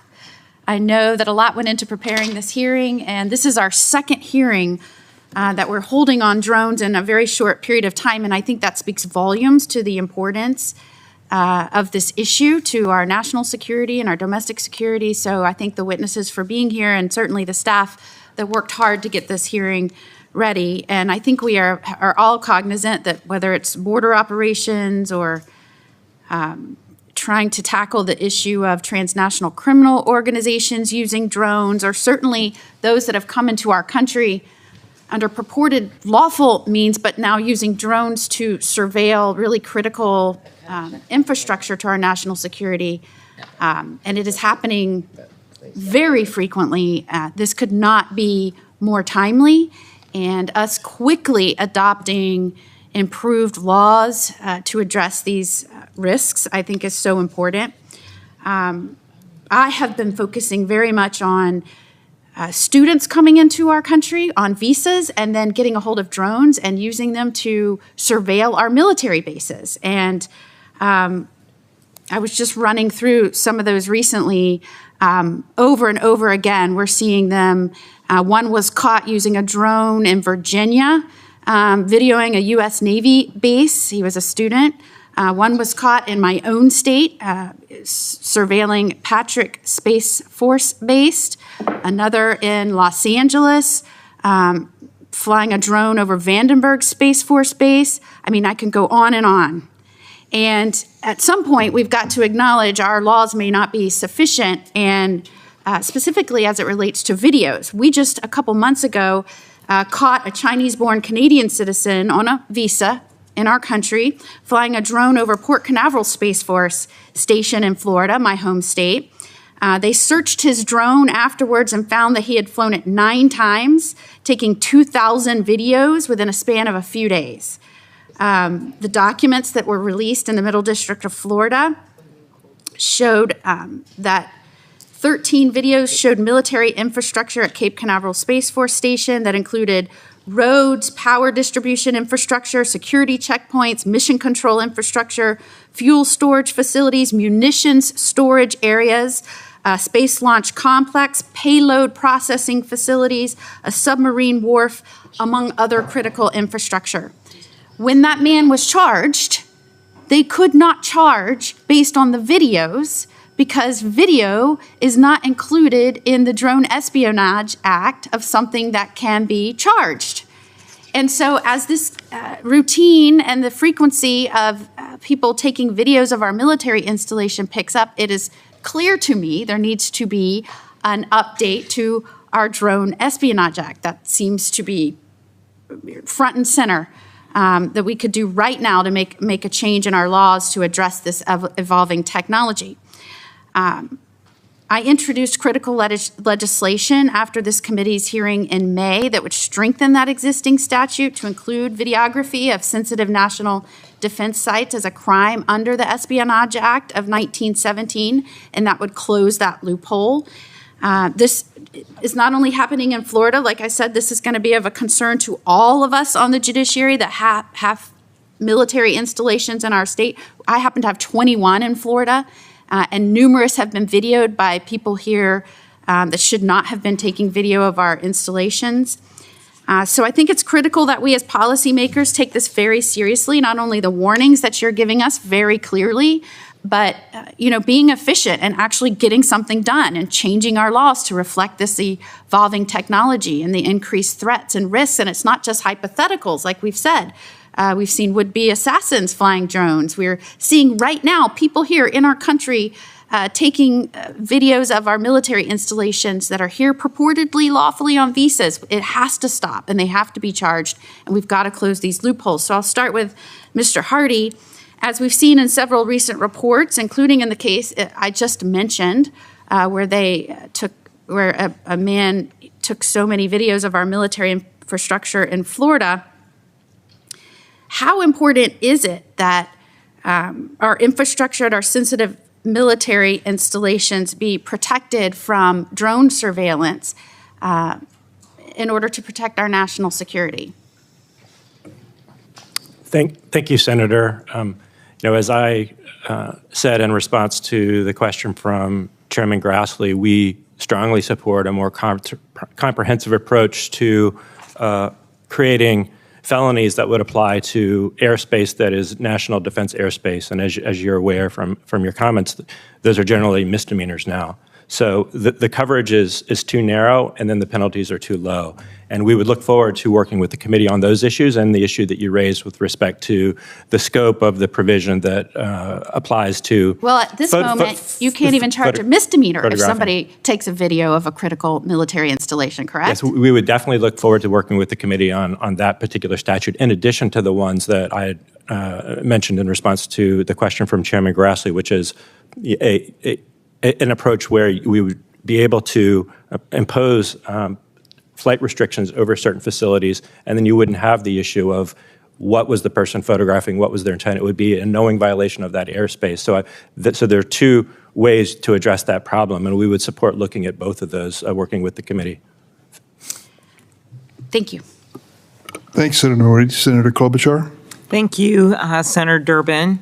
Thank you all for being here and for your work. I'll start with you, Mr. Willoughby. I'm concerned about the risks drone incursions present to commercial aviation. You know, I've seen good uses of drones in my state for crop management, pesticide application, civil engineers using it to look at bridges, or if we have some kind of a flood or a rail derailment where people don't know if it's safe or not. So I'm well aware that they can be used for good purposes. But as you noted in your written testimony, there have been over 160 reported drone incidents. This is near airports in 2025 alone. This has forced a dozen aircraft to take evasive action and has caused ground stops at major airports like Senator Durbin State O'Hare. How does DHS work with critical infrastructure operators like airport authorities to ensure we can keep the public safe? And do you need any additional authorities to protect planes, passengers, airports? Yeah, thank you, Senator, for the question. Right now, DHS is not able to use its counter-drone authority to protect airports in a proactive or persistent manner. The only case we would be allowed to use our existing authority would be in the event of an incident occurring and us performing some sort of federal investigation or emergency response after something has already happened. This is a critical gap, something that I mentioned in my oral remarks and are captured in the written statement as well. We need our Transportation Security Administration to have the explicit authority to be able to protect commercial airports as well as other transportation infrastructure from drone events. Thank you. Thank you very much. Mr. Hardy, at our last hearing on this subject, I asked one of our witnesses who serves as a correctional officer about the risks drones pose to correctional facilities. That was one of the major topics just discussed. Your written testimony describes how drones have been used to introduce contraband, including weapons, drugs, cell phones, into BOP facilities. I've just heard from correctional officers in Minnesota who've described some of the challenges they face detecting drone incursions. What is the Justice Department doing to ensure that BOP facilities are able to detect and respond in real time? And I guess same question I asked of Mr. Willoughby, anything more we should be doing? Thank you, Senator. The Bureau of Prisons has, to my understanding, established detection technology at, I think, all of its maximum security prisons and some of its medium security prisons. We're in the process of using the full authority of the 2018 Act to use the equipment that would include mitigation. So it is a critical issue, and the issue continues to grow. The types of contraband that are being shipped into these prisons using drones is more concerning. It's a problem that is expanding, and it's a problem that the states are facing as well. We have numerous criminal prosecutions where we have supported the states. Any ideas of what we should do? Well, reauthorizing the 2018 Act is the first step. That's absolutely critical. The second would be expanding the authority for state and locals to use the same types of technologies to protect their own prisons. Very good. Yeah, we talked about that. And if you could thank the director, he came out to Minnesota and visited our facility in Duluth that has some lower level offenders and decided to keep it open. It was going to be closed. It just happened last week, and I really appreciate it. He talked to me first, and then he went out there, and it was a good decision in my mind. So thank you. Mr. Trophy, last question here. Federal law enforcement was able to disrupt a number of plots to use drones to attack critical infrastructure last year. This included thwarting plots to attack an FBI field office in Knoxville and an attack on the energy grid. What are some of the complexities involved in investigating plots that use weaponized drones, and are there additional authorities? Same question the FBI needs. It is a rapidly evolving technological space and requires the full force of the federal government, and extremely important, as noted in the executive order restoring American airspace sovereignty, the integration of our joint terrorism task forces all over the country. So getting our state, local, tribal, territorial investigators and technical experts involved in our investigations is critically important. And bringing it back to the authorities, again, expanding their authorities allows them to get even better in this technical regard. We have leadership from coast to coast, from the LA County Sheriff's Office, New York City Police Department, New Jersey State Police, that are already using the equipment up to what they're allowed to use today, and the time is right for them to get to the next step. Thank you. And thank you also, Mr. Torfey, if you could pass on the thanks to the FBI for the work in the murder investigation, the manhunt in Minnesota, and it was coordinated with state and local, but they did a really good job. Thank you, Senator. Thank you. Thanks, Senator Klobuchar. Senator Britt. Thank you so much to the chair and the vice chair for holding this hearing, and to all of the witnesses for being here today. Mr. Torfey, it's great to see you again. I've certainly enjoyed my time at Redstone Arsenal with you and Director Patel. Appreciate the briefing, and certainly hope that I encourage all of my colleagues to kind of go down and see firsthand the incredible work that you're doing. You and some of the experts at FBI Redstone also briefed us on technology developments and advancements which have made drones more lethal. And look, we know Redstone Arsenal is the epicenter of the FBI's technology, the capabilities, and advanced training, and that we're going to play a central role in the FBI's strategy to combat these evolving threats of drones by providing the technological infrastructure and training facilities necessary to develop and implement effective counter-UAS strategies. But what I want to know from you is how is the FBI keeping up with countering the technological advancements and increasing lethality of drones? Thank you for the question, Senator. And it was a real pleasure to host you along with Director Patel and Senator Tuberville at the visit at Redstone just 2 months ago. It was great for you to meet our people that do this and see some of the equipment that we use. The Redstone is a big part of that for us, in that we have developed really strong relationships with the Department of Defense entities and contractor community down there. For example, the Program Executive Office, Missiles and Space from the U.S. Army is right there up the street, and we have a budding memorandum of understanding with them for the validation of technologies that we can test in urban and suburban areas where we have that expertise, right? We deploy in places like New York City and Los Angeles, and we can provide that feedback back to the military. So it is just absolutely the perfect place for us to be doing this work. And with the investments that this Congress has made in those facilities and the Richard Shelby Center for Innovation and Advanced Technology, I've been able to see that facility grow in my 3.5 years living there. So it's about having that proximity to the other important parties in this space, and not just the Army, but with the other armed forces as well. Yeah, the collaboration was really incredible. I'm interested, as you're looking at the increased number of threats, what additional authorities do you need to adequately address these concerns? As stated in our written remarks, I think that the most important one that would deliver the most bang for the buck would be opening up the detection capabilities to all state, local, tribal, territorial, law enforcement, correctional institutions as well. Because as Mr. Willoughby said, it's very difficult to fight the enemy that you can't see. Mm-hmm. So we need visibility into the airspace. And now the FBI is not we don't monitor the airspace. We only deploy our equipment in very specific situations when there's an official need and an investigation that's occurring, or a protection mission. And of course, we would expect the same from our law enforcement partners.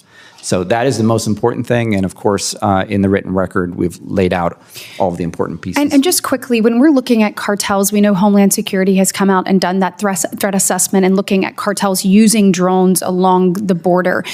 Is there anything in particular there that you think the Judiciary Committee needs to know, or do any state and local law enforcement need additional authorities to help us, help continue to be such good partners, but to help us combat that threat on the border? Yes, I'm glad you brought that up. We're doing things with the Mexican government, the Mexican armed forces and law enforcement, trusted, vetted partners. We're sending people down there to train them on drone exploitation and the principles, again, not the specifics, but the principles of effective counter-UAS. And we are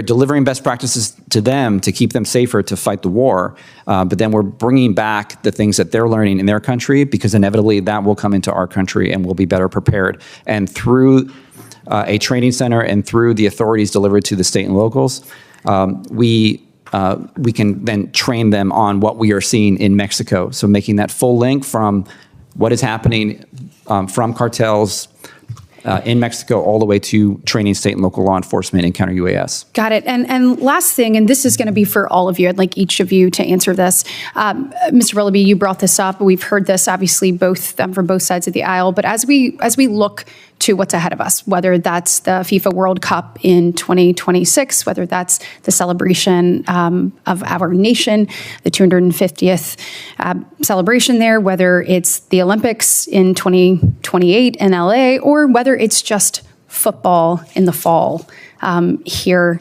coming up in just a few months. Talk to me about where we are with regards to current laws governing counter UAS authorities. Are they sufficient? Are those number one, are the laws sufficient to actually do what you need to and protect individuals in these types of environment? And then the follow-up question is, do you have the resources and the technology available to you at your agency that you need, or do you need something greater in order to be able to protect American citizens coast to coast? And I'd like for all three of you to answer this question. Go ahead, Mr. Willoughby.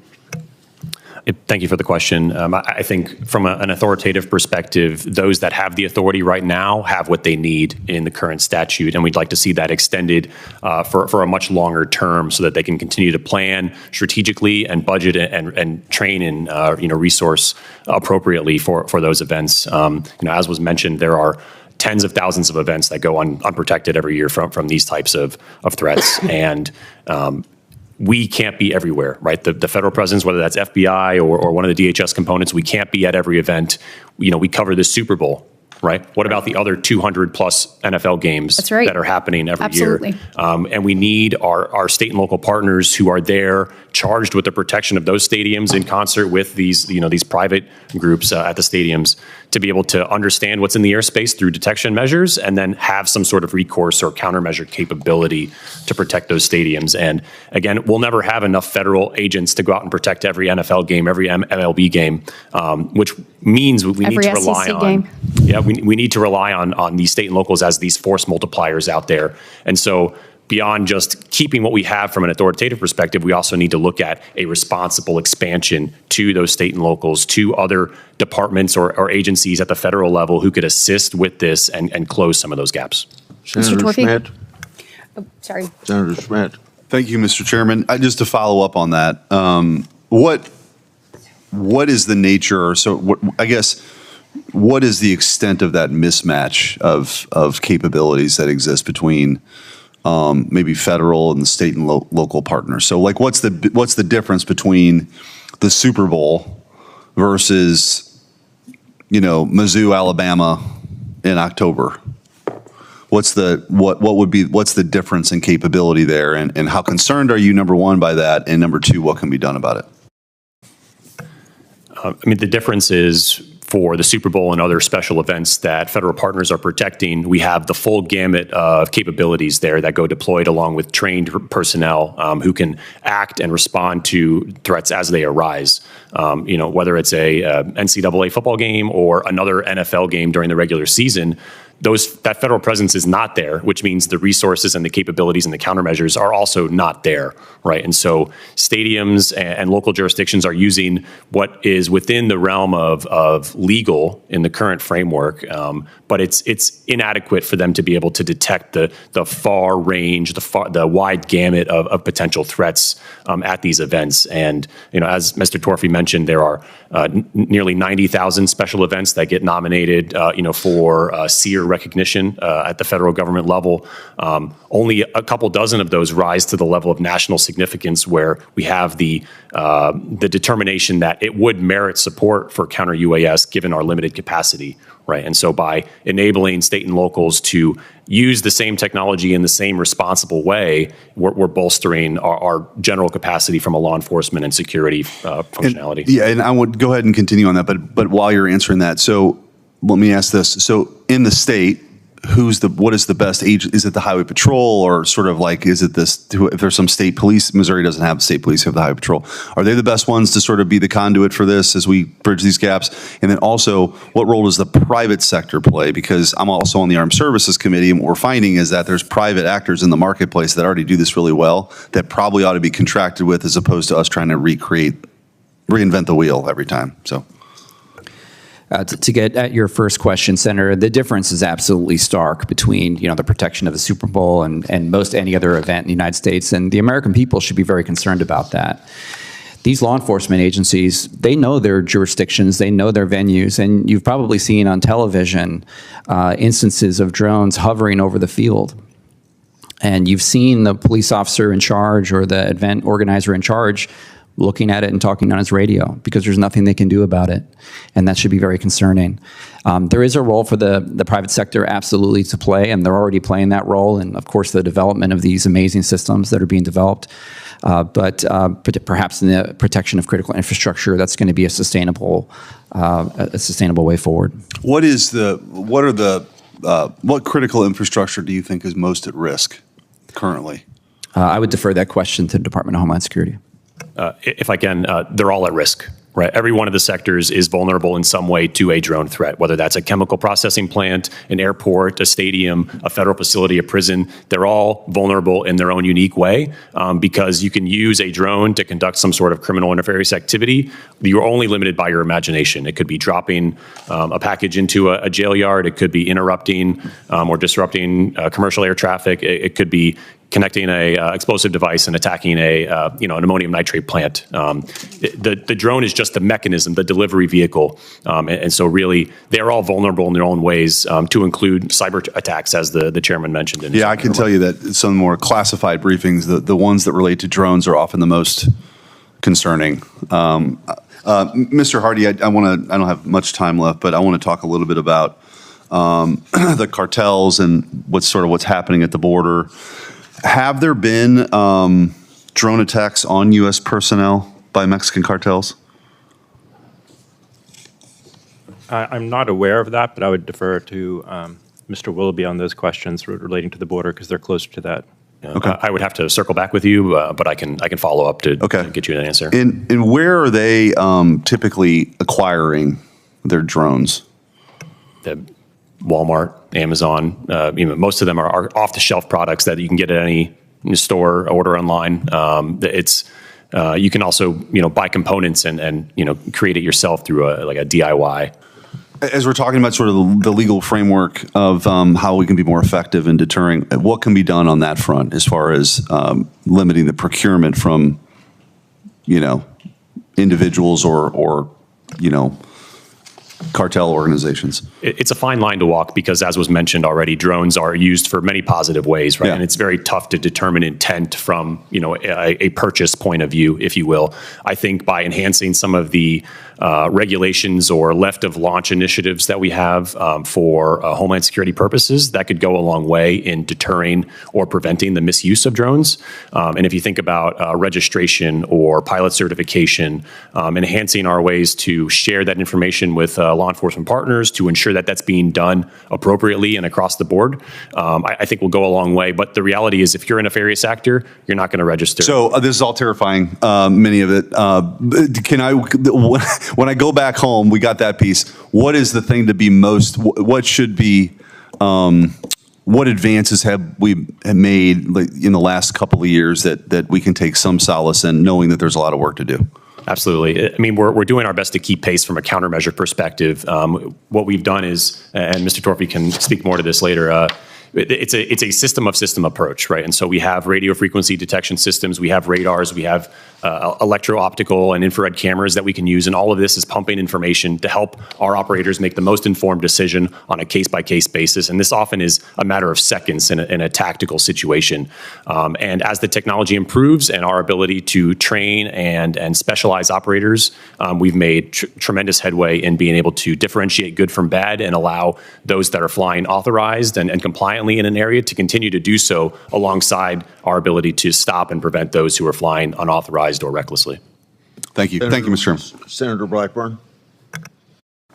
Thank you, Mr. Chairman. And I am so pleased that you all are with us today. We do appreciate it. I want to stay on this issue with the drones and how they are used for good and for bad. One of the things that we are doing is seeing them used with our civil military fusion programs. And we are concerned about what is happening with the CCP, and they are manufacturing drones in the millions, and we are doing them in the thousands every year. And we know that China looks at this as an area where they are winning. And so, Mr. Hardy, let me come to you and talk a little bit about the importance of us innovating and winning that innovation and production race so that we have the drones that we need for law enforcement and for warfare. Thank you, Senator. That is a extremely important issue that we all recognize. The drones made from the People's Republic of China represent an extremely high share of the market of drones in the United States. President Trump's recent executive orders are one step in addressing that issue. There are different agencies working on the issues relating to the importation of drones that are from China and adversary jurisdictions.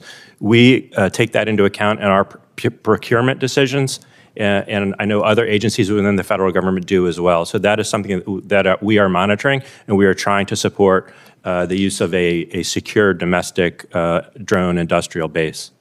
Thank you, Senator. Mr. Willoughby, I want to come to you, and I know Senator Britt touched on drones and events.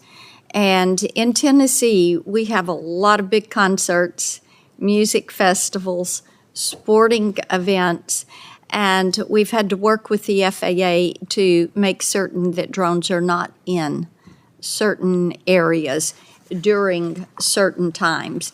And I know this is, as you were talking about the ease with which people can commercially acquire a drone.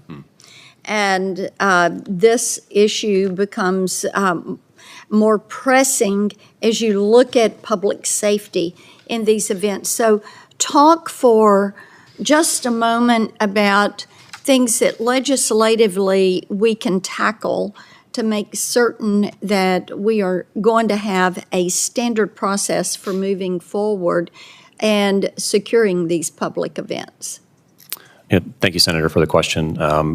Two main pieces. The first is that much as we've mentioned already, federal partners can't be at every event all the time, and so we need to enable those that protect these events day in and day out. Our state and local partners are empowered and authorized to be able to use the most advanced technology to understand what's in the airspace and then respond to it accordingly. This is not different than any other type of technology or vehicle that somebody might use to conduct criminal activity. If you wanted to drive a car into a crowd of people, then you put up a jersey wall or a bollard to prevent them from going there. We need to have the same mindset when it comes to drones as a normal part of our physical security parameters and considerations.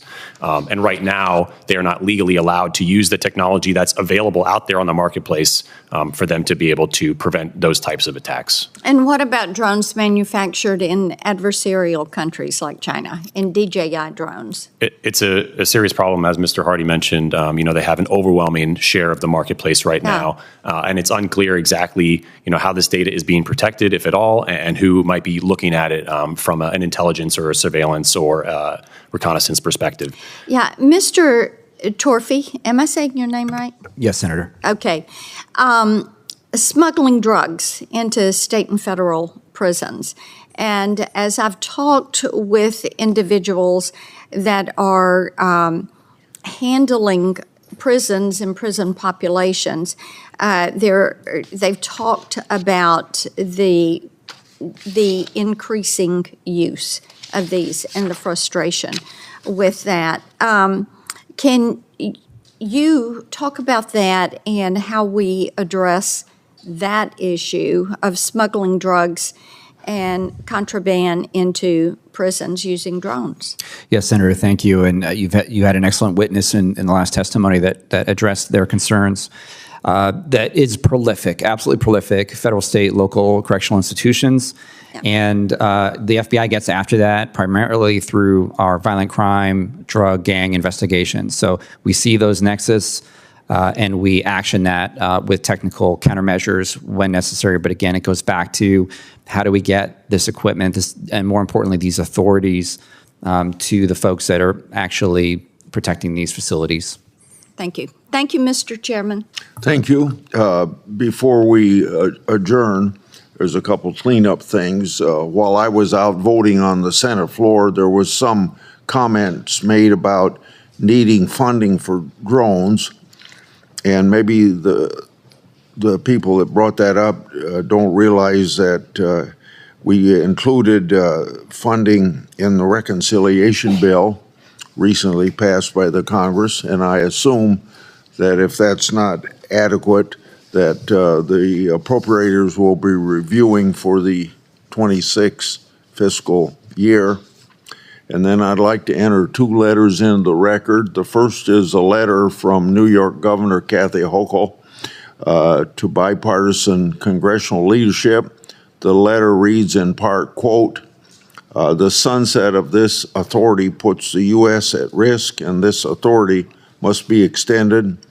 The letter further calls for more robust federal counter-drone authorities and the expansion of these authorities to state and local law enforcement.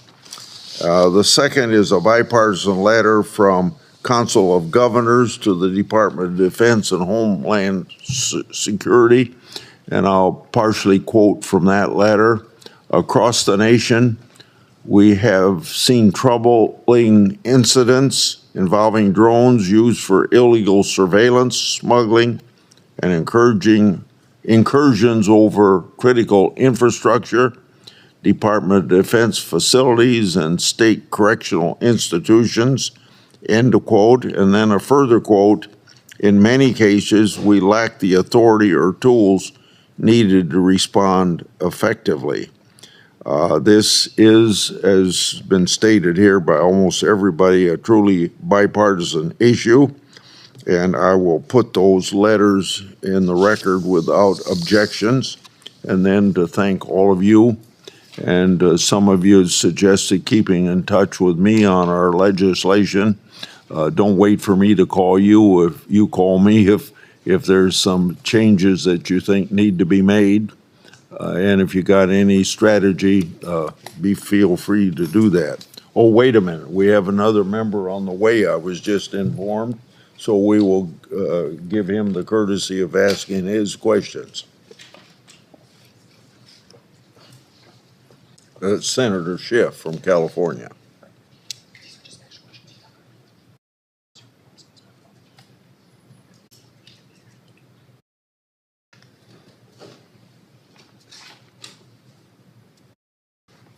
Was he reasonably close, do you think? Yeah, he's on the train. What? He's on the train. So Oh, if he's on the train, we'll just wait, yeah. The cruise team has some additional questions, but we haven't reviewed them. If you want to read any of those to buy time, it's up to you. You want me to ask him now? Well, I mean, I guess you could probably ask, like, I can ask the first one. yeah, maybe that one. Okay, Maybe. Yeah. okay. While Senator Schiff's coming, I'll take advantage to something that wasn't covered. I'll ask it to any one of you that want to respond. Is it true that unauthorized drones flying near traffic crashes, fire scenes, and or disaster zones created hazardous conditions for both responders and civilians? Yes, Chairman, I'll take that question. just this year, there have been 2 incidents where drones have been flown in the vicinity of emergency response operations. One during the Palisades fire response in California, where a drone collided with a Super Scooper plane and took it out of commission for weeks during critical firefighting operations. And the second, most recently, down in Kerrville, Texas, during the flood response, a drone collided with a response helicopter, requiring it to land, and I believe it was also taken out of commission temporarily while damage was assessed and repaired. And these are just 2 examples that happened this year. There have been multiple instances of drones colliding or interfering with firefighting or emergency response or disaster relief operations. And it's of critical importance that we secure these areas beyond just establishing flight restrictions, but also empowering those who are public safety or security officials with being able to respond accordingly. Then another question, is it true, is it true that criminal organizations use drones to smuggle drugs, weapons, and contraband across their southern border into correctional facilities? Affirmatively, yes, for the border. I'll defer to my colleagues for the prisons part of it. Chairman, yes, as stated, that's a prolific issue for the federal, state, local correctional institutions all across America. Happens every day. Okay. We'll wait for Senator Schiff now.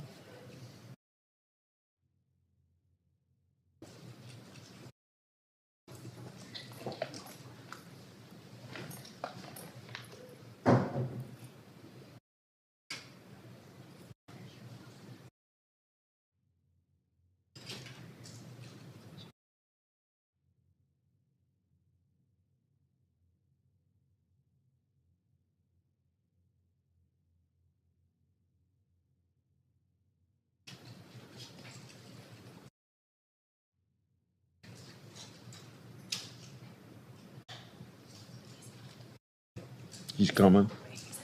Yeah.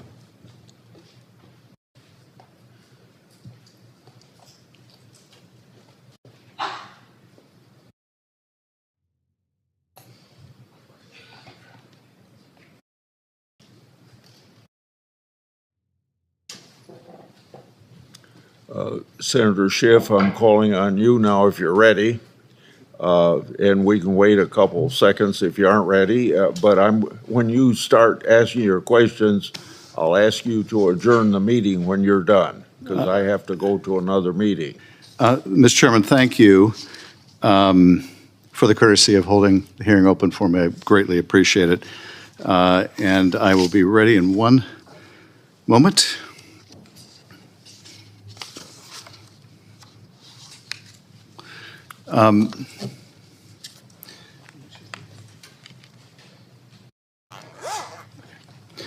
Thank you, Mr. Chairman.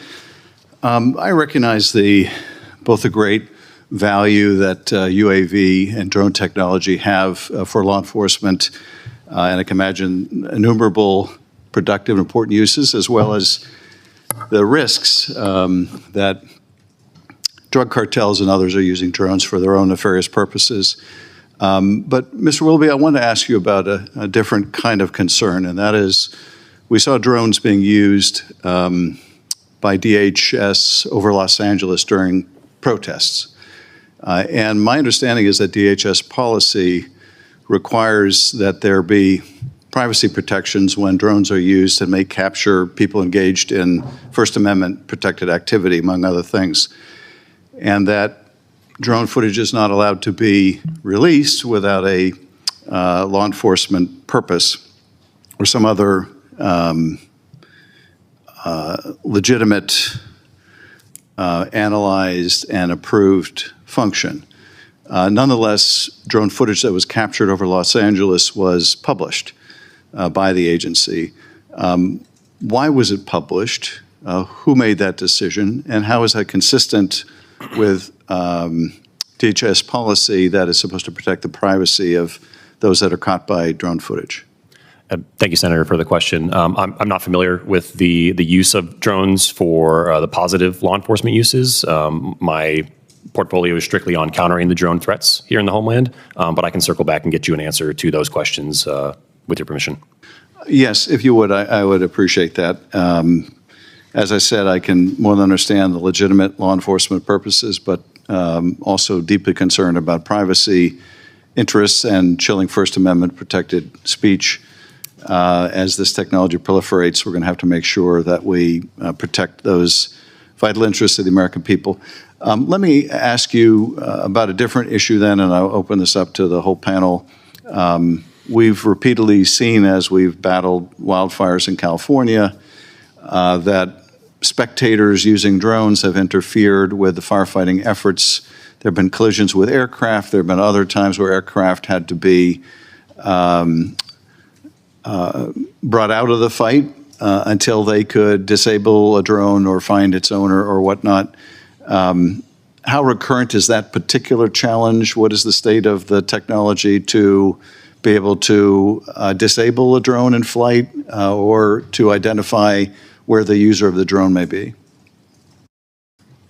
Maybe I'll start and then turn it over to my colleagues afterwards. The use of drones in these emergency response areas, whether it's firefighting or disaster relief or search and rescue, is prolific. And nearly every national incident that we hear about, most in the recent past, there have been unauthorized drones flying in the space, interrupting authorized manned or unmanned operations. And for the most part, out of a abundance of caution, those manned operations are halted when there's an unauthorized drone detected in the area, which can severely debilitate our ability to respond in a timely fashion. And the ability to stop or prevent a drone from going somewhere is really restricted by the current authority that we have that's limited to just certain federal entities. And unless one of those entities is there providing a counter-UAS protection mission, we would not be able to stop an unauthorized drone from proceeding into a restricted area, even if there was a flight restriction in place, which is often the case during these emergency responses. But I'll pause to see if my colleagues have anything else. That's an excellent point, Senator, and I think it illustrates the need to expand these authorities to state and locals. I'll give you an example. In the Los Angeles field office has developed over many years a robust relationship with the LA County Fire, LA County Sheriff, LAPD with regard to protection of wildfire areas from drones. But there, as you know, can be multiple wildfires in the greater Los Angeles area at any given time. And as we stated, the FBI cannot be everywhere. So the time is now for these agencies to get these authorities to protect wildfires and other public safety events. And if you could speak to the sort of the state of the art in terms of geofencing of drones, how capable is that of dealing with commercially available drones? If you're referring to the geofencing on the drones themselves from the pilots, that is no longer really an applicable technology. Previously, some of the drone manufacturers did have some attempt to prevent people from flying into areas they shouldn't, and that has changed quite dramatically in the past 9 months. As far as our capabilities, we do have effective technologies, but there is no silver bullet in counter UAS. Okay. Thank you, Mr. Chairman. I was supposed to adjourn, but I'm happy to turn it back over to Senator Cruz. Thank you, Mr. Chairman. As senators, our job is to anticipate, not react to, but anticipate emerging threats.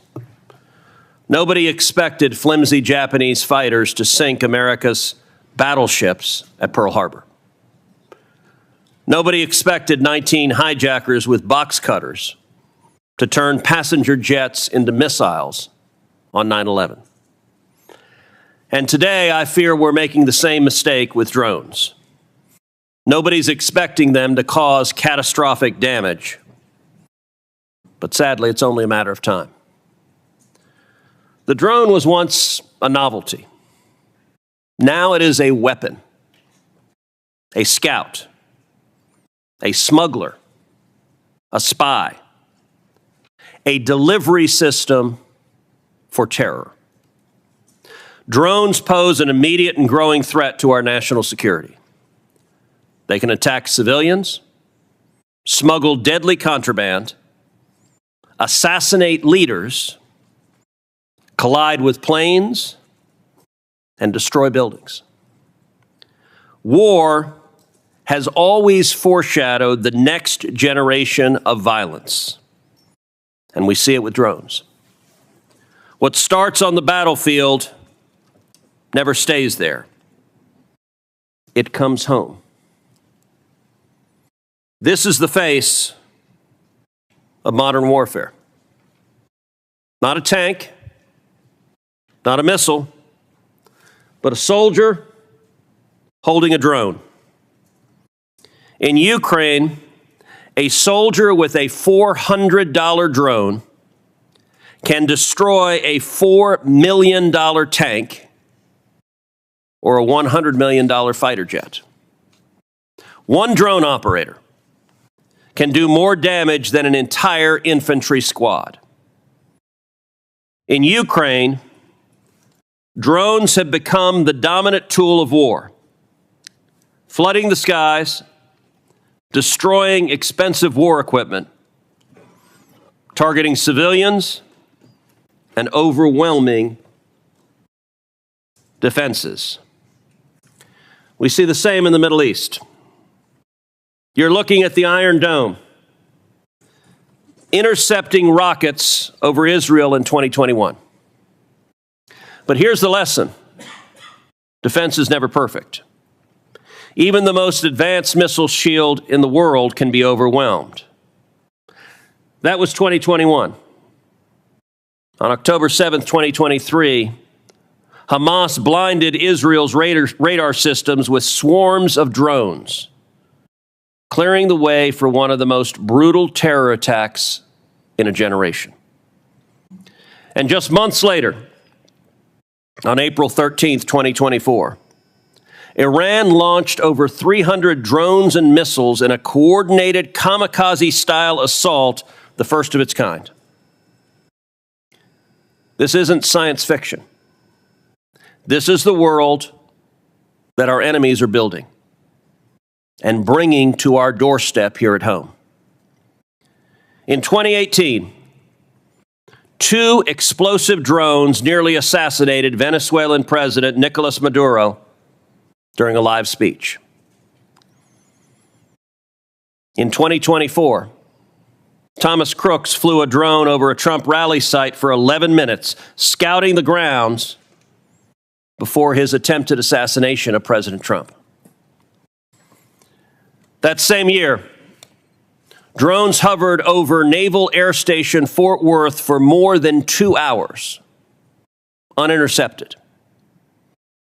At our southern border, cartels now operate drone fleets, smuggling fentanyl, coordinating illegal crossings, and jamming U.S. surveillance. They've formed specialized drone units. They've dropped bombs. They've deployed jammers. Drones right now are outpacing our law enforcement at every turn. In our prisons, drones drop weapons, phones, and fentanyl, arming inmates and fueling the deadliest drug epidemic in American history. And here's the most damning part. Cartels right now have more drone capability than American law enforcement. Let me repeat that. Cartels today have more drone capability than American law enforcement. Mr. Hardy, you work at the intersection of law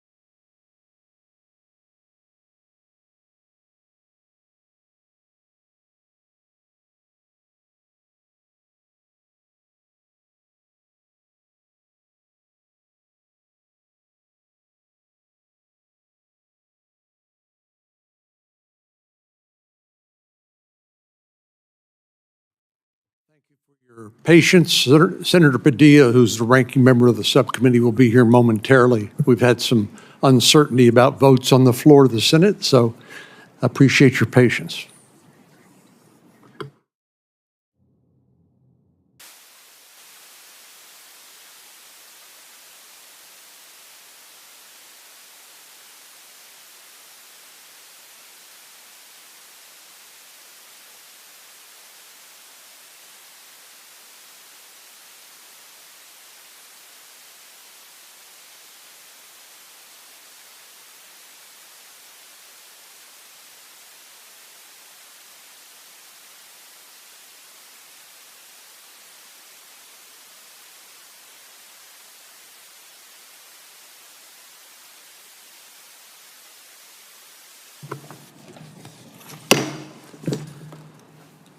The Senate Subcommittee on Border Security and Immigration will come to order.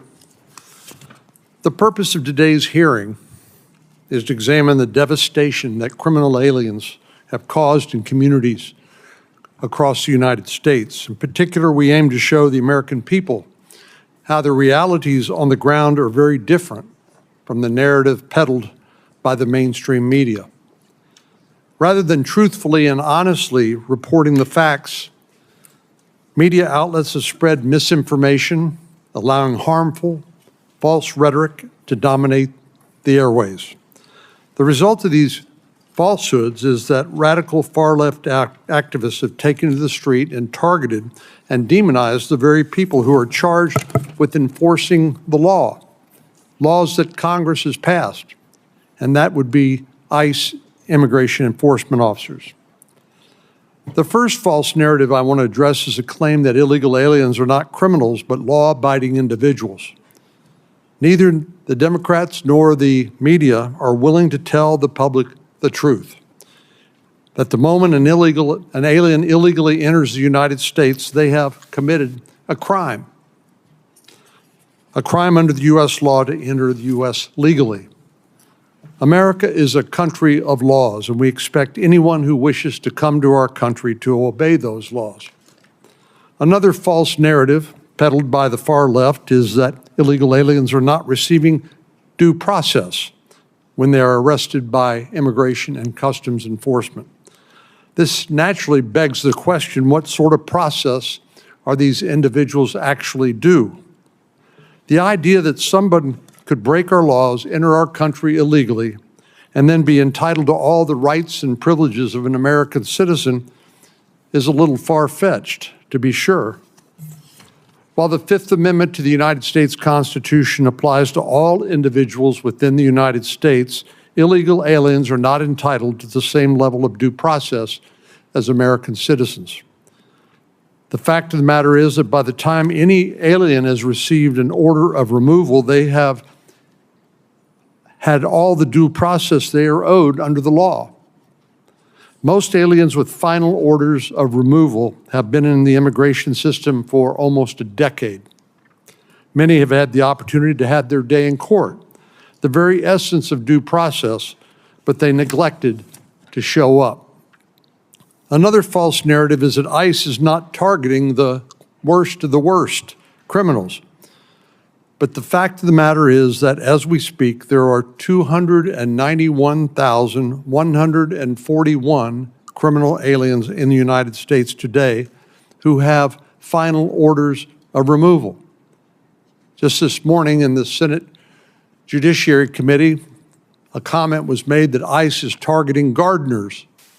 Well, 291,141 criminal aliens who are under final orders of removal are still in the United States.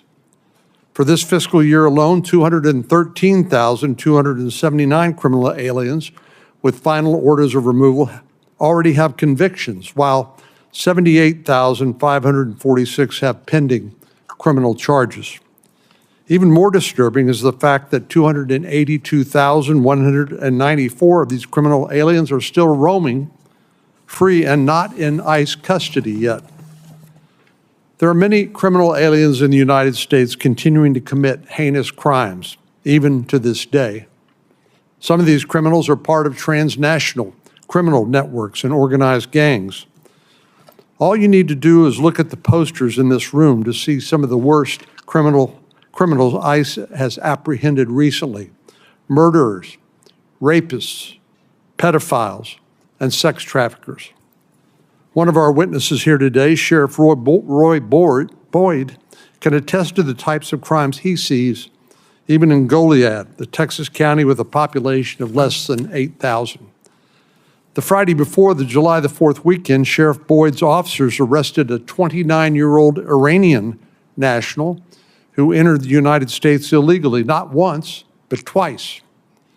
The first time this criminal committed a violent aggravated felony in Indiana, and while he was charged for the crime, he received a suspended sentence in exchange for his removal from the United States. But his crime spree did not end there. Despite being deported, he returned to the United States again, illegally. And what did he do when he came back? He murdered a man in Galveston, Texas, a murder that was caught on video. Thankfully, he was arrested less than 12 hours later with the murder weapon still in his possession. This crime should never have happened. I want to remind my colleagues on the other side of the aisle that there was a time in the not-so-distant past when they agreed that criminal aliens should be deported. But it seems like amnesia has set in, especially because we now happen to have a president in office who's restored the rule of law and now requires enforcement of existing laws.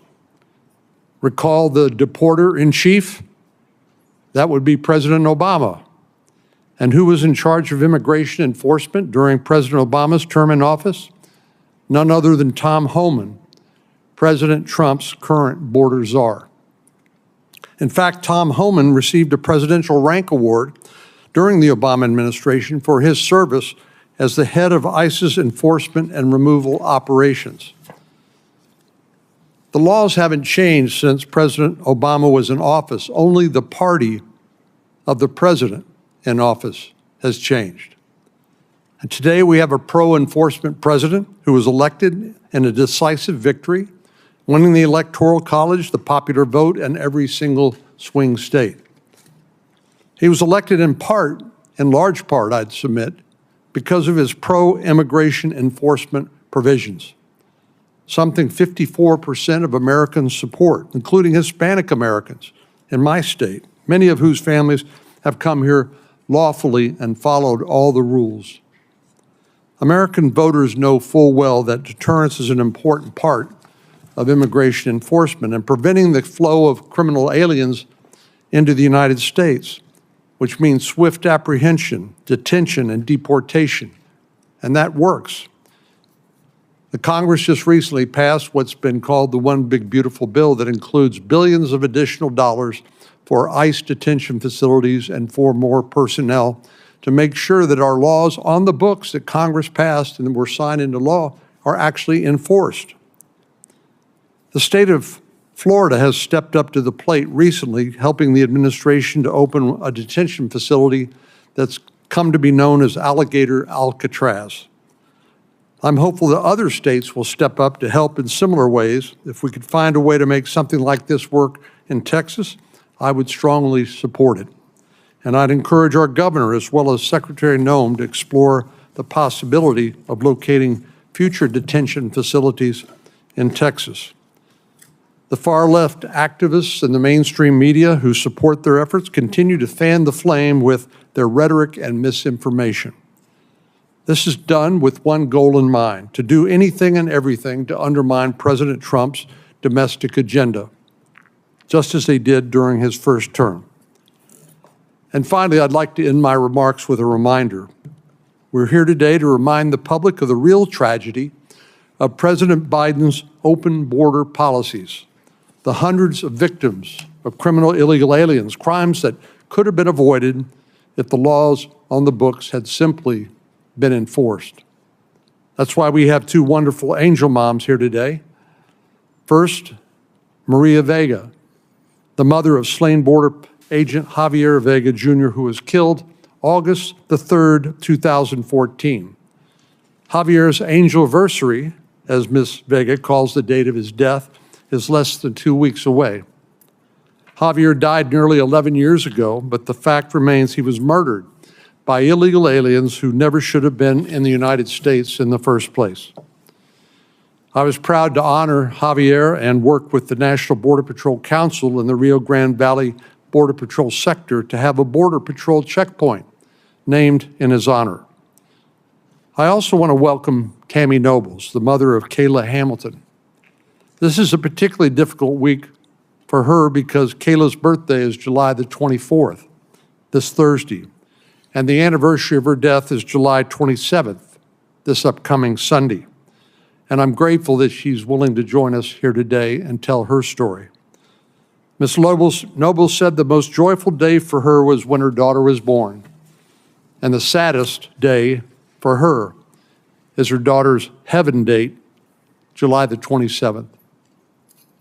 Kayla was viciously murdered by an MS-13 gang member who originally entered the United States as an unaccompanied minor and was released into the custody of an unvetted sponsor. We're honored to have both Maria and Tammy with us today to share their stories and tell about the loss of their loved ones and how it continues to impact their lives today. I also want to welcome Victor Avila. Victor knows all too well the price that our law enforcement officers pay just to do their jobs. Victor and his partner were shot by gang members. Victor was seriously wounded and his partner lost his life on that day. I intend to introduce a bill in the Senate to honor Ms. Noble's daughter, Kayla Hamilton.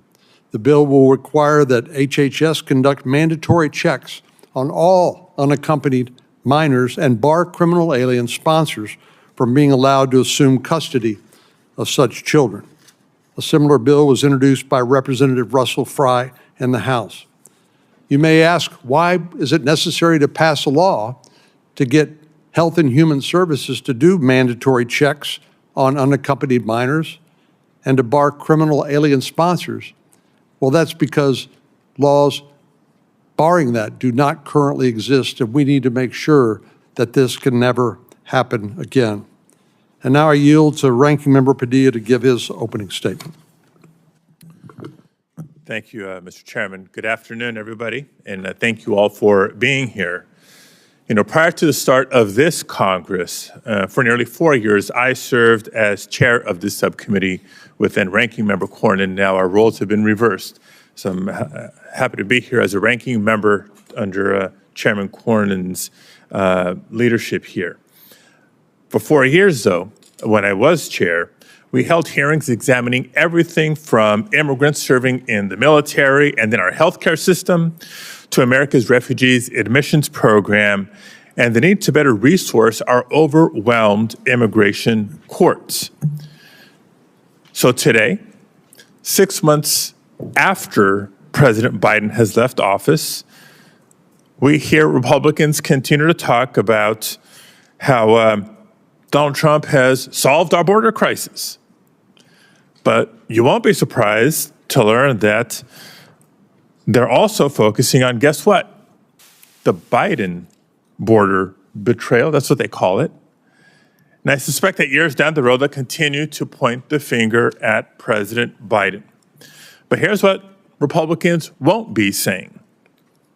That if Donald Trump and Republicans were truly focused on just targeting violent criminals, Democrats would have no objections. I know I've been saying it.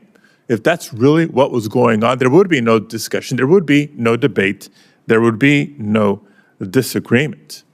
You also won't hear Republicans share the data, the fact that a large number of undocumented immigrants in the United States actually entered the United States lawfully and are only currently undocumented because they overstayed their visa, or maybe they entered the country following the rules of the temporary protected status programs outlined by prior administrations, but protections that have been removed, turning a legal immigrant into an undocumented immigrant. You won't hear them share those facts. 6 months into Donald Trump's second term as president, it is increasingly clear who the administration is going after. Just look at how they're doing it.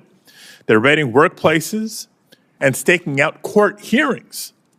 They're going after farmers and farm workers, students and families and business owners, many of whom, other than being undocumented, do not have any violent criminal record, and men who have been living here, contributing to the success of their communities and the country for years and years, if not decades.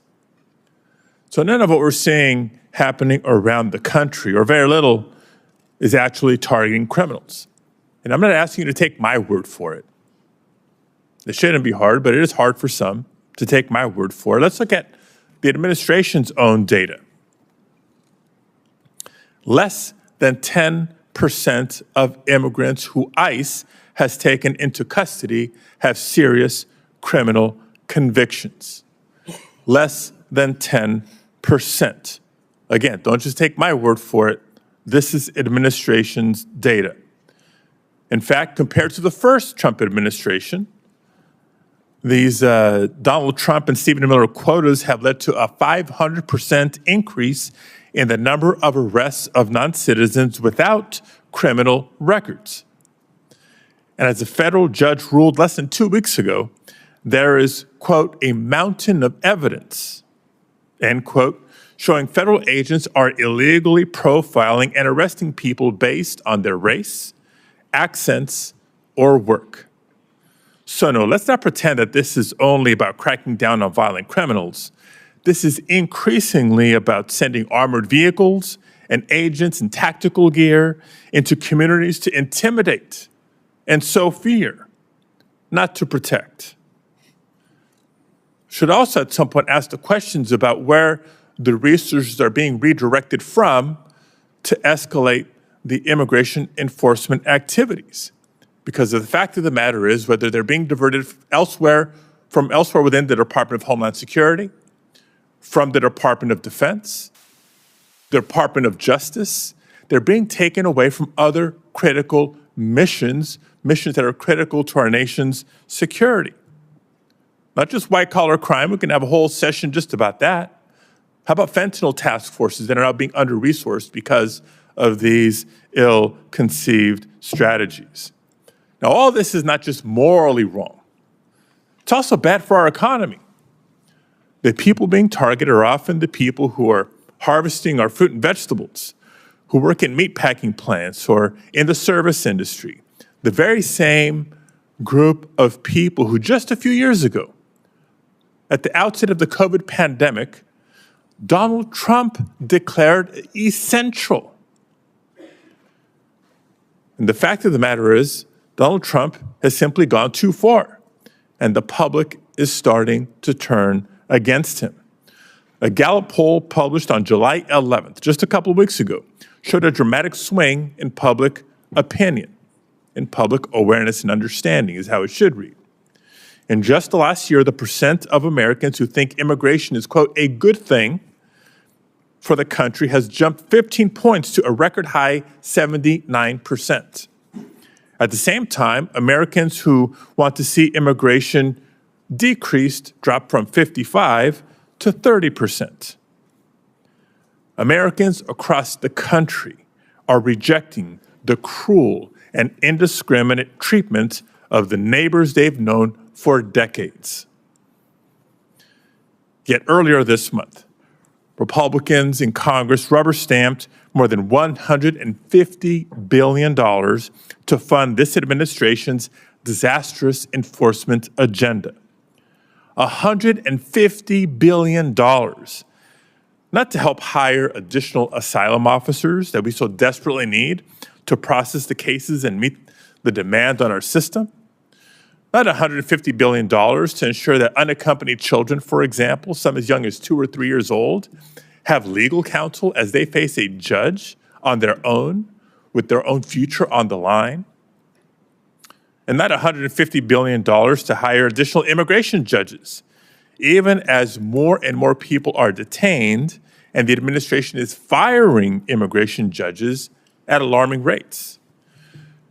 Instead, this is additional taxpayer dollars to ramp up the mass deportation raids that have been so poorly executed. They are sweeping up United States citizens, including veterans. And so I do ask, why are we here? What more do you want? It's clear why we're here today. We're here because Donald Trump is scapegoating immigrants. It's always been his outlet.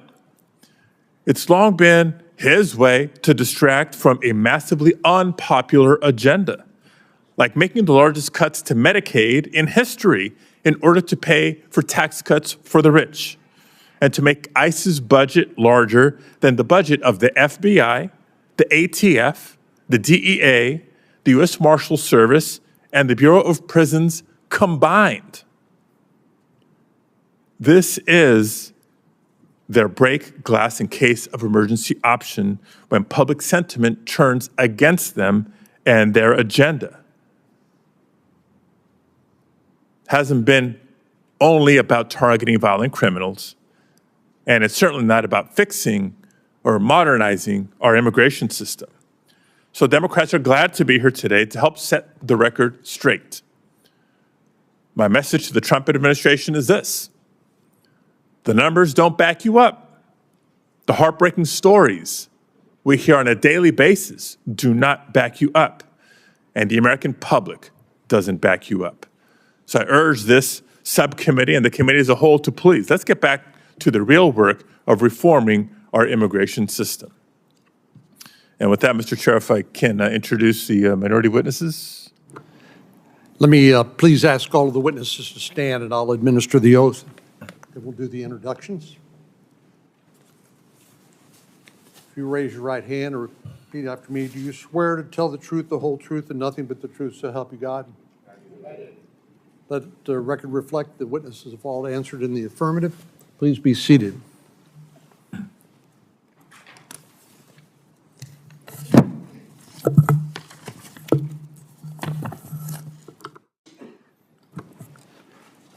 I'll introduce the majority witnesses, and then I'll turn it over to Senator Padilla. Tammy Nobles, as you've heard, is the mother of Kayla Hamilton, who was murdered by Walter Javier Martinez, an illegal alien gang member who entered the United States as an unaccompanied alien child from El Salvador. When Kayla was being murdered, she managed to call and left a voicemail on her boyfriend's phone. In the voicemail, you can hear the struggle going on in the background, and Kayla could be heard crying. Martinez can be heard in the voicemail hushing her and near the end telling her, "I'm sorry," in Spanish, while strangling her with a phone cord.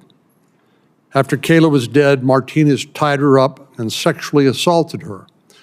Kayla fought for her life that day.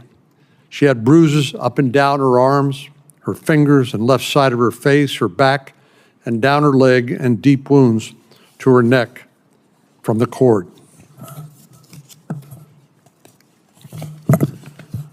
Victor Avila is a retired ICE Homeland Security Investigation Supervisory Special Agent. As an HSI Special Agent, Victor served on the border and is an accredited diplomat to Mexico, Spain, and Portugal. He advised those governments on complex and wide-ranging criminal investigations, including narcotics trafficking, arms trafficking, human trafficking, financial violations, commercial fraud, and counterterrorism. While he was on official assignment to Mexico, Victor suffered multiple gunshot wounds and survived a violent ambush by the Mexican Los Zetas cartel, where Special Agent Jaime Zapata tragically lost his life in the line of duty. Maria Vega is the mother of former U.S. Marine and Border Patrol Agent Javier Vega, Jr. On Sunday, August the 3rd, 2014, Javier Vega was out with his family when two criminal illegal aliens ambushed him and tried to steal Javier's truck. The two aliens jumped out of the stolen vehicle they were driving and without hesitation or warning began shooting at Javier and his family. The illegal aliens shot Javier in the back and his father in the chest in front of his minor children.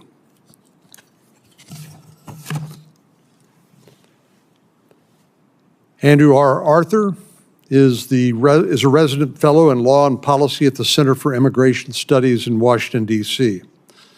Arthur previously served as staff director for the United States House of Representatives Committee on Oversight and Government Reform, the National Security Subcommittee from January 2015 to September 2016, and was counsel for the United States House of Representatives Committee on the Judiciary in Washington, D.C.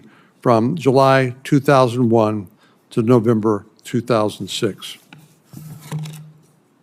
Sheriff Roy Boyd is the sheriff of Goliad County, Texas. Goliad is a rural South Texas county with a population of around 1,000, situated about halfway between Houston and Laredo along U.S. Highway 59. Sheriff Boyd has been a police officer for 31 years and retired from the Victoria Police Department and the Victoria County Sheriff's Office prior to becoming sheriff of Goliad County. Sheriff Boyd has also worked as one of the leads on Texas's Operation Lone Star. Senator Padilla. Thank you, Mr. Chairman. Before introducing the minority witnesses, I do want to take a moment to express my sympathies with Mrs. Vega and Mr. Nobles for your loss. And on behalf of all my Democratic colleagues, I also reiterate that we denounce violence, particularly violence against law enforcement. So I just want to make sure we are clear where we stand on this side of the aisle. First, I'd like to introduce Alejandro Barranco. Alejandro is a Marine veteran from Orange, California, an older brother to two active duty Marines and son to Narciso Barranco. Alejandro's father, Narciso, is an immigrant from Mexico who has lived in the United States for more than 30 years and has never committed a crime in the United States. Today, Alejandro will testify about the violent and outrageous treatment his father experienced at the hands of Border Patrol agents and the betrayal that he feels as a veteran who proudly served his country. Thank you for being here. Next, I'd like to introduce Deborah Fleischaker. Ms. Fleischaker has served in several career and political roles at the Department of Homeland Security, as well as ICE, including as ICE's acting chief of staff. Ms. Fleischaker has also served as ICE's Assistant Director for Regulatory Affairs and Policy and as DHS's Executive Secretary and acting DHS Chief Privacy and Chief FOIA Officer. Ms. Fleischaker will lean on her extensive experience and understanding of both DHS and ICE operations in her testimony today. Thank you. And finally, I'd like to introduce retired police commander Dr. Giovanni Velis. Dr. Velis served with the Minneapolis Police Department for over 30 years before retiring in 2023. As an officer, he worked with the Drug Enforcement Agency and the Federal Bureau of Investigation task forces, as well as the Minneapolis Police Department's organized crime unit. After immigrating from Ecuador and growing up in New York City, Dr. Velis was the first immigrant to serve as a police lieutenant and commander in the Minneapolis Police Department. He will testify about the importance of building bridges between law enforcement and immigrant communities from his professional and academic perspectives. Thank you to all of the witnesses for being here today. Thank you, Mr. Chair. I know we're anticipating the attendance of Chairman Grassley here momentarily, but in the meantime, we'll hear opening statements from the witnesses. And Mr. Avila, can we start with you? And if you'll please keep your statement to 5 minutes, and then we'll get through everybody, and then we can come back and ask some questions, have more of a discussion. Good afternoon, Chairman. Thank you so much for the invitation to be here today. Good afternoon, Senator Padilla. Good afternoon to the panel members. My name is Victor Avila. I'm a retired ICE Homeland Security Investigations Supervisory Special Agent. HSI is responsible for investigating crimes involving immigration, trade, customs, and border security that threaten the security of the American homeland. While serving with HSI, I personally led criminal investigations of human traffickers, drug smugglers, and violent criminals, many of whom were criminal illegal aliens. During my tenure as a federal officer, I served under 3 different administrations. And as an HSI special agent, I served on the border, born and raised in El Paso, Texas. And also, like you mentioned, as an accredited diplomat in Mexico, Spain, and Portugal. I advise these governments on complex and wide-ranging criminal investigations, including narcotics trafficking, armed trafficking, human trafficking, financial violations, commercial fraud, and counterterrorism. You mentioned this, Senator, while on official assignment in Mexico. I suffered 3 gunshot wounds and survived by the grace of God after a violent ambush by Los Zetas cartel, where my partner, Special Agent Jaime Zapata, tragically lost his life in the line of duty. I have witnessed what a human being is capable to do to another, especially a child. As a subject matter expert in human trafficking investigations and victims identification, I tragically have seen things that I will not ever be able to take away from my head. I describe it as pure evil. Drug trafficking, human smuggling are just a few crimes that illegal aliens are involved with. I have experienced the violence and the imminent threat that we face from not just the illegal aliens, many of who are associated with Mexican cartels. What is happening today with our ICE officers and agents is unprecedented. The doxing of our men and women of ICE and accusing them of kidnapping when it's a lawful arrest or disappearing people simply must stop. They are upholding their oath and performing the scope of their duties. Vilifying officers because some people disagree with the enforcement of the law or because it contradicts their ideology is just not acceptable. Thousands of police officers arrest people every single day, and that officer is not singled out for doing their job. Why, then, are ICE officers being targeted? This, I believe, is a politically driven issue. How do we get here? The Biden administration opened the border utilizing illegal policy like the CBP-1 app and exploiting our asylum criteria and parole systems. The Biden administration was very successful in limiting the budget for ICE. They were successful at bringing the morale down in law enforcement, especially Border Patrol. They were successful in having them lose their identity, stripped of their authority, tie their hands behind their backs to not do their jobs. The interior enforcement that you're seeing right now was almost non-existent, especially worksite enforcement. They were silenced by the media.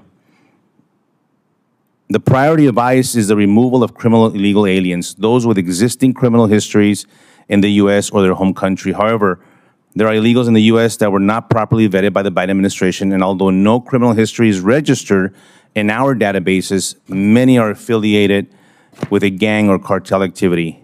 Those caught as a collateral will also be processed for removal as well. Illegal aliens detected and arrested by ICE are receiving due process. It's important to note that not all illegal aliens face the same removal proceedings. It depends how the illegal entered the U.S., where they entered, the country of origin, many different factors. Some illegals are subject to mandatory detention while others can be removed immediately like visa overstays. The illegals with final removal orders and their due process through an immigration court subject them to arrest and removal immediately. And just to be clear, ICE officers and HSI special agents do not require a warrant to conduct an arrest. 90+% of the arrests that I conducted in my career were warrantless. It is important for Congress to engage with other countries for the removal process and establish memorandums of understandings, especially in Mexico and Central America. I think Congress has a vital role to better support the mission of U.S. Customs and Border Protection, CBP, ICE, and the roles that they play every single day safeguarding our border. We have many things to talk about that the big, beautiful bill you'll see a big difference coming very soon to augment their capacity. Thank you so much for your time. I look forward to your questions. Mr. Arthur. Thank you. Chairman Cornyn, Ranking Member Padilla, and members of the subcommittee, thank you for inviting me today to discuss this salient topic. There's been a great deal of contention of late over ICE arrests of aliens in the interior. With 33 years of immigration experience as a prosecutor, congressional staffer, and immigration judge, I hope to put those arrests into context. Some 300,000 aliens have been arrested in the interior under the second Trump administration, according to DHS. That's more than the 113,500 aliens ICRO arrested in FY 2024 and the 170,600 ICE arrests in FY 2023. And the agency is on track to make twice as many interior arrests this year as in FY 2009, 298,000. That said, as the Supreme Court noted in INS versus Lopez Mendoza, a case addressing the legality of worksite raids, the average immigration officer made 500 alien arrests per year in 1984, at a time when the unauthorized population was significantly smaller. If ICE were operating at that same pace today, the agency would have made roughly 3 million interior arrests. In 2024, when 72% of ICE interior arrests involved aliens with criminal histories, but much higher than the 43% criminal history arrest rate in FY 2023. Most of the ICE enforcement attention, both in Congress and in the media, has focused on what ICE refers to as, quote, at-large arrests at homes and in public places. When I was an INS trial attorney in California in the mid-1990s, there were few at-large arrests because most jurisdictions allowed immigration officers into their jails and other secure facilities to take custody of criminal aliens. As the New York City Criminal Justice Coordinator told the House Judiciary Committee at a hearing I staffed in February 2003, the NYPD cooperated, quote, with federal authorities in investigating and apprehending aliens suspected of criminal activity, close quote. As I note in my written testimony, that cooperation degraded in the mid-2010s as jurisdictions began implementing, quote, sanctuary policies, close quote, to impede ICE enforcement. Sanctuary policies only protect criminals, and if they were to end, ICE would likely be too busy processing criminals in local jails to perform any at-large arrests. Because alienage isn't a critical factor in most state and local arrests and prosecutions, there's no way to know what percentage of the undocumented have criminal records. But what is known is that 100% of criminal aliens do have criminal records, and the recidivism rate is high. A 2011 GAO study found that criminal aliens had, on average, 7 separate arrests apiece. As most of those criminal aliens live in and prey on immigrant communities, other immigrants are the ones harmed the most. Sanctuary policies also force ICE agents into the community to arrest criminal targets, where the threat of violent resistance is higher and where they often encounter other aliens here unlawfully, likely the key reason why the percentage of ICE arrests involving aliens with criminal histories isn't higher. Note also that all aliens, including criminals, are entitled to constitutional protections throughout the removal process, including due process law. The process due those aliens, as Mr. Avila just noted, differs from what the Constitution accords to criminal defendants and is often less than that accorded to U.S. citizens. The Due Process Clause applies to all persons in the United States, but the Supreme Court has held, quote, the nature of that protection may vary dependent upon an alien's status and circumstance. Finally, I'll note that I was a congressional staffer on 9/11. Congress responded to those attacks by tightening the vetting process for aliens coming lawfully to protect Americans from criminals and other security threats. The hard-earned lessons of September 11th were ignored over the last 4 years, as the last administration released millions of unvetted aliens into our communities, too many of whom have gone on to harm innocent victims here. We have the most generous legal immigration system in the world, but American voters will only continue to support those policies if they are safe from criminal threats and know the laws will be enforced. That's likely why 75% of respondents in the most recent Harvard-Harris poll supported the current administration's, quote, efforts to deport criminals who are here illegally, close quote. In closing, thank you again, and I look forward to your questions. Thank you, Mr. Arthur. Sheriff Boyd. Chairman Cornyn and members of the Senate Committee, thank you for having me here today. As you've stated, I'm the sheriff of Goliad County, Texas. We're a small rural county Sheriff's Office, about halfway between Houston and Laredo on Highway 59. So we're on a major corridor for legitimate and illegitimate products going to and from the border. I'll get straight to the point. The border Biden policy has had the most significant negative impact on the safety and security of our communities in South Texas in my 31 years of law enforcement. As an example, in Goliad County at the Sheriff's Office prior to 2021, the Goliad County Sheriff's Office averaged 77 arrests per year. From January 2021 to date, we've averaged 413 arrests per year. That's a significant increase. I looked in our records and found no records of smuggling of humans cases or engaging in organized criminal activity cases prior to January of 2021 for our law enforcement agency. From 2021 to 2025, the Goliad County Sheriff's Office arrested 96 people for smuggling of humans and 126 for engaging in organized criminal activity. These kind of activities have skyrocketed throughout Texas as a result of Biden's open border policy. On top of that, we've turned over 145 illegal aliens to Border Patrol for processing and possible deportation. But this policy has brought quite a few other things, including significant property damage. In South Texas, there have been thousands of events where smugglers have driven through fences and have caused much damage to private property, tearing down fences. There are multiple ranches in South Texas that have over $100,000 in fence damage per year as a result of this open border policy and the cartel incursions into South Texas. Many rural houses have been abandoned out of fear of the cartel smugglers going through. There's been a drastic increase in the auto theft of pickup trucks throughout South Texas, because what many people don't realize is that the smugglers are using stolen trucks. That takes tens of thousands of vehicles to get millions of people through South Texas every year. And those vehicles are stolen from Texans and used in this illicit trade. Trespassing on private property has become a commonplace to the point where many of the ranches have been abandoned, where people fear being on them. In Goliad County alone, even though we're 180 miles from the border, in 2021, we discovered 16 cartel stash sites in our county. Those are just the ones we found by going out and looking. We had what was described as the Department of Homeland Security as the largest inland cartel stash site ever discovered in the United States of America. But the property damage is just part of it. It's the physical and the psychological damage, and I will give you just a few examples starting in 2021.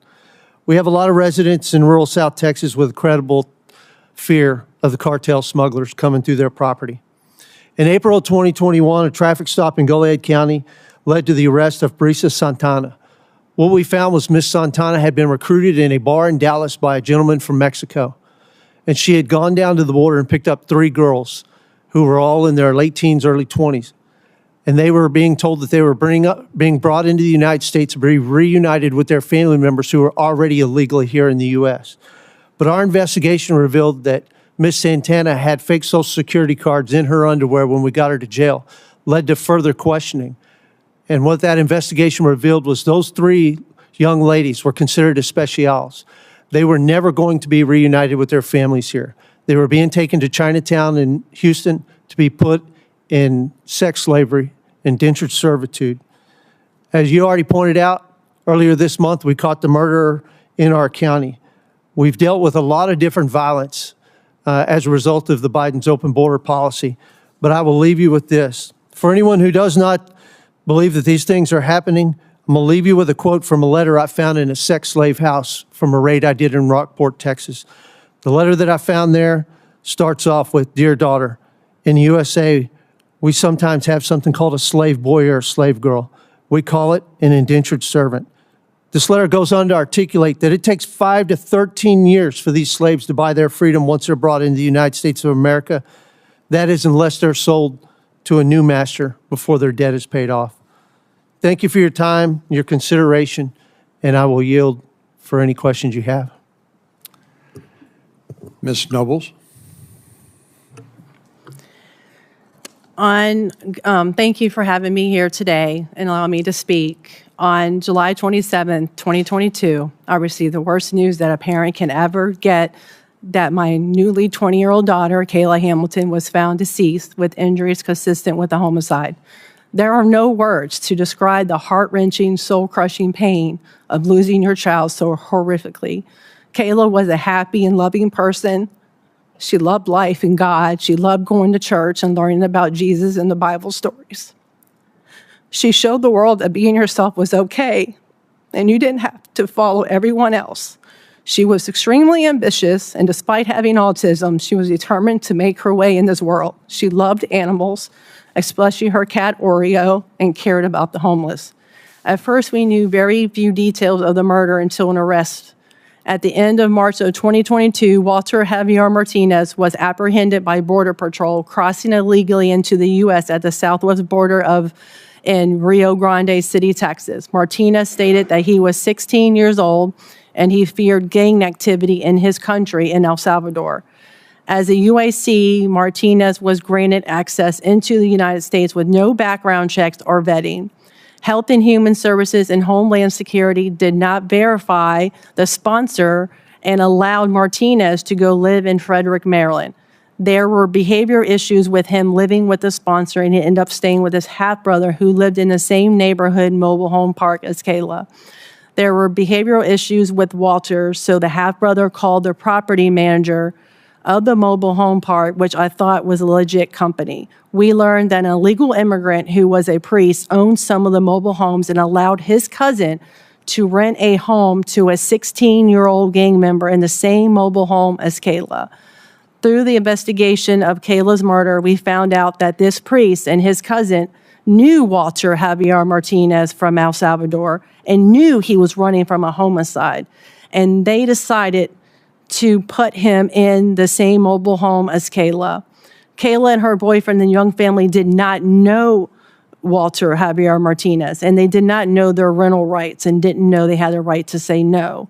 They were all afraid to say no in fear of getting kicked out onto the streets, so they said nothing. Martinez was only living there for 5 days before he violently and brutally murdered my daughter. Walter Javier Martinez broke into Kayla's room while she was sleeping that morning. Kayla left a voicemail on her boyfriend's phone. According to the voicemail, a struggle was going on, and Kayla was heard crying, groaning, and struggling to breathe. Martinez was also heard on the voicemail, hushing her, and near the end telling her, "I'm sorry," in Spanish, while continuing strangling her with her phone cord.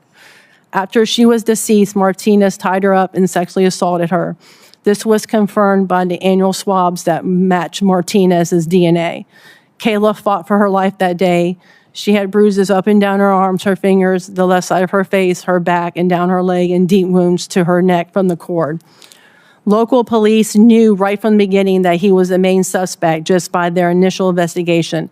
It took the Aberdeen Police Department to confirm that Martinez was a known MS-13 gang member and that he had a criminal record in El Salvador in 2020.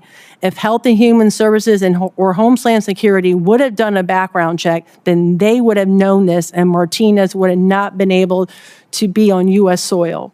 With Martinez being 16 years old, Maryland Child Protective Services took custody of Martinez until the DNA results came back. The Aberdeen Police Department was very transparent to CPS. They told they did tell Child Protective Services that he needed to be held in a secure location because he was a threat to society and based on the murder and injuries of Kayla Hamilton. It was later learned after Kayla's murder, Child Protective Services placed Martinez in a group home with other children where he was able to attend a public high school.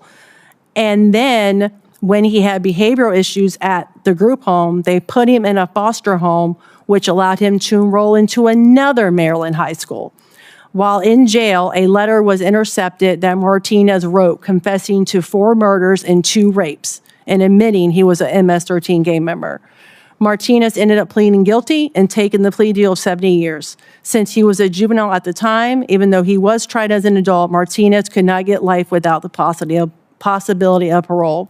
Not only was Kayla's life put at risk and taken, So many other children and adults were at risk. The Biden-Harris administration did not put the American citizen safety first. We need to ensure the safety of our citizens and protect the children from being in the wrong peers and in placement in the wrong group homes with unsuspected gang members. Background checks and vetting should be required at the start so that agencies can check for criminal records and gang affiliation in their home country. Sponsors also need to be screened and verified. Under the Kayla Hamilton Act introduced last week by Representative Fry, Health and Human Services will be required to gather background information on all potential sponsors and every adult in their household. If Homeland Security and Health and Human Services had checked Martinez's background, then they would have known that he was an MS-13 gang member, and my precious daughter Kayla would still be alive today. Both agencies had to do was make one phone call to El Salvador, and they would have known that he was an MS-13 gang member and that he had a criminal record for illicit gang activity. To prevent such tragedies from happening again, the Kayla Hamilton Act will mandate background checks on UACs and the sponsors so that no person will be at risk. Sorry, I went over a little bit. Thank you, Ms. Nobles. Mrs. Vega. Thank you, Senator, for having me here and allowing me to tell our story. My name is Maria Herrera Vega. I am an angel mom and the mother of two incredible sons. Javier Harvey Vega Jr., my firstborn, one of my two pride and joys, an amazing grandson, son, brother, husband, father, you name it. He was it. He was just amazing with a heart of gold like no one you have ever met. An American with a love for his country, law enforcement, life, and family. Harvey joined the United States Marine Corps 5 months after graduating from high school. He served 4 years. After leaving the Marine Corps, attended college while working a full-time job. Immediately after graduation, he was hired by Christus Spohn Hospital as a biomed technical engineer. In 2006, he joined the United States Border Patrol until 2014. Javier Harvey Vega Jr. Remember that name. Jordi Vega, my second baby, another amazing son, joined the United States Marine Corps as well, same as his big brother. He was deployed to Iraq 3 times. We nearly lost Jordi when the convoy he was traveling in hit an IED. On his 4th deployment, this time to Afghanistan, he and his men were ambushed and Jordi was shot in the arm. He served 9 years in the military. Jordi now lives in Louisiana and works for an American company. Sunday, August the 3rd, 2014 was a day that started off with wonderful memories of our U.S. Marine and Border Patrol agent son and his family visiting us. The entire day was planned. Good quality family time, a barbecue, shopping, rifle sighting in preparation for hunting season, and some fishing to end the day before they headed back home. Instead, late that afternoon, our beautiful day turned into a nightmare when 2 criminal illegal aliens decided to ambush us in an attempt to steal both 4-wheel drive trucks. The 2 illegals jumped out of the stolen vehicle they were driving, and without hesitation or a warning, they began shooting at us, without even asking us to hand over the keys. In the process, Harvey was shot in the chest. My husband, Javier, was shot in the back, and they continued shooting at the rest of us, which included me, my daughter-in-law, 2 grandsons, and their friend. When I heard the yelling coming from the illegals while they shot at us, I fell back off the chair that I was sitting on, and I struggled to get up, but instead had to crawl to my son, who had tried to pick up an AR, which he had left leaning by the truck to defend us. Do you know what it is like to see your son go down after being shot? Do you know what it is like to hear the gunshots, bullets whizzing past you? Do you know what it's like when your mind is trying to process everything, telling your grandchildren to duck, while thinking your son is on the ground with a bullet in his chest? Do you know what it's like to hear your son's last words to his father? Keep shooting, Dad. Keep shooting were his last words. That should never have happened. The illegals not only possessed a stolen vehicle, They also possessed guns that were stolen. They each had a long list of crimes, including holding a gun to a toddler's head if the family did not hand over the keys, their money, their phones, their vehicles. Who does this to a toddler? They had served time in county jail, been previously deported, fined $10 in order to self-deport again.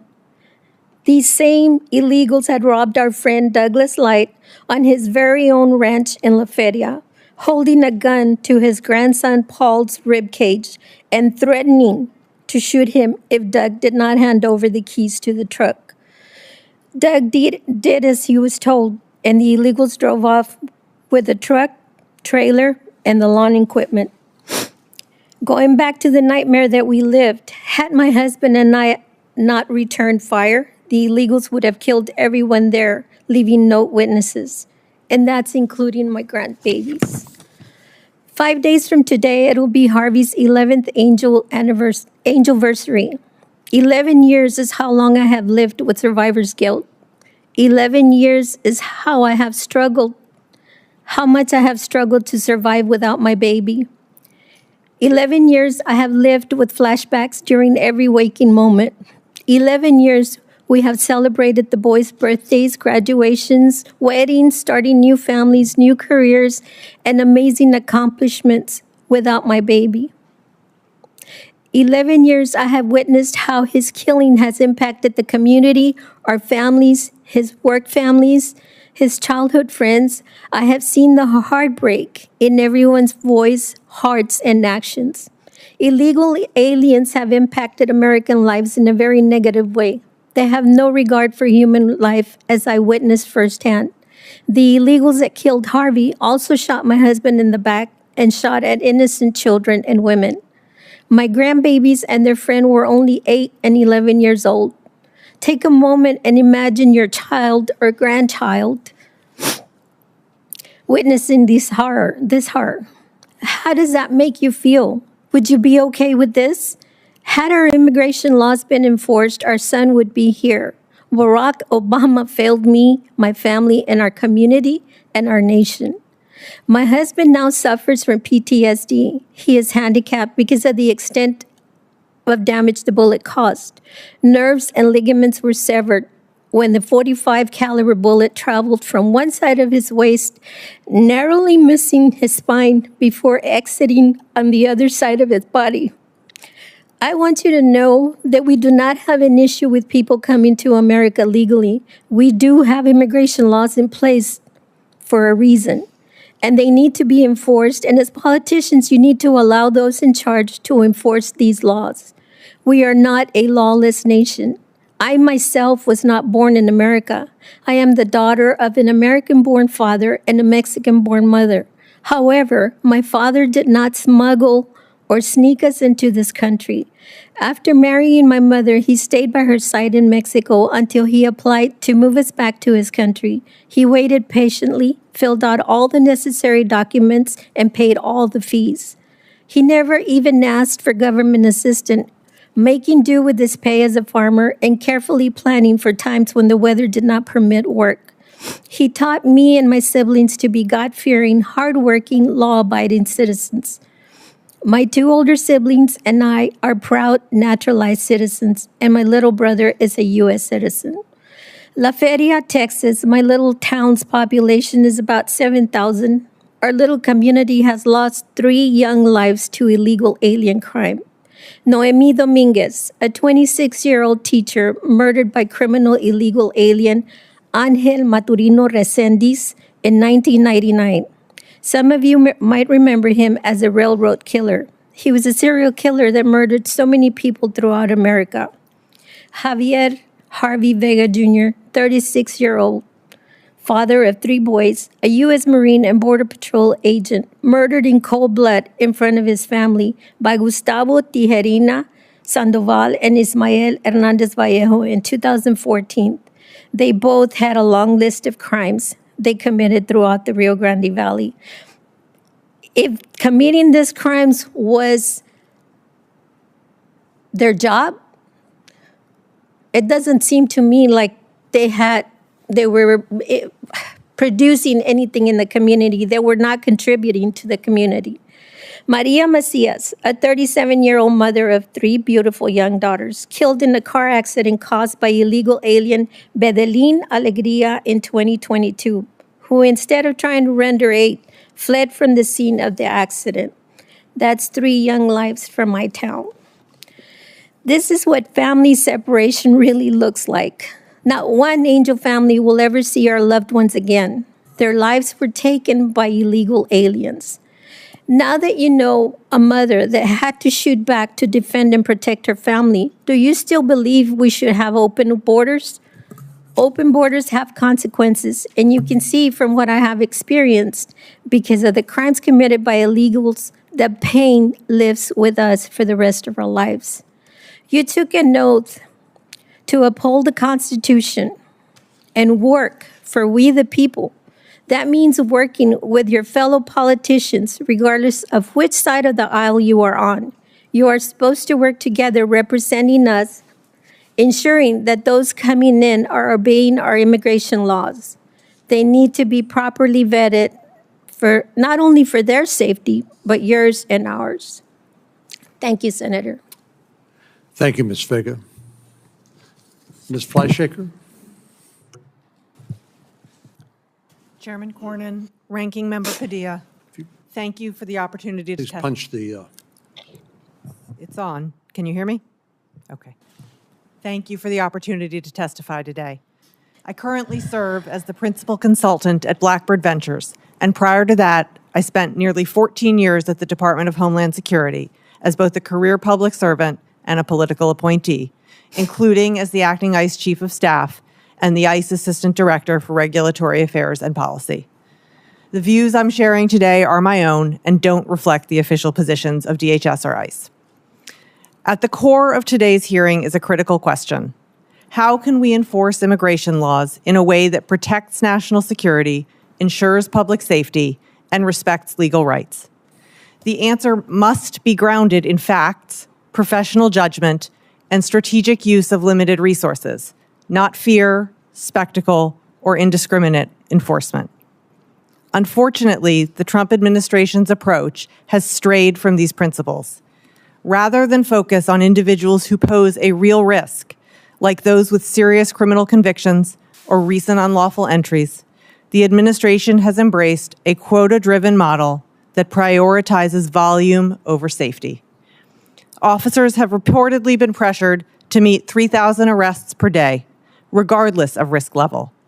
And as of June 2025, nearly half of all ICE arrests involved people with no criminal history at all. This isn't just unjust, it's ineffective. It diverts resources from genuine threats, floods the immigration courts and detention system, and lowers morale among career officers. It also erodes public safety. When we target low-risk individuals simply to boost numbers, we lose focus on serious threats like organized crime, child exploitation, and human trafficking. We've also seen a rollback of critical safeguards. ICE arrests at sensitive locations like schools, hospitals, and courthouses have surged. This deters crime victims from seeking help and punishes people for following the law and appearing in court. That makes everyone less safe. Enforcement tactics have become more aggressive and less accountable. Officers increasingly conduct operations wearing masks and without clearly identifying themselves. And the Trump administration has eliminated the ICE body-worn camera program and weakened key oversight offices.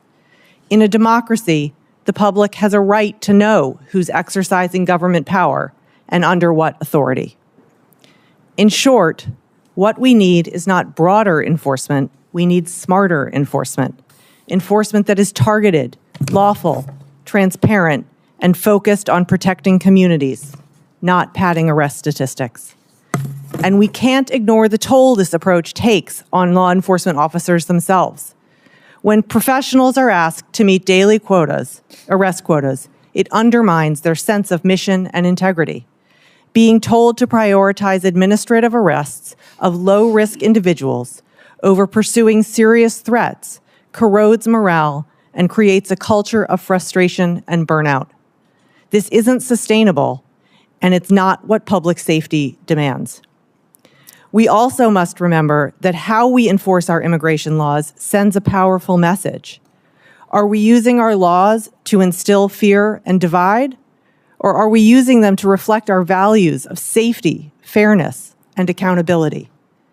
Policies driven by quotas instead of evidence and expertise ultimately compromises our national security and public safety. Thank you. I look forward to your questions. Thank you very much. Mr. Bronco?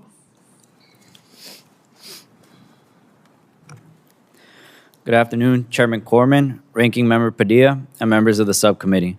My name is Alejandro Barranco. I am a proud Marine and the son of Narciso Barranco.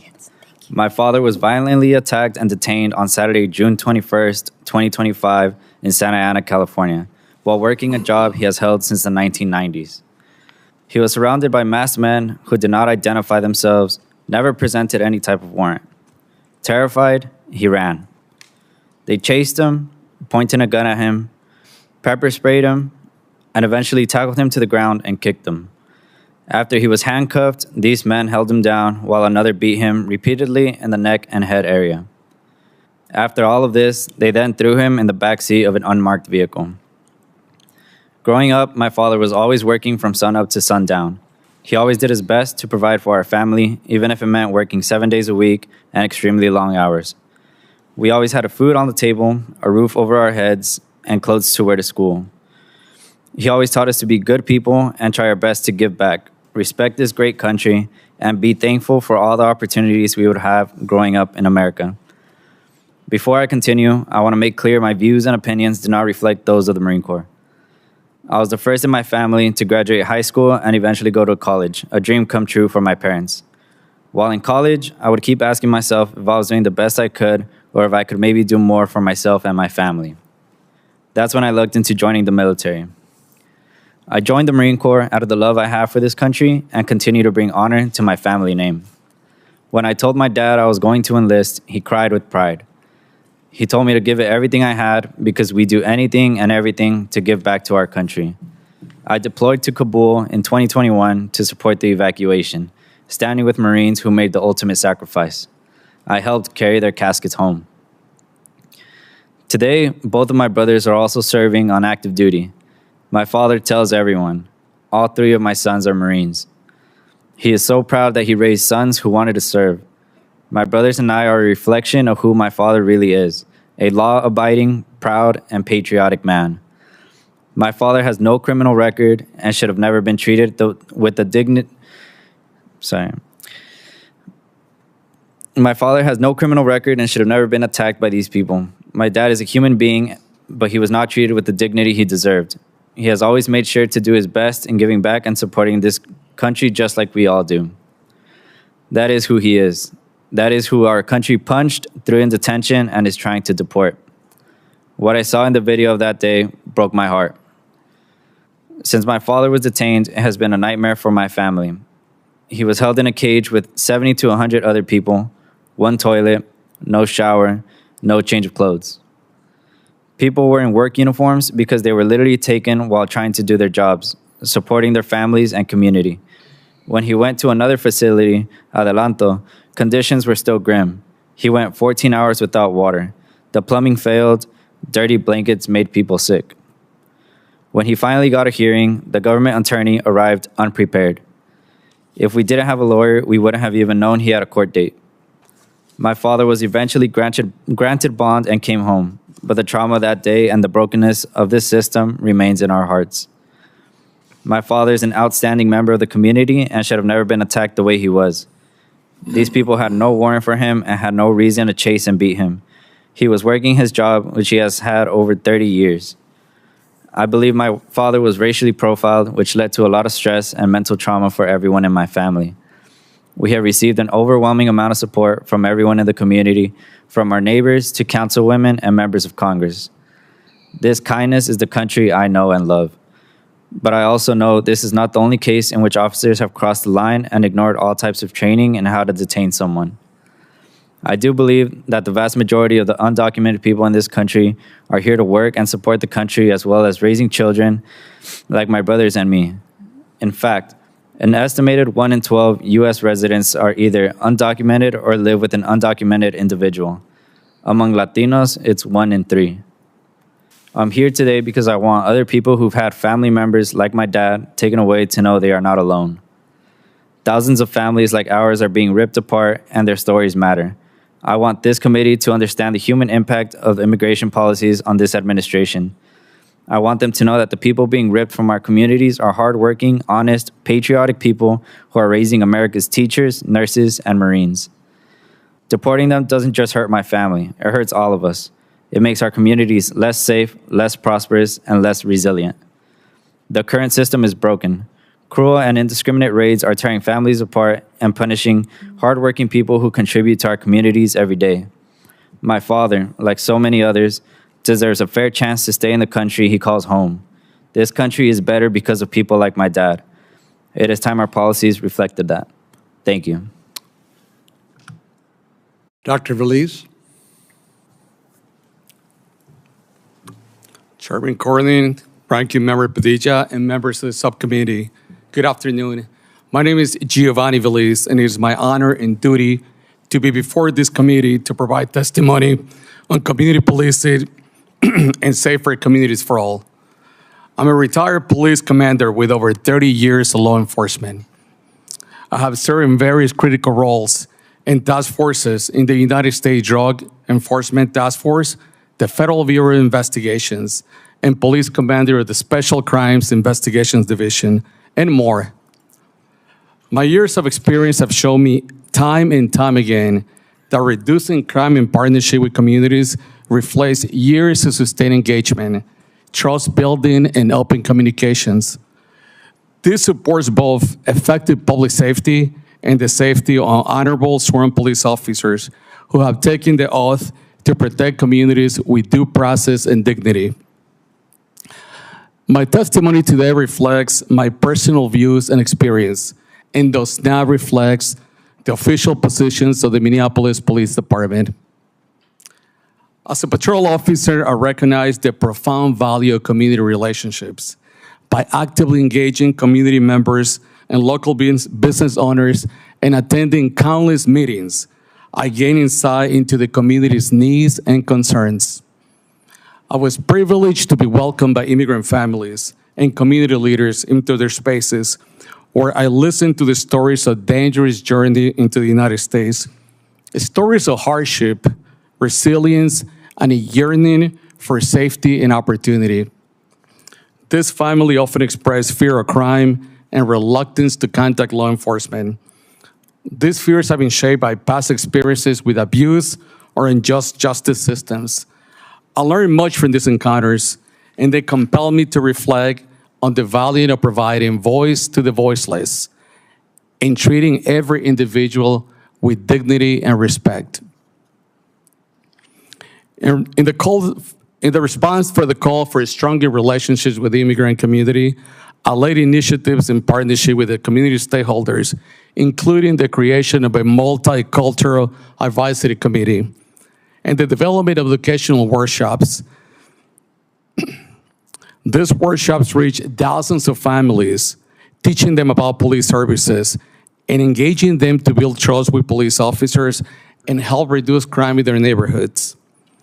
The trust and cooperation generated through these efforts led to critical public safety outcomes, including information in major drug trafficking investigations, the rescue of a kidnapped community member, the apprehension of suspects in shootings, and successful large-scale fraud investigations involving organized crime in Minnesota. I respectfully share my concern that increased local law enforcement involvement in aggressive and fear-based raids of immigrant communities is already eroding trust, cooperation, and public safety in our neighborhoods. When residents fear law enforcement, their willingness to report crime, cooperate with investigations, or assist and identify violent offenders is diminished. The erosion of trust not only undermines crime prevention, but also places both officers and community members at a greater risk. Trust between law enforcement and communities we protect is vital and can only be achieved through community cooperation. Without community cooperation, police agencies across the country will have a difficult time identifying and apprehending violent offenders. This will more likely create risk for both police officers and community members. Today, I offer this testimony grounded in my experience as a law enforcement leader, a scholar, and lifelong advocate for justice and community partnership. I urge this committee to fully recognize the dangerous consequences to public safety these aggressive tactics present. I also urge you to work together with community leaders and public safety experts to rebuild trust and to continue to keep our community safe. Thank you for your service and leadership. Thank you, Dr. Veliz.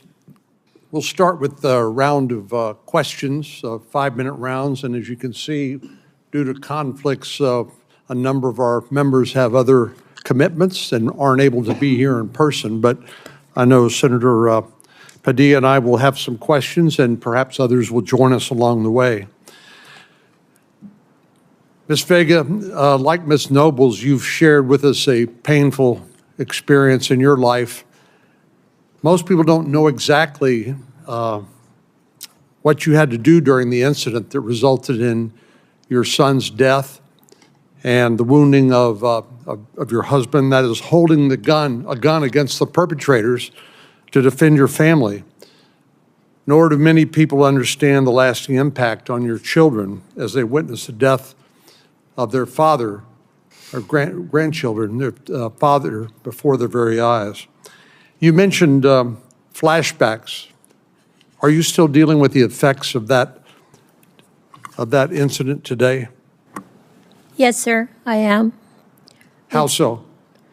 It's horrible. I need to stay busy around the clock because the minute your head hits that pillow, everything plays out over and over, and you can't stop it. Now, Ms. Vega, I think some people wrongly suggest that the Hispanic community in this country are somehow opposed to enforcement of our immigration laws. And I think it was Sheriff Boyd made the important distinction between legal immigration and illegal immigration. To be sure, legal immigration has been one of the secrets to our success as a nation of laws. But illegal immigration has been an unmitigated disaster for so many families, including the Hispanic community in Texas and elsewhere. So your family came to the United States legally. Some of our colleagues here and others you heard in the news say that, well, people can break the law and come to the United States illegally, but because they've been here a while, they ought to be able to stay and should not be forced to return home to get legal status. Do you agree with that? No, sir. They've had ample time to rectify their citizenship status. It's an honor being in this country. When you're from another country and you come here, it's an honor.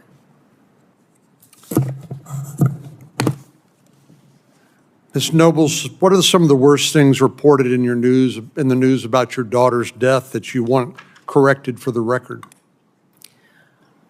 A lot of it is they confuse the terms, immigration and illegal immigrants.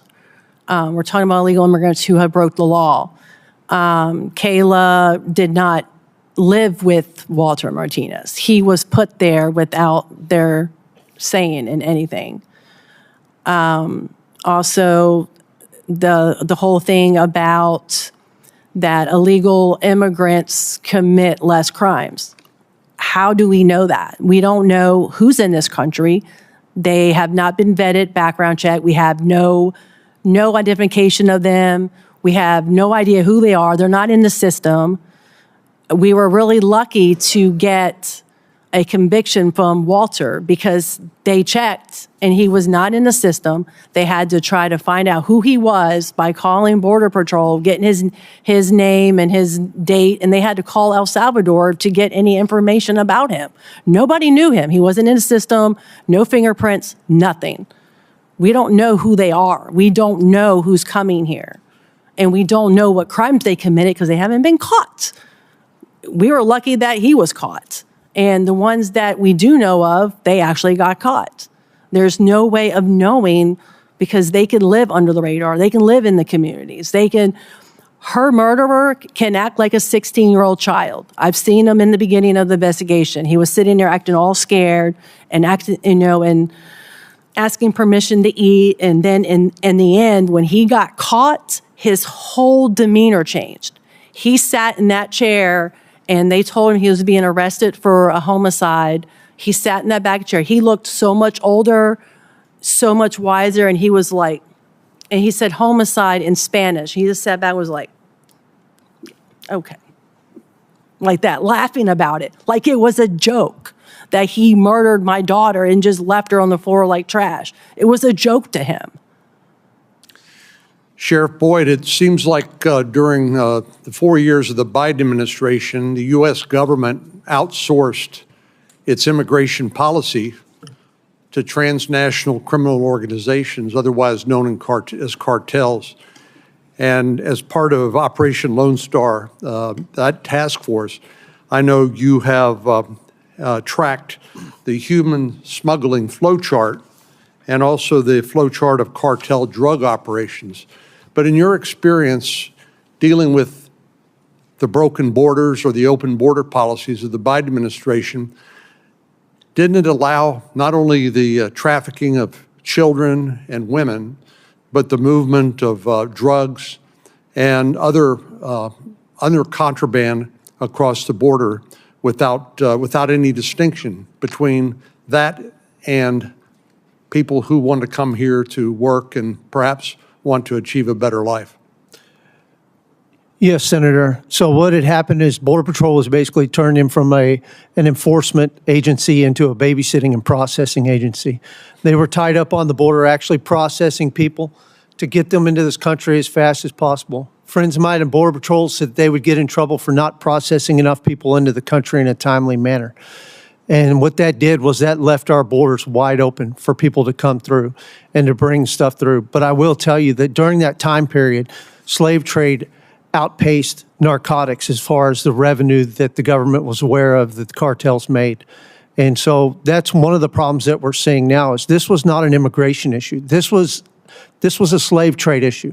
These people were brought here by the cartels because we ceded our authority of the border from the U.S. government to the cartels.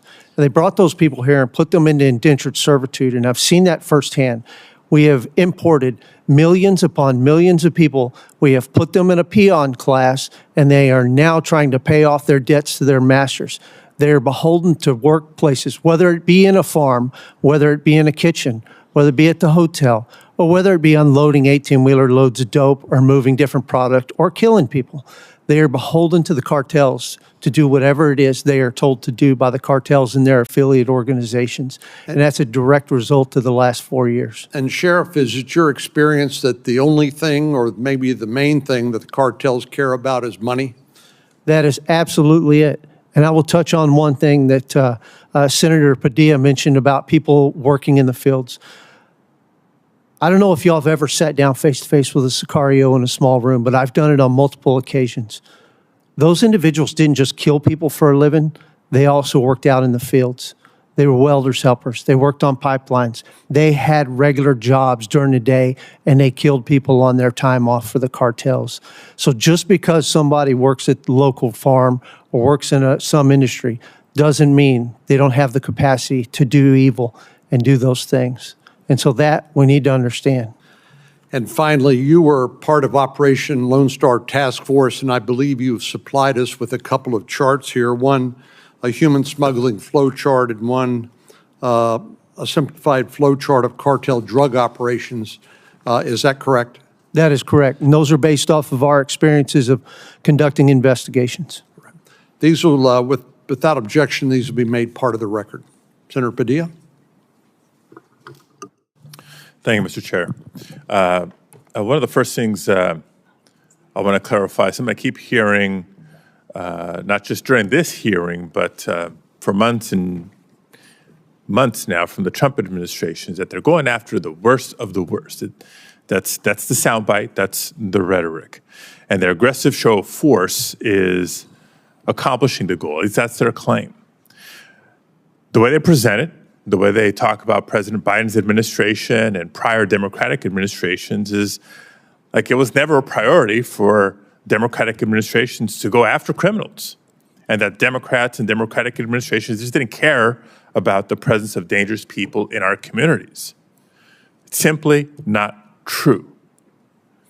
So I want to help set the record straight. And again, if you can't take my word for it, let's turn to an expert.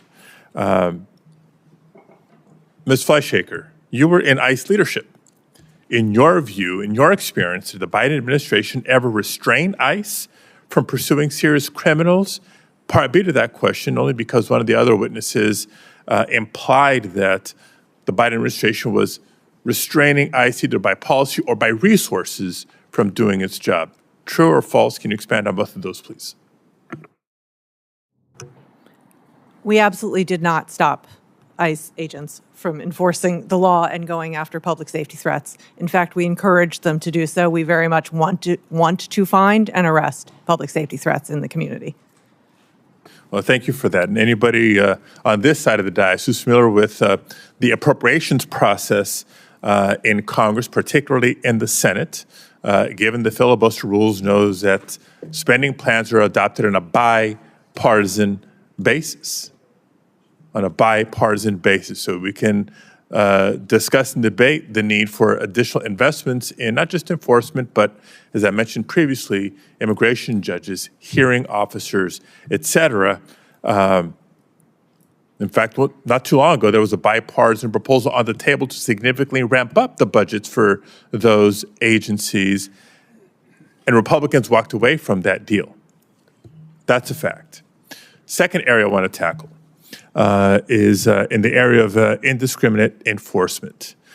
Just by show of hands, by the way, raise your hand if you think all immigrants are criminals. Let the record reflect, none of the witnesses raised. All immigrants are criminals? Not all immigrants. I'm very precise in my question. Very precise in my question. Repeat your question. Raise your hand if you believe all immigrants are criminals. Are you talking about illegal immigrants, or are you talking about regular immigrants? Exactly. Microphone.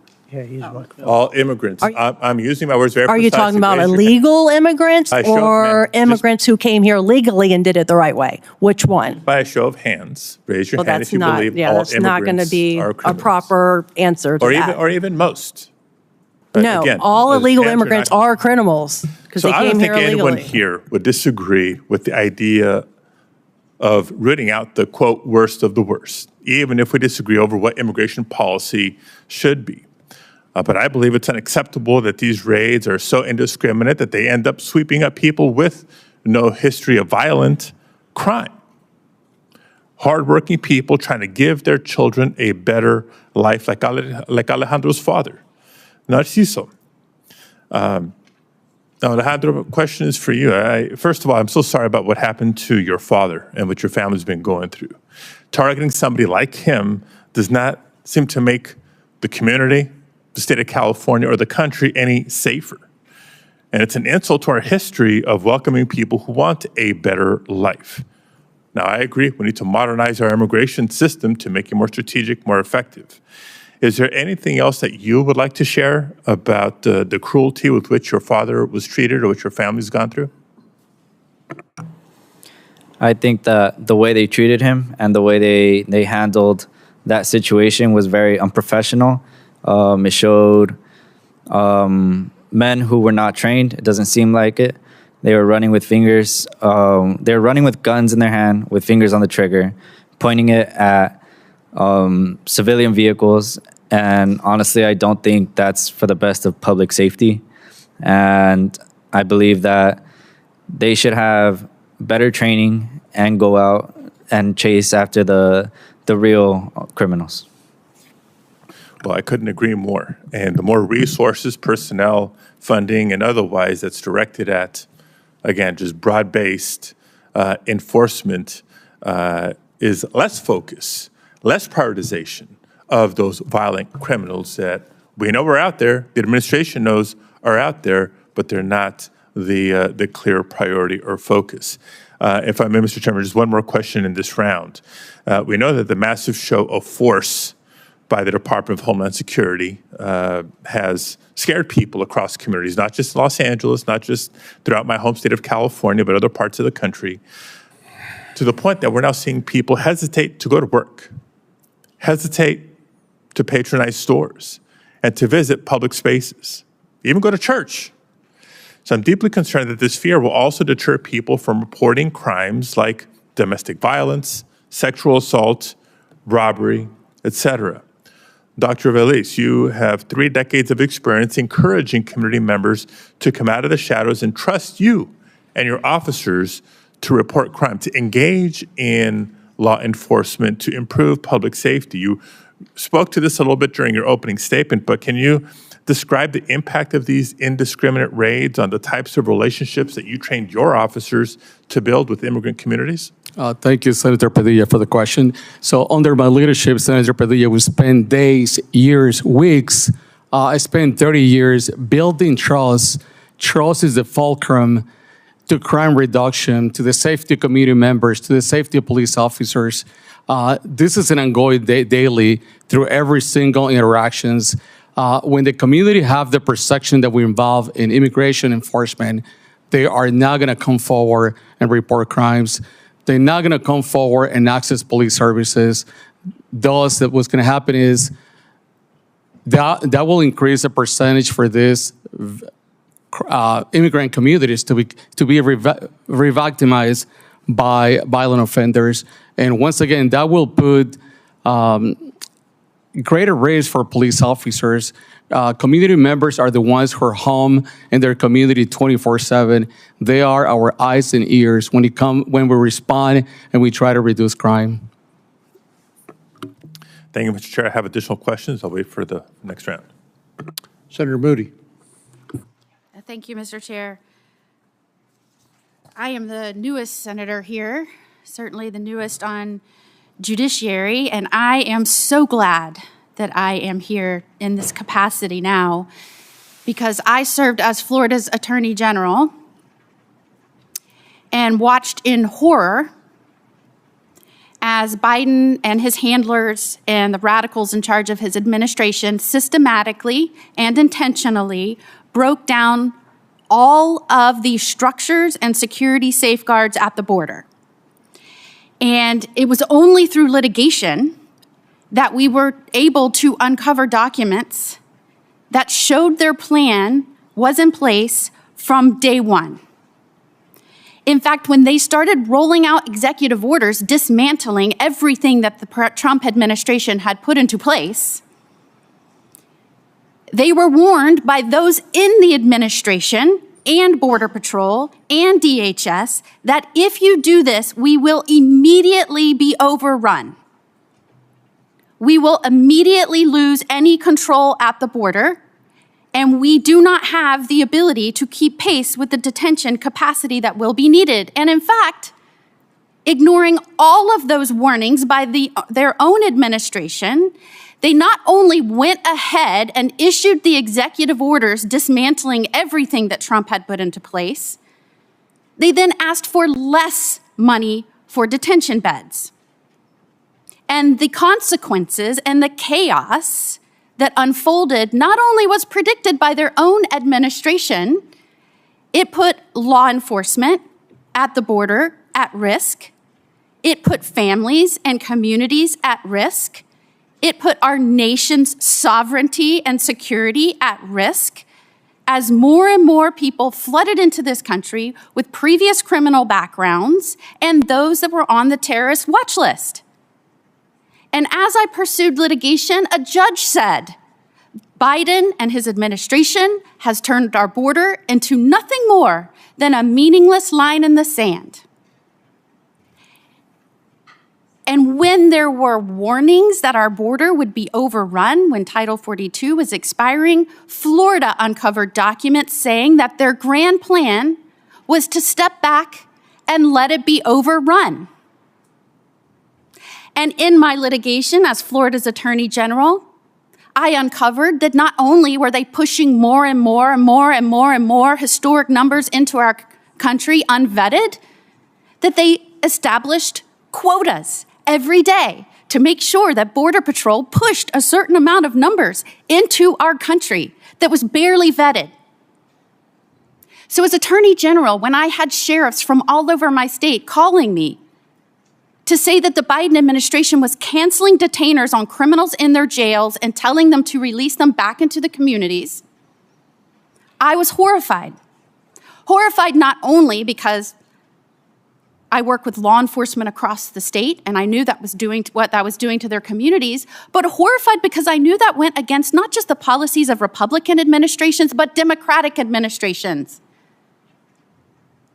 It was a radical's wish list. They had changed the entire policy on whether or not we were going to deport serious felony offenders, and their agenda was no. And the resulting crime that occurred across this country as a result was predicted. I predicted from the beginning of this administration, I was one of the first states to sue when they stopped deporting people here illegally that were committing crimes against Americans in our communities. So the gaslighting that started under the last administration when Mayorkas showed up and said the border is secure, and I guess he thought the American people would believe that, it's still going on. There are so many felony offenders that are here illegally in our country that because Biden released them, this administration has to do the hard work of tracking people down and deporting anywhere from 11 million to 20 million people because we don't know who's in this country.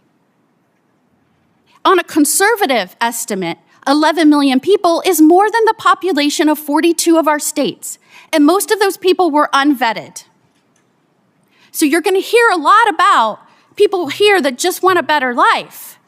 But make no mistake, Biden and his administration purposefully unleashed those here illegally committing crimes on you and on your families. And it was intentional.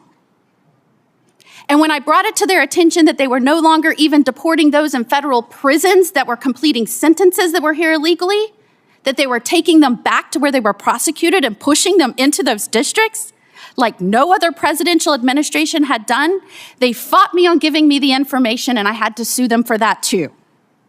So we can have hearings all day long, and I can hear about these stories, but make no mistake, and the American public should not fall for this dim deception. This was intentional. It was purposeful, and they're going to roll out everything that they can think of to stop any sort of progress to shoring up and making this country safe again until they get somebody back in office that will do the same thing. So I appreciate you, Chairman, for standing strong, and I would like to ask Sheriff, I know we have a sheriff with us from the Lone Star State, from your state, and I want to just know if you heard the same thing from people, from sheriffs that were forced because detainers were canceled to release people back into the communities. Yes, you're absolutely correct, Senator. They were forcing them to release people back into the community. And we have had a longstanding partnership with Border Patrol, Department of Homeland Security, and our federal partners. And regardless of what is said, they were not issuing any orders to Border Patrol or to ICE telling them, don't enforce this, don't do that. But what the administration was doing was sending people to those stations and then giving them verbal orders. You're no longer allowed to help law enforcement do this. And much to Border Patrol's credit, they would sit down and figure out, okay, how do we circumvent this order and help them in another way? They would figure out how to help us in a way that they hadn't been strictly forbidden from doing until the Biden administration would realize that they had figured a way around that order. And then the Biden administration would issue a new verbal order to them, tell them they couldn't do that. And they would sit down and figure out another way. So the administration wasn't dumb enough to send out a paper trail. What they were smart enough to do is they were smart enough to send people to those stations and go, you quit helping local law enforcement. You quit taking these actions. Well, And- indeed, they held back as much paper as they could until attorneys general like me and others pushed in court and got it and found the documents that showed they knew this was happening their first month in office. They knew we would be overwhelmed, and they did it anyway. And if I just might, Chairman, I am a mother as well, and I just want to say thank you. I can't imagine the loss of a child, but sharing those stories and making sure this never happens again in our country because we can follow the law, we can do what's right. I want to thank the parents that share their stories, and I want to thank every law enforcement man and woman who signed up to wear the badge and stand between chaos and order and good and evil and made sure that this country stands for what we were founded on, and that is the people governing ourselves under a rule of law. And that was so important, and I'm so grateful to them every day. Thank you, Mr. Chairman. Senator Hirano. Thank you, Mr. Chairman. I think we can all agree that our immigration system is broken, both on the legal side, which is we have a visa system that has a huge backlog of people waiting to come into our country, and also we have a lot of undocumented people. And I would like to correct the record in that there are some 11 million undocumented people here. A rather large percentage of them came here with legal visas, and they're overstayers. So these are people who already were vetted in order to get visas to come into our country. So, things are, the issue of immigration is complicated, but we agree that we have a broken system. And I'm glad that when I was first elected to the U.S. Senate, one of the major bills that I worked on as a member of this committee was the Comprehensive Immigration Reform Bill. And while it didn't have all of the kinds of provisions that I would have supported, it was a good start. It was a good faith effort to address the complexities of immigration reform, and I thought it was a relatively fair bill, so I voted for it. Unfortunately, the House never got around to addressing that bill or doing anything with the bill, and so here we are. The whole issue has become highly, highly politicized. We now have a regime that wants to deport 1 million people a year, if not more. They would like to deport 11 million people. How that is supposed to happen is beyond me, but maybe that is one of the reasons that they are basically moving so much of our law enforcement community, whether it's the DOJ or all of our various agencies, into focusing on deportations. Now, I think we can all agree that people who should be deported are the ones who are violent criminals who have committed crimes. That is not what is happening in our country. So the kind of roundups where the quota or the requirement is that I should arrest 3,000 people a day. See, that leads to all kinds of actions on the part of ICE and the other agencies that they have focusing on deportation and rounding up people who pose no danger, no safety danger to our communities, but it's certainly creating havoc and fear in our communities. So that is what is happening. So rather than working on what I would consider to be comprehensive immigration reform that we can, I hope, all agree on some of the provisions, no, we are continuously blaming the prior administration. Let us not forget that one of the major issues relating to Trump's first administration was the fact that they separated children from their parents and never kept track of who their parents are. And there are some of these children who have never been reunited with their families. And I think that is, that's not the way that we should be conducting our immigration enforcement. So I would say that we should have ICE prioritize violent criminals, people who have that kind of record. That is not what is happening. So I have a question for Ms. Flesher. Am I pronouncing your name correctly, please? Flyshaker. Flesher? Yeah. Okay, so last month, On June 23rd, ICE forced a disabled Purple Heart veteran named Se John Park to self-deport. He was a green card holder, but his undiagnosed PTSD led to a drug dependency, which is frankly all too common among our veterans. After an arrest for bail jumping in 2009, his green card was revoked, but he was allowed, this is 2009, allowed to stay with yearly check-ins with ICE.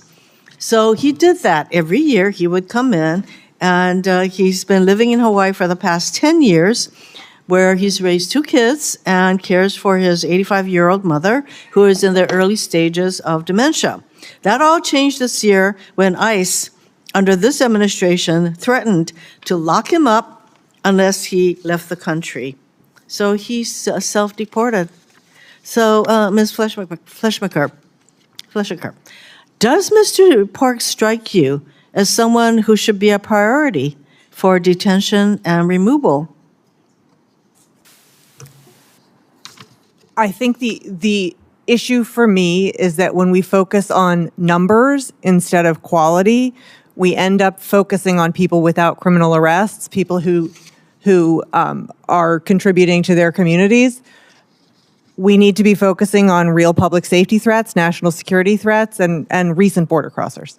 Mr. Chairman, I'm sorry that my time is up, but you get my, but the priority should be to deport people who pose a safety danger to our community. And a huge number of the people who are going through that process do not pose danger to our community. So that is a use of resources that cannot be justified.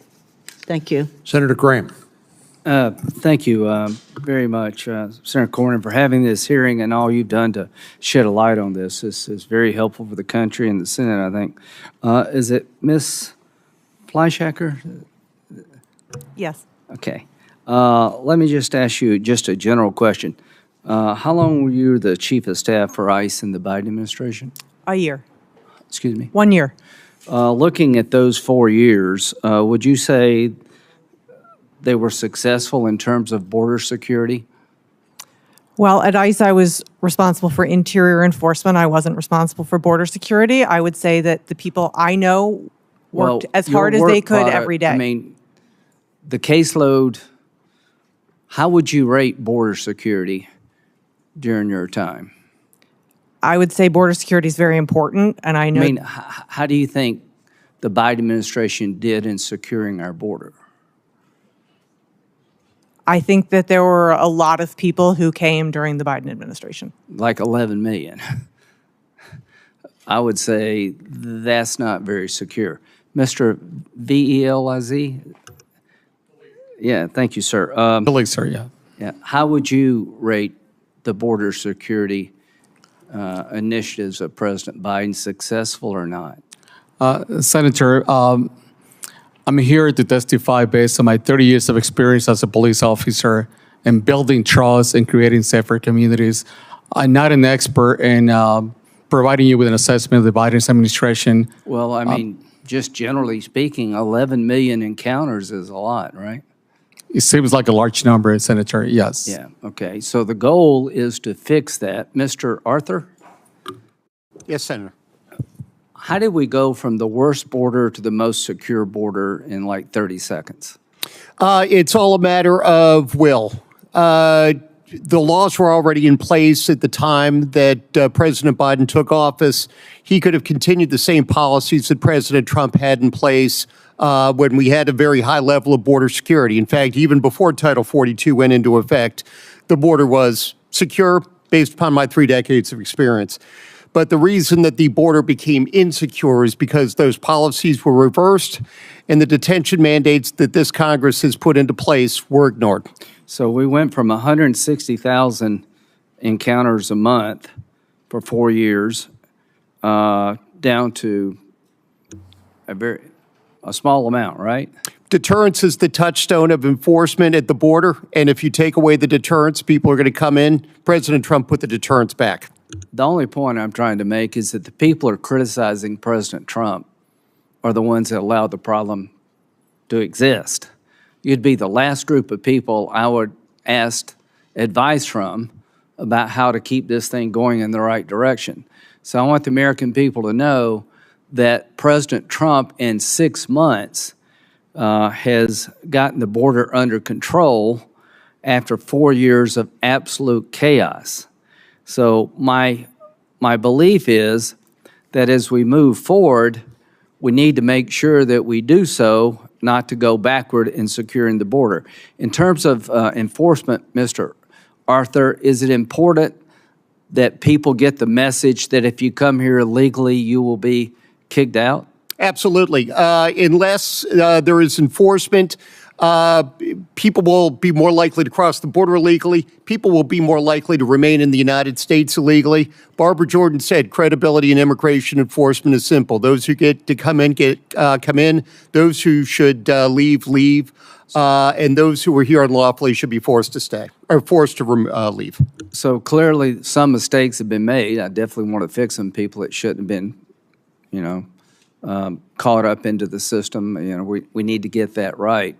But the consequence of backing off on interior enforcement and deportation, do you think it would send the wrong signal and undercut our efforts? Absolutely. The immigration laws are impossible to enforce in any stage, consular, border, interior, if they're not enforced. Let's just assume for a moment, which I do, that most of the people coming here illegally are not coming to commit crimes, but a lot of them do. Senator Cornyn spread a light on this. A lot of people dead because of bad immigration policy. Laken Riley, the man who killed Laken Riley, was released because of no detention space, went to Georgia and eventually killed this young lady. So my point is, whatever we do, we don't want to go backward, we want to go forward. And if we change our enforcement policies in the way being proposed, I think we'll lose our gains, and I don't want to do that. Thank you, Senator Cornyn, for having this hearing. Thank you, Senator Graham. Senator Klobuchar. Yes, thank you to my colleagues. And I want to start by expressing my deepest sympathies to you, Ms. Vega, and to you, Ms. Nobles, as well as to you, Mr. Villa. And I have always, as Senator Graham knows, because we've worked together on a number of bipartisan immigration bills, unfortunately, they have not passed. They passed through this committee, though, and several of these comprehensive bills had much funding for the border and changes to border security, and I strongly agree that securing our borders and ports of entry must be a top priority. I supported the border agreement negotiated with Senator Langford last year, and we must prioritize public safety, including deporting violent criminals. I have also championed law enforcement efforts, as is well known in this room, whether hiring more police officers through the COPS hiring program, I lead that bill, or funding cutting-edge detection technology to stop the flow of fentanyl at the border. But I also know from my time as the top prosecutor in the biggest jurisdiction in my state for 8 years that it is always looking at how do you spend your law enforcement resources. Yes, border security, but then how do you handle when you're deciding how to deal with people in the neighborhoods and you still want to have the resources there for gun prosecutions for people who are felons in possession of guns, for drug trafficking and the like. And so I do have serious concerns of some of the diversion of resources when it comes to some of these nonviolent people in the communities, the fear and chaos that we've seen wrongfully deporting people, undermining due process and the rule of law. And I'm just going to ask a few questions because we have a vote going on. I was at another hearing, so I apologize. Of Dr. Valise, who's been in my state, and I want to thank him for his work.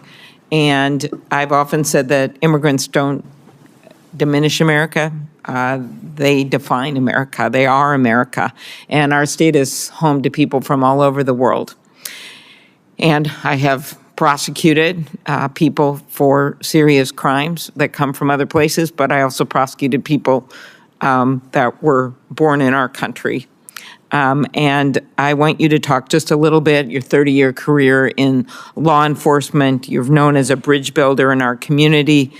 And could you talk about the relationships with the immigrant community and how they have paid dividends in the police work in terms of making sure we get the tips that we need to go after people that are committing serious crimes? And if you break down all those relationships, you're going to have what I saw, a guy that thought he could go after a 14-year-old and rape her because she was afraid that she'd be reported because her relative was undocumented. You can't have that go on. You have to have some relationships within the community. If you could talk about this, Dr. Valise.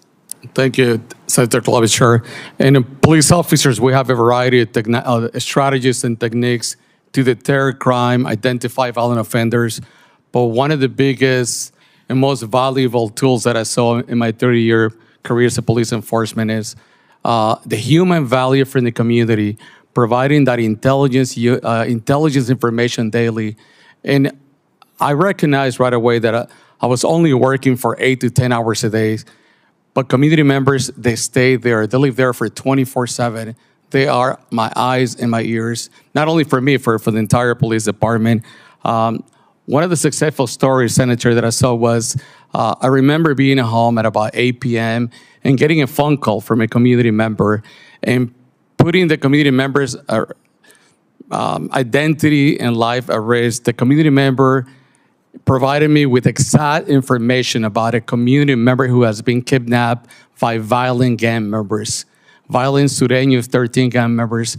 And even though we put together a SWAT team, we have technology, conduct surveillance, thank God that we had this community member who provided with exact information about threats and how to rescue this innocent community member who was kidnapped. Thank you to the work from community members also. We have been able to seize and identify major drug trafficking and narcotics investigations, members from cartels, from organized crime. So in summary, I just want to say that we could not do the job without community cooperation. We could not do this job without trust building in communities. Thank you. Thank you.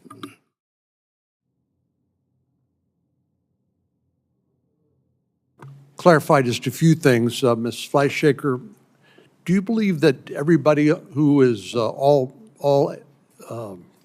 individuals who are under final orders of deportation should actually be deported? I believe that people with final orders of removal have gone through the legal process and then are eligible for removal, for deportation. You don't think they should be deported, or you do think they should be deported? I think that those are the people who can be removed. Those are the people who should be removed. So there actually are some illegal aliens who should be deported. How about convicted criminals? Should they be deported? Undocumented convicted criminals, those are the people who I think we should be prioritizing for removal. Okay. Mr. Avila, I think there's a lot of misconceptions about otherwise law-abiding individuals who violate our immigration laws and come into the United States. First of all, illegal entry into the United States is a crime, is it not? That's right. We call it EWI, entry without inspection. That's a violation of 8 U.S.C. 1325.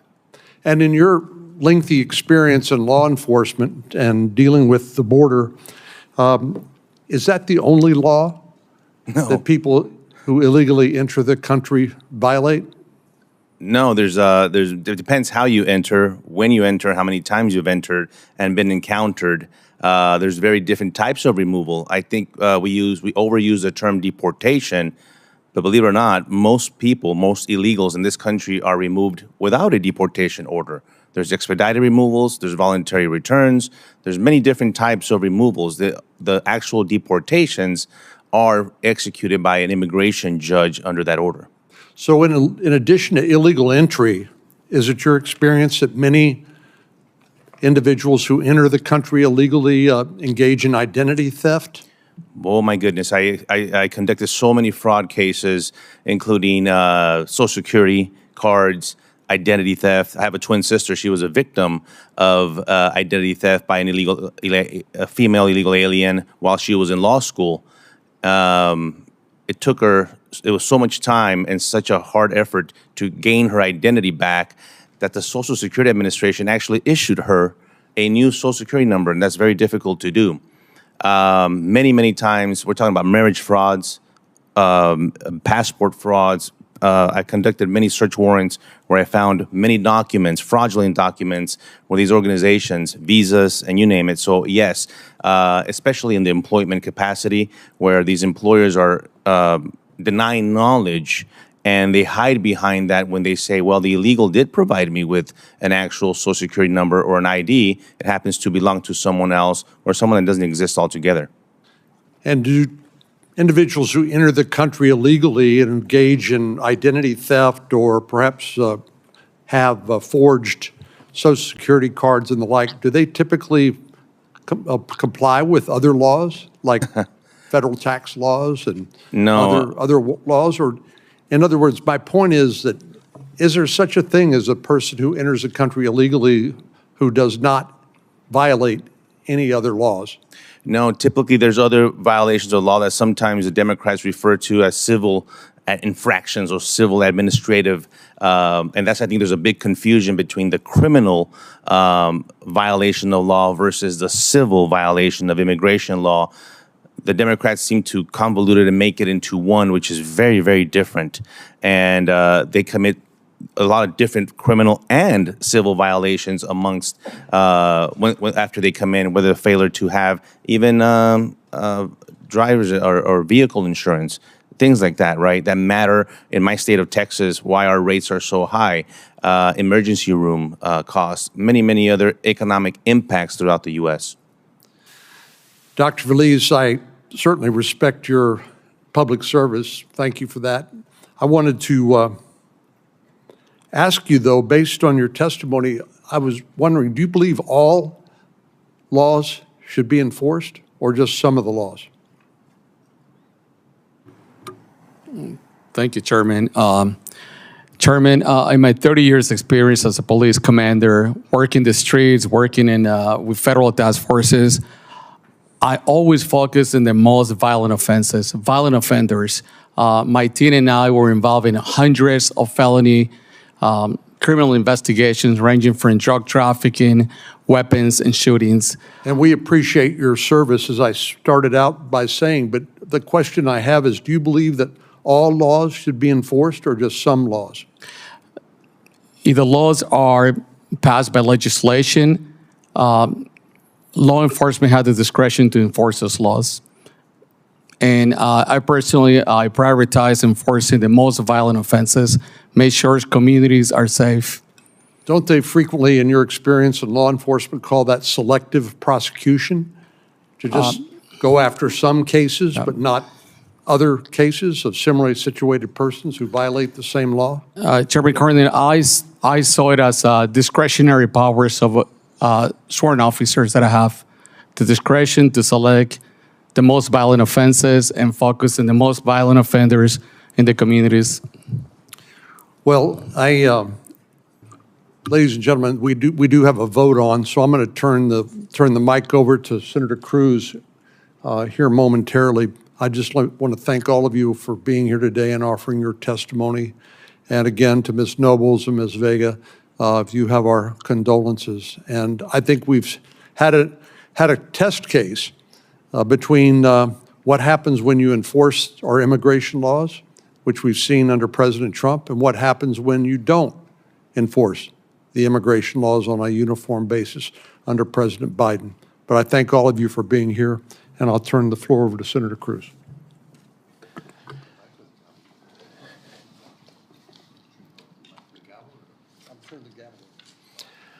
Thank you, Mr. Chairman, and thank you for holding this hearing.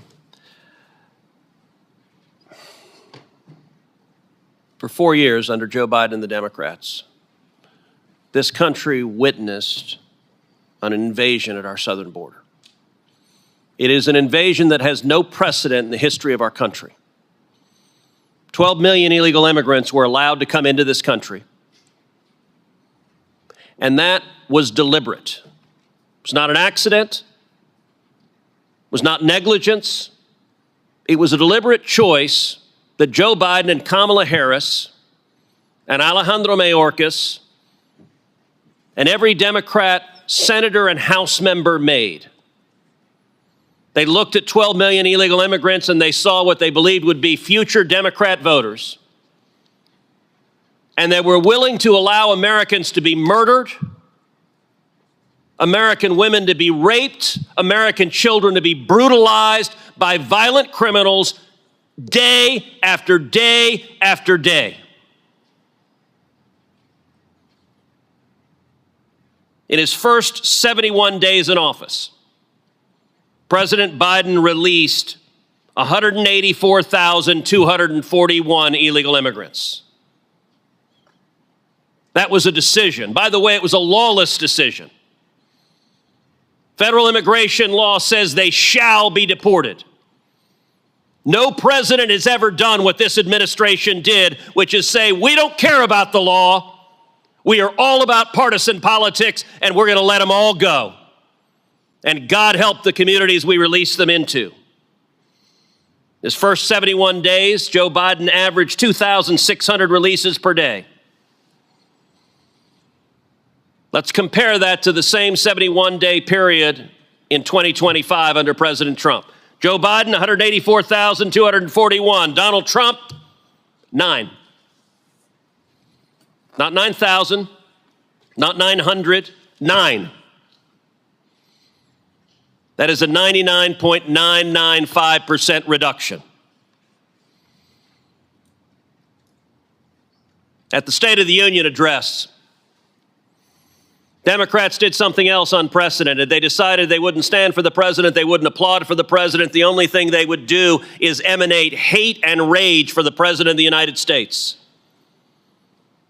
So Alexis Nungary was at the State of the Union address. I've gotten to know Alexis well, the mother of Jocelyn Nungary, a beautiful 12-year-old girl raped and murdered in my hometown of Houston. The Democrats sat there and wouldn't applaud for the mother whose baby girl was taken from her.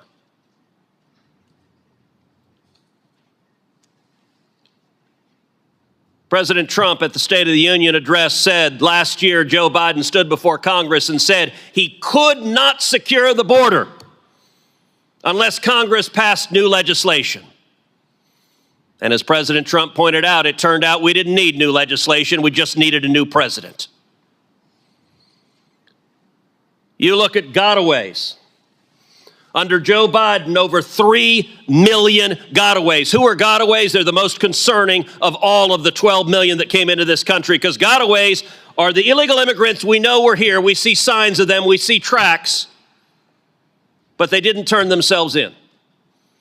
Gotaways are much, much more likely to be murderers, much more likely to be rapists, much more likely to be child molesters, much more likely to be gang members, much more likely to be terrorists. Under the Biden administration, CBP was instructed at the southern border, be on guard for Hamas and Hezbollah and Palestinian Islamic Jihad terrorists coming across the border. Why? Because they've declared jihad, and because the Biden open border policies extended a red carpet for anyone that sought to do harm. Now, if you look at what the Trump administration has done, it didn't just slow the bleeding, it turned it around. Daily border encounters down 93%, encounters with gotaways down 95%, illegal alien crossings down over 99%. These are historic, the biggest improvement in border security in the history of the United States of America. And yet, not a single Democrat is here celebrating that. Not a single Democrat is saying, thank you that our families are safer. They don't want our families safer. The Democrats have decided instead to fly down to El Salvador and have margaritas with MS-13 gang members. I genuinely don't understand that. Find me a community in America, find me a mom in America who says, you know what we need? More gang members who are raping more little girls. And this crisis is not about numbers, it's about lives. Laken Riley, a beautiful 22-year-old girl in Georgia, murdered by an illegal immigrant the Democrats released. Jocelyn Nungary, as I mentioned, a beautiful 12-year-old girl in my hometown of Houston, murdered by 2 illegal immigrants the Democrats released. They had them in custody. Her murderers were in custody. The Democrats released them. Her murder was in custody. The Democrats released him. Rachel Marin was a mother of 5. Raped and murdered by an illegal immigrant the Democrats had in custody, and they released them. Over and over and over again. This was deliberate. And they're not alone. Border Patrol agent Javier Vega Jr., gunned down by Los Zetas gang members. ICE Special Agent Jaime Zapata, ambushed and murdered by cartel operatives. Kayla Hamilton, strangled to death by a member of MS-13. Their families are with us today. I want to say thank you. Thank you for having the courage to tell your loved ones' stories. And I'd like to just end by giving each of you an opportunity. Mr. Avila, I want to start with you, and then Ms. Nobles, and then Mrs. Vega. Tell this committee and tell the American people a little bit about Javier and Kayla and Victor. Mr. Avila. Senator, thank you. And I appreciate the opportunity. Every time I have the ability to speak publicly, I will always honor Special Agent Jaime Zapata, who was assassinated next to me. Yeah. He died serving the country. He died defending our homeland for everyone, not one side of the aisle or the other. But what I've continued to do in my life after I retired is, and my concern is about public safety. It's about national security that affects our entire community. I don't want anyone to be a victim of a crime. No one. But I cannot tolerate not one murder, not one DUI, not one theft or one rape from a person that is in this country illegally. We have enough in our country, enough of crime, and it's very difficult for me to accept that the Democrats always put the victims last. Let's not forget the victims. Mrs. Vega, would you tell us about Javier, please? Yeah, please turn your microphone on. Thank you for having me here. You know, I feel like you've known Harvey. You've been with us from the very beginning. You supported us. You've put our story out there. And you're compassionate, and I see that in your eyes, and I appreciate that. I also want to say that we do not, as angel moms, we do not do this for the publicity. We don't do it for the spotlight. We do it because we know the pain, and we don't want any other family suffering the pain that we've suffered. We're not supposed to outlive our children. I stop by the cemetery every day, and I visit his grave. But I miss his voice. I miss him sending me flowers. I shouldn't be the one taking flowers to his grave. I shouldn't be the one fighting for all this. But I'm not going to stop. I'm not going to stop till my last breath. Thank you, sir. Thank you for that. Mrs. Nobles, would you tell us about Kayla, please? Kayla just started her life independently. She worked very hard to become independent. I don't know if some of you know, with autism, they overcome behavioral issues. They overcome a lot of stuff to be productive, and she was being productive. She had jobs. She celebrated her 20th birthday. I remember her counting down her birthday. She loved her birthday. Mommy, I'm going to be 20 in a few days. Are you going to, and then I'm like, I know, don't remind me. She celebrated her 20th birthday with her JoJo Siwa cake. And 3 days later, she was murdered and strangled and left on the floor like trash. I didn't know no one prepares you for that phone call. And when I found out it was a known MS-13 gang member, I was angry. How in the world can that come into this country, that monster enter into our country. And I made it that day when I learned to continue on the path to bring justice to Kayla and also for the safety of others. Nothing prepares you on burying your child that hadn't had a chance to get married, have children, and she just bought a car before she was murdered. And nothing prepares you for that. And I'm going to continue fighting for Kayla and for others and the safety of others, because we do not know who had come across the border. They were not vetted in background check. And another thing is, how many of those UACs that came across the border were gang members? We don't know. And also all those children that were lost and given to, just given to any sponsor, any group home, how do we know that they were safe? Right. I've always said from the beginning, I was concerned with also the children, who they were giving those children to. They allowed her murderer to leave the sponsor's house. He left. They did not say or do anything. 3 months after Kayla was murdered, when he was going to high school and Child Protective Services, ORR filed a missing teen report on her murderer 3 months after she was killed. Did a sponsor say anything? I don't know. We don't know if the sponsor said anything or what happened. I think they were just trying to cover their butt because they knew that that Walter killed Kayla. And then they were like, oh, well, we better report him missing. Yeah. Well, let me say to each of the witnesses here, thank you for being here, but especially Mr. Avila, Mrs. Nobles, Mrs. Vega, especially thank you for being here, and thank you for not only sharing your pain, but making clear these are real people whose lives were taken and they didn't have to die. They shouldn't have to die. And your government failed you. And I want to apologize on behalf of politicians who made decisions that I will never understand and that took the lives of your babies. The record in this hearing will stay open for 1 week for members to submit questions for the record. Senator Cruz, I see you're moving towards adjournment of this hearing. I know Senator Cornyn, as chairman, had a chance, a second round, to ask some questions. As ranking member, I'd appreciate the opportunity to do the same and offer a closing statement as well. Okay, have you voted in this vote? Not yet. Because there is a vote open, and I think they're calling.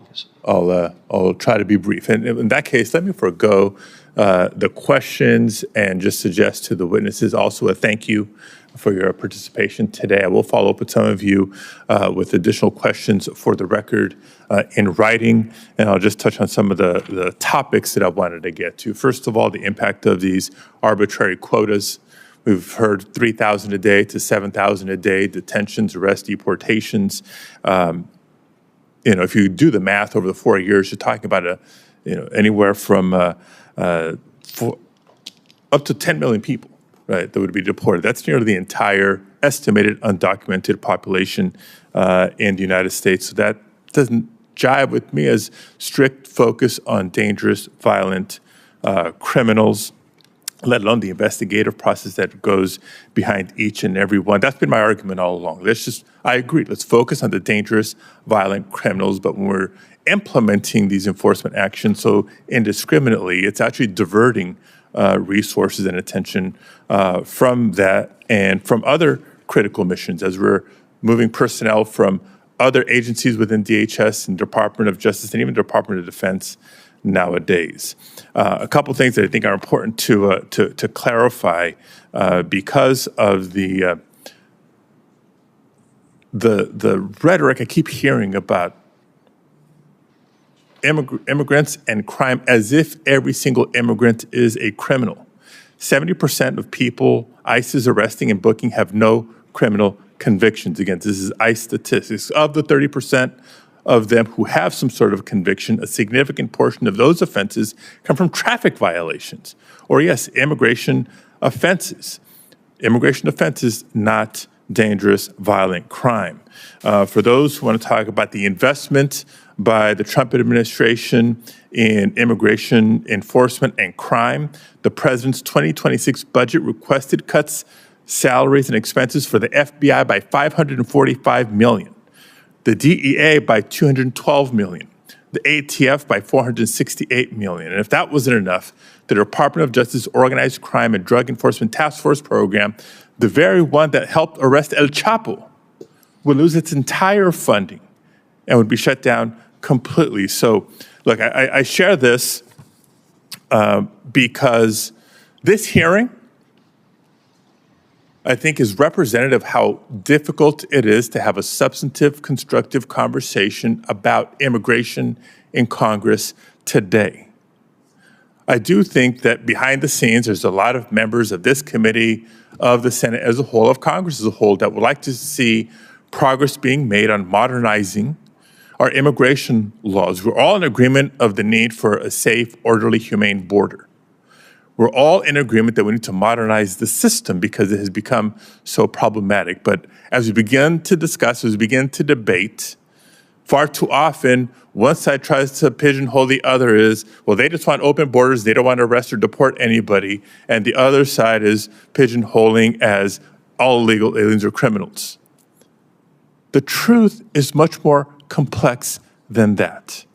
And our response has to be more thoughtful than a lot of the rhetoric that we're hearing in committee hearings and on the evening news. If we want to be informed, let's be informed by reports like that from the National Bureau of Economic Research that shows the comparisons between crime rates and recidivism rates by immigrants versus natural-born citizens, for example. I'd like to submit it for the record. If this is just about resources for enforcement, by the way, you'd figure the problem would be solved between the Trump administration claiming, hey, crossings at the southern border are next to zero, problem solved, mission accomplished. And by the way, the budget reconciliation bill has a huge infusion of resources for ICE. So if the problem is solved, let's move on to the modernization of our immigration system. We can and must work together to address that. And that's not just people on my side of the aisle saying it. Last month, we saw Congressman Tony Gonzalez of Texas lead 5 of his Republican colleagues on the House side in calling on the Trump administration to, quote, start prioritizing violent offenders rather than wasting resources on immigrants with no criminal records. Earlier this month, House Majority Leader Steve Scalise even helped intervene after an Iranian immigrant who had been living in the U.S. for nearly 5 decades was arrested, acknowledging the fact that there are undocumented immigrants here who have committed no crimes. Leader Scalise conceded, quote, we will have to change law in Congress. And that means both parties are going to have to come together to do it. So yes, there is a path forward for this subcommittee and for this Congress to reevaluate and refocus on what everyone agrees on. We should prioritize detaining and deporting violent criminals. But we should also be working together to support our immigration courts, not stand by while mass firings of immigration judges are happening, because just throwing money at enforcement alone will not fix the problem. It will only overwhelm the system. We should work together and not stand by while the administration decimates our refugee program.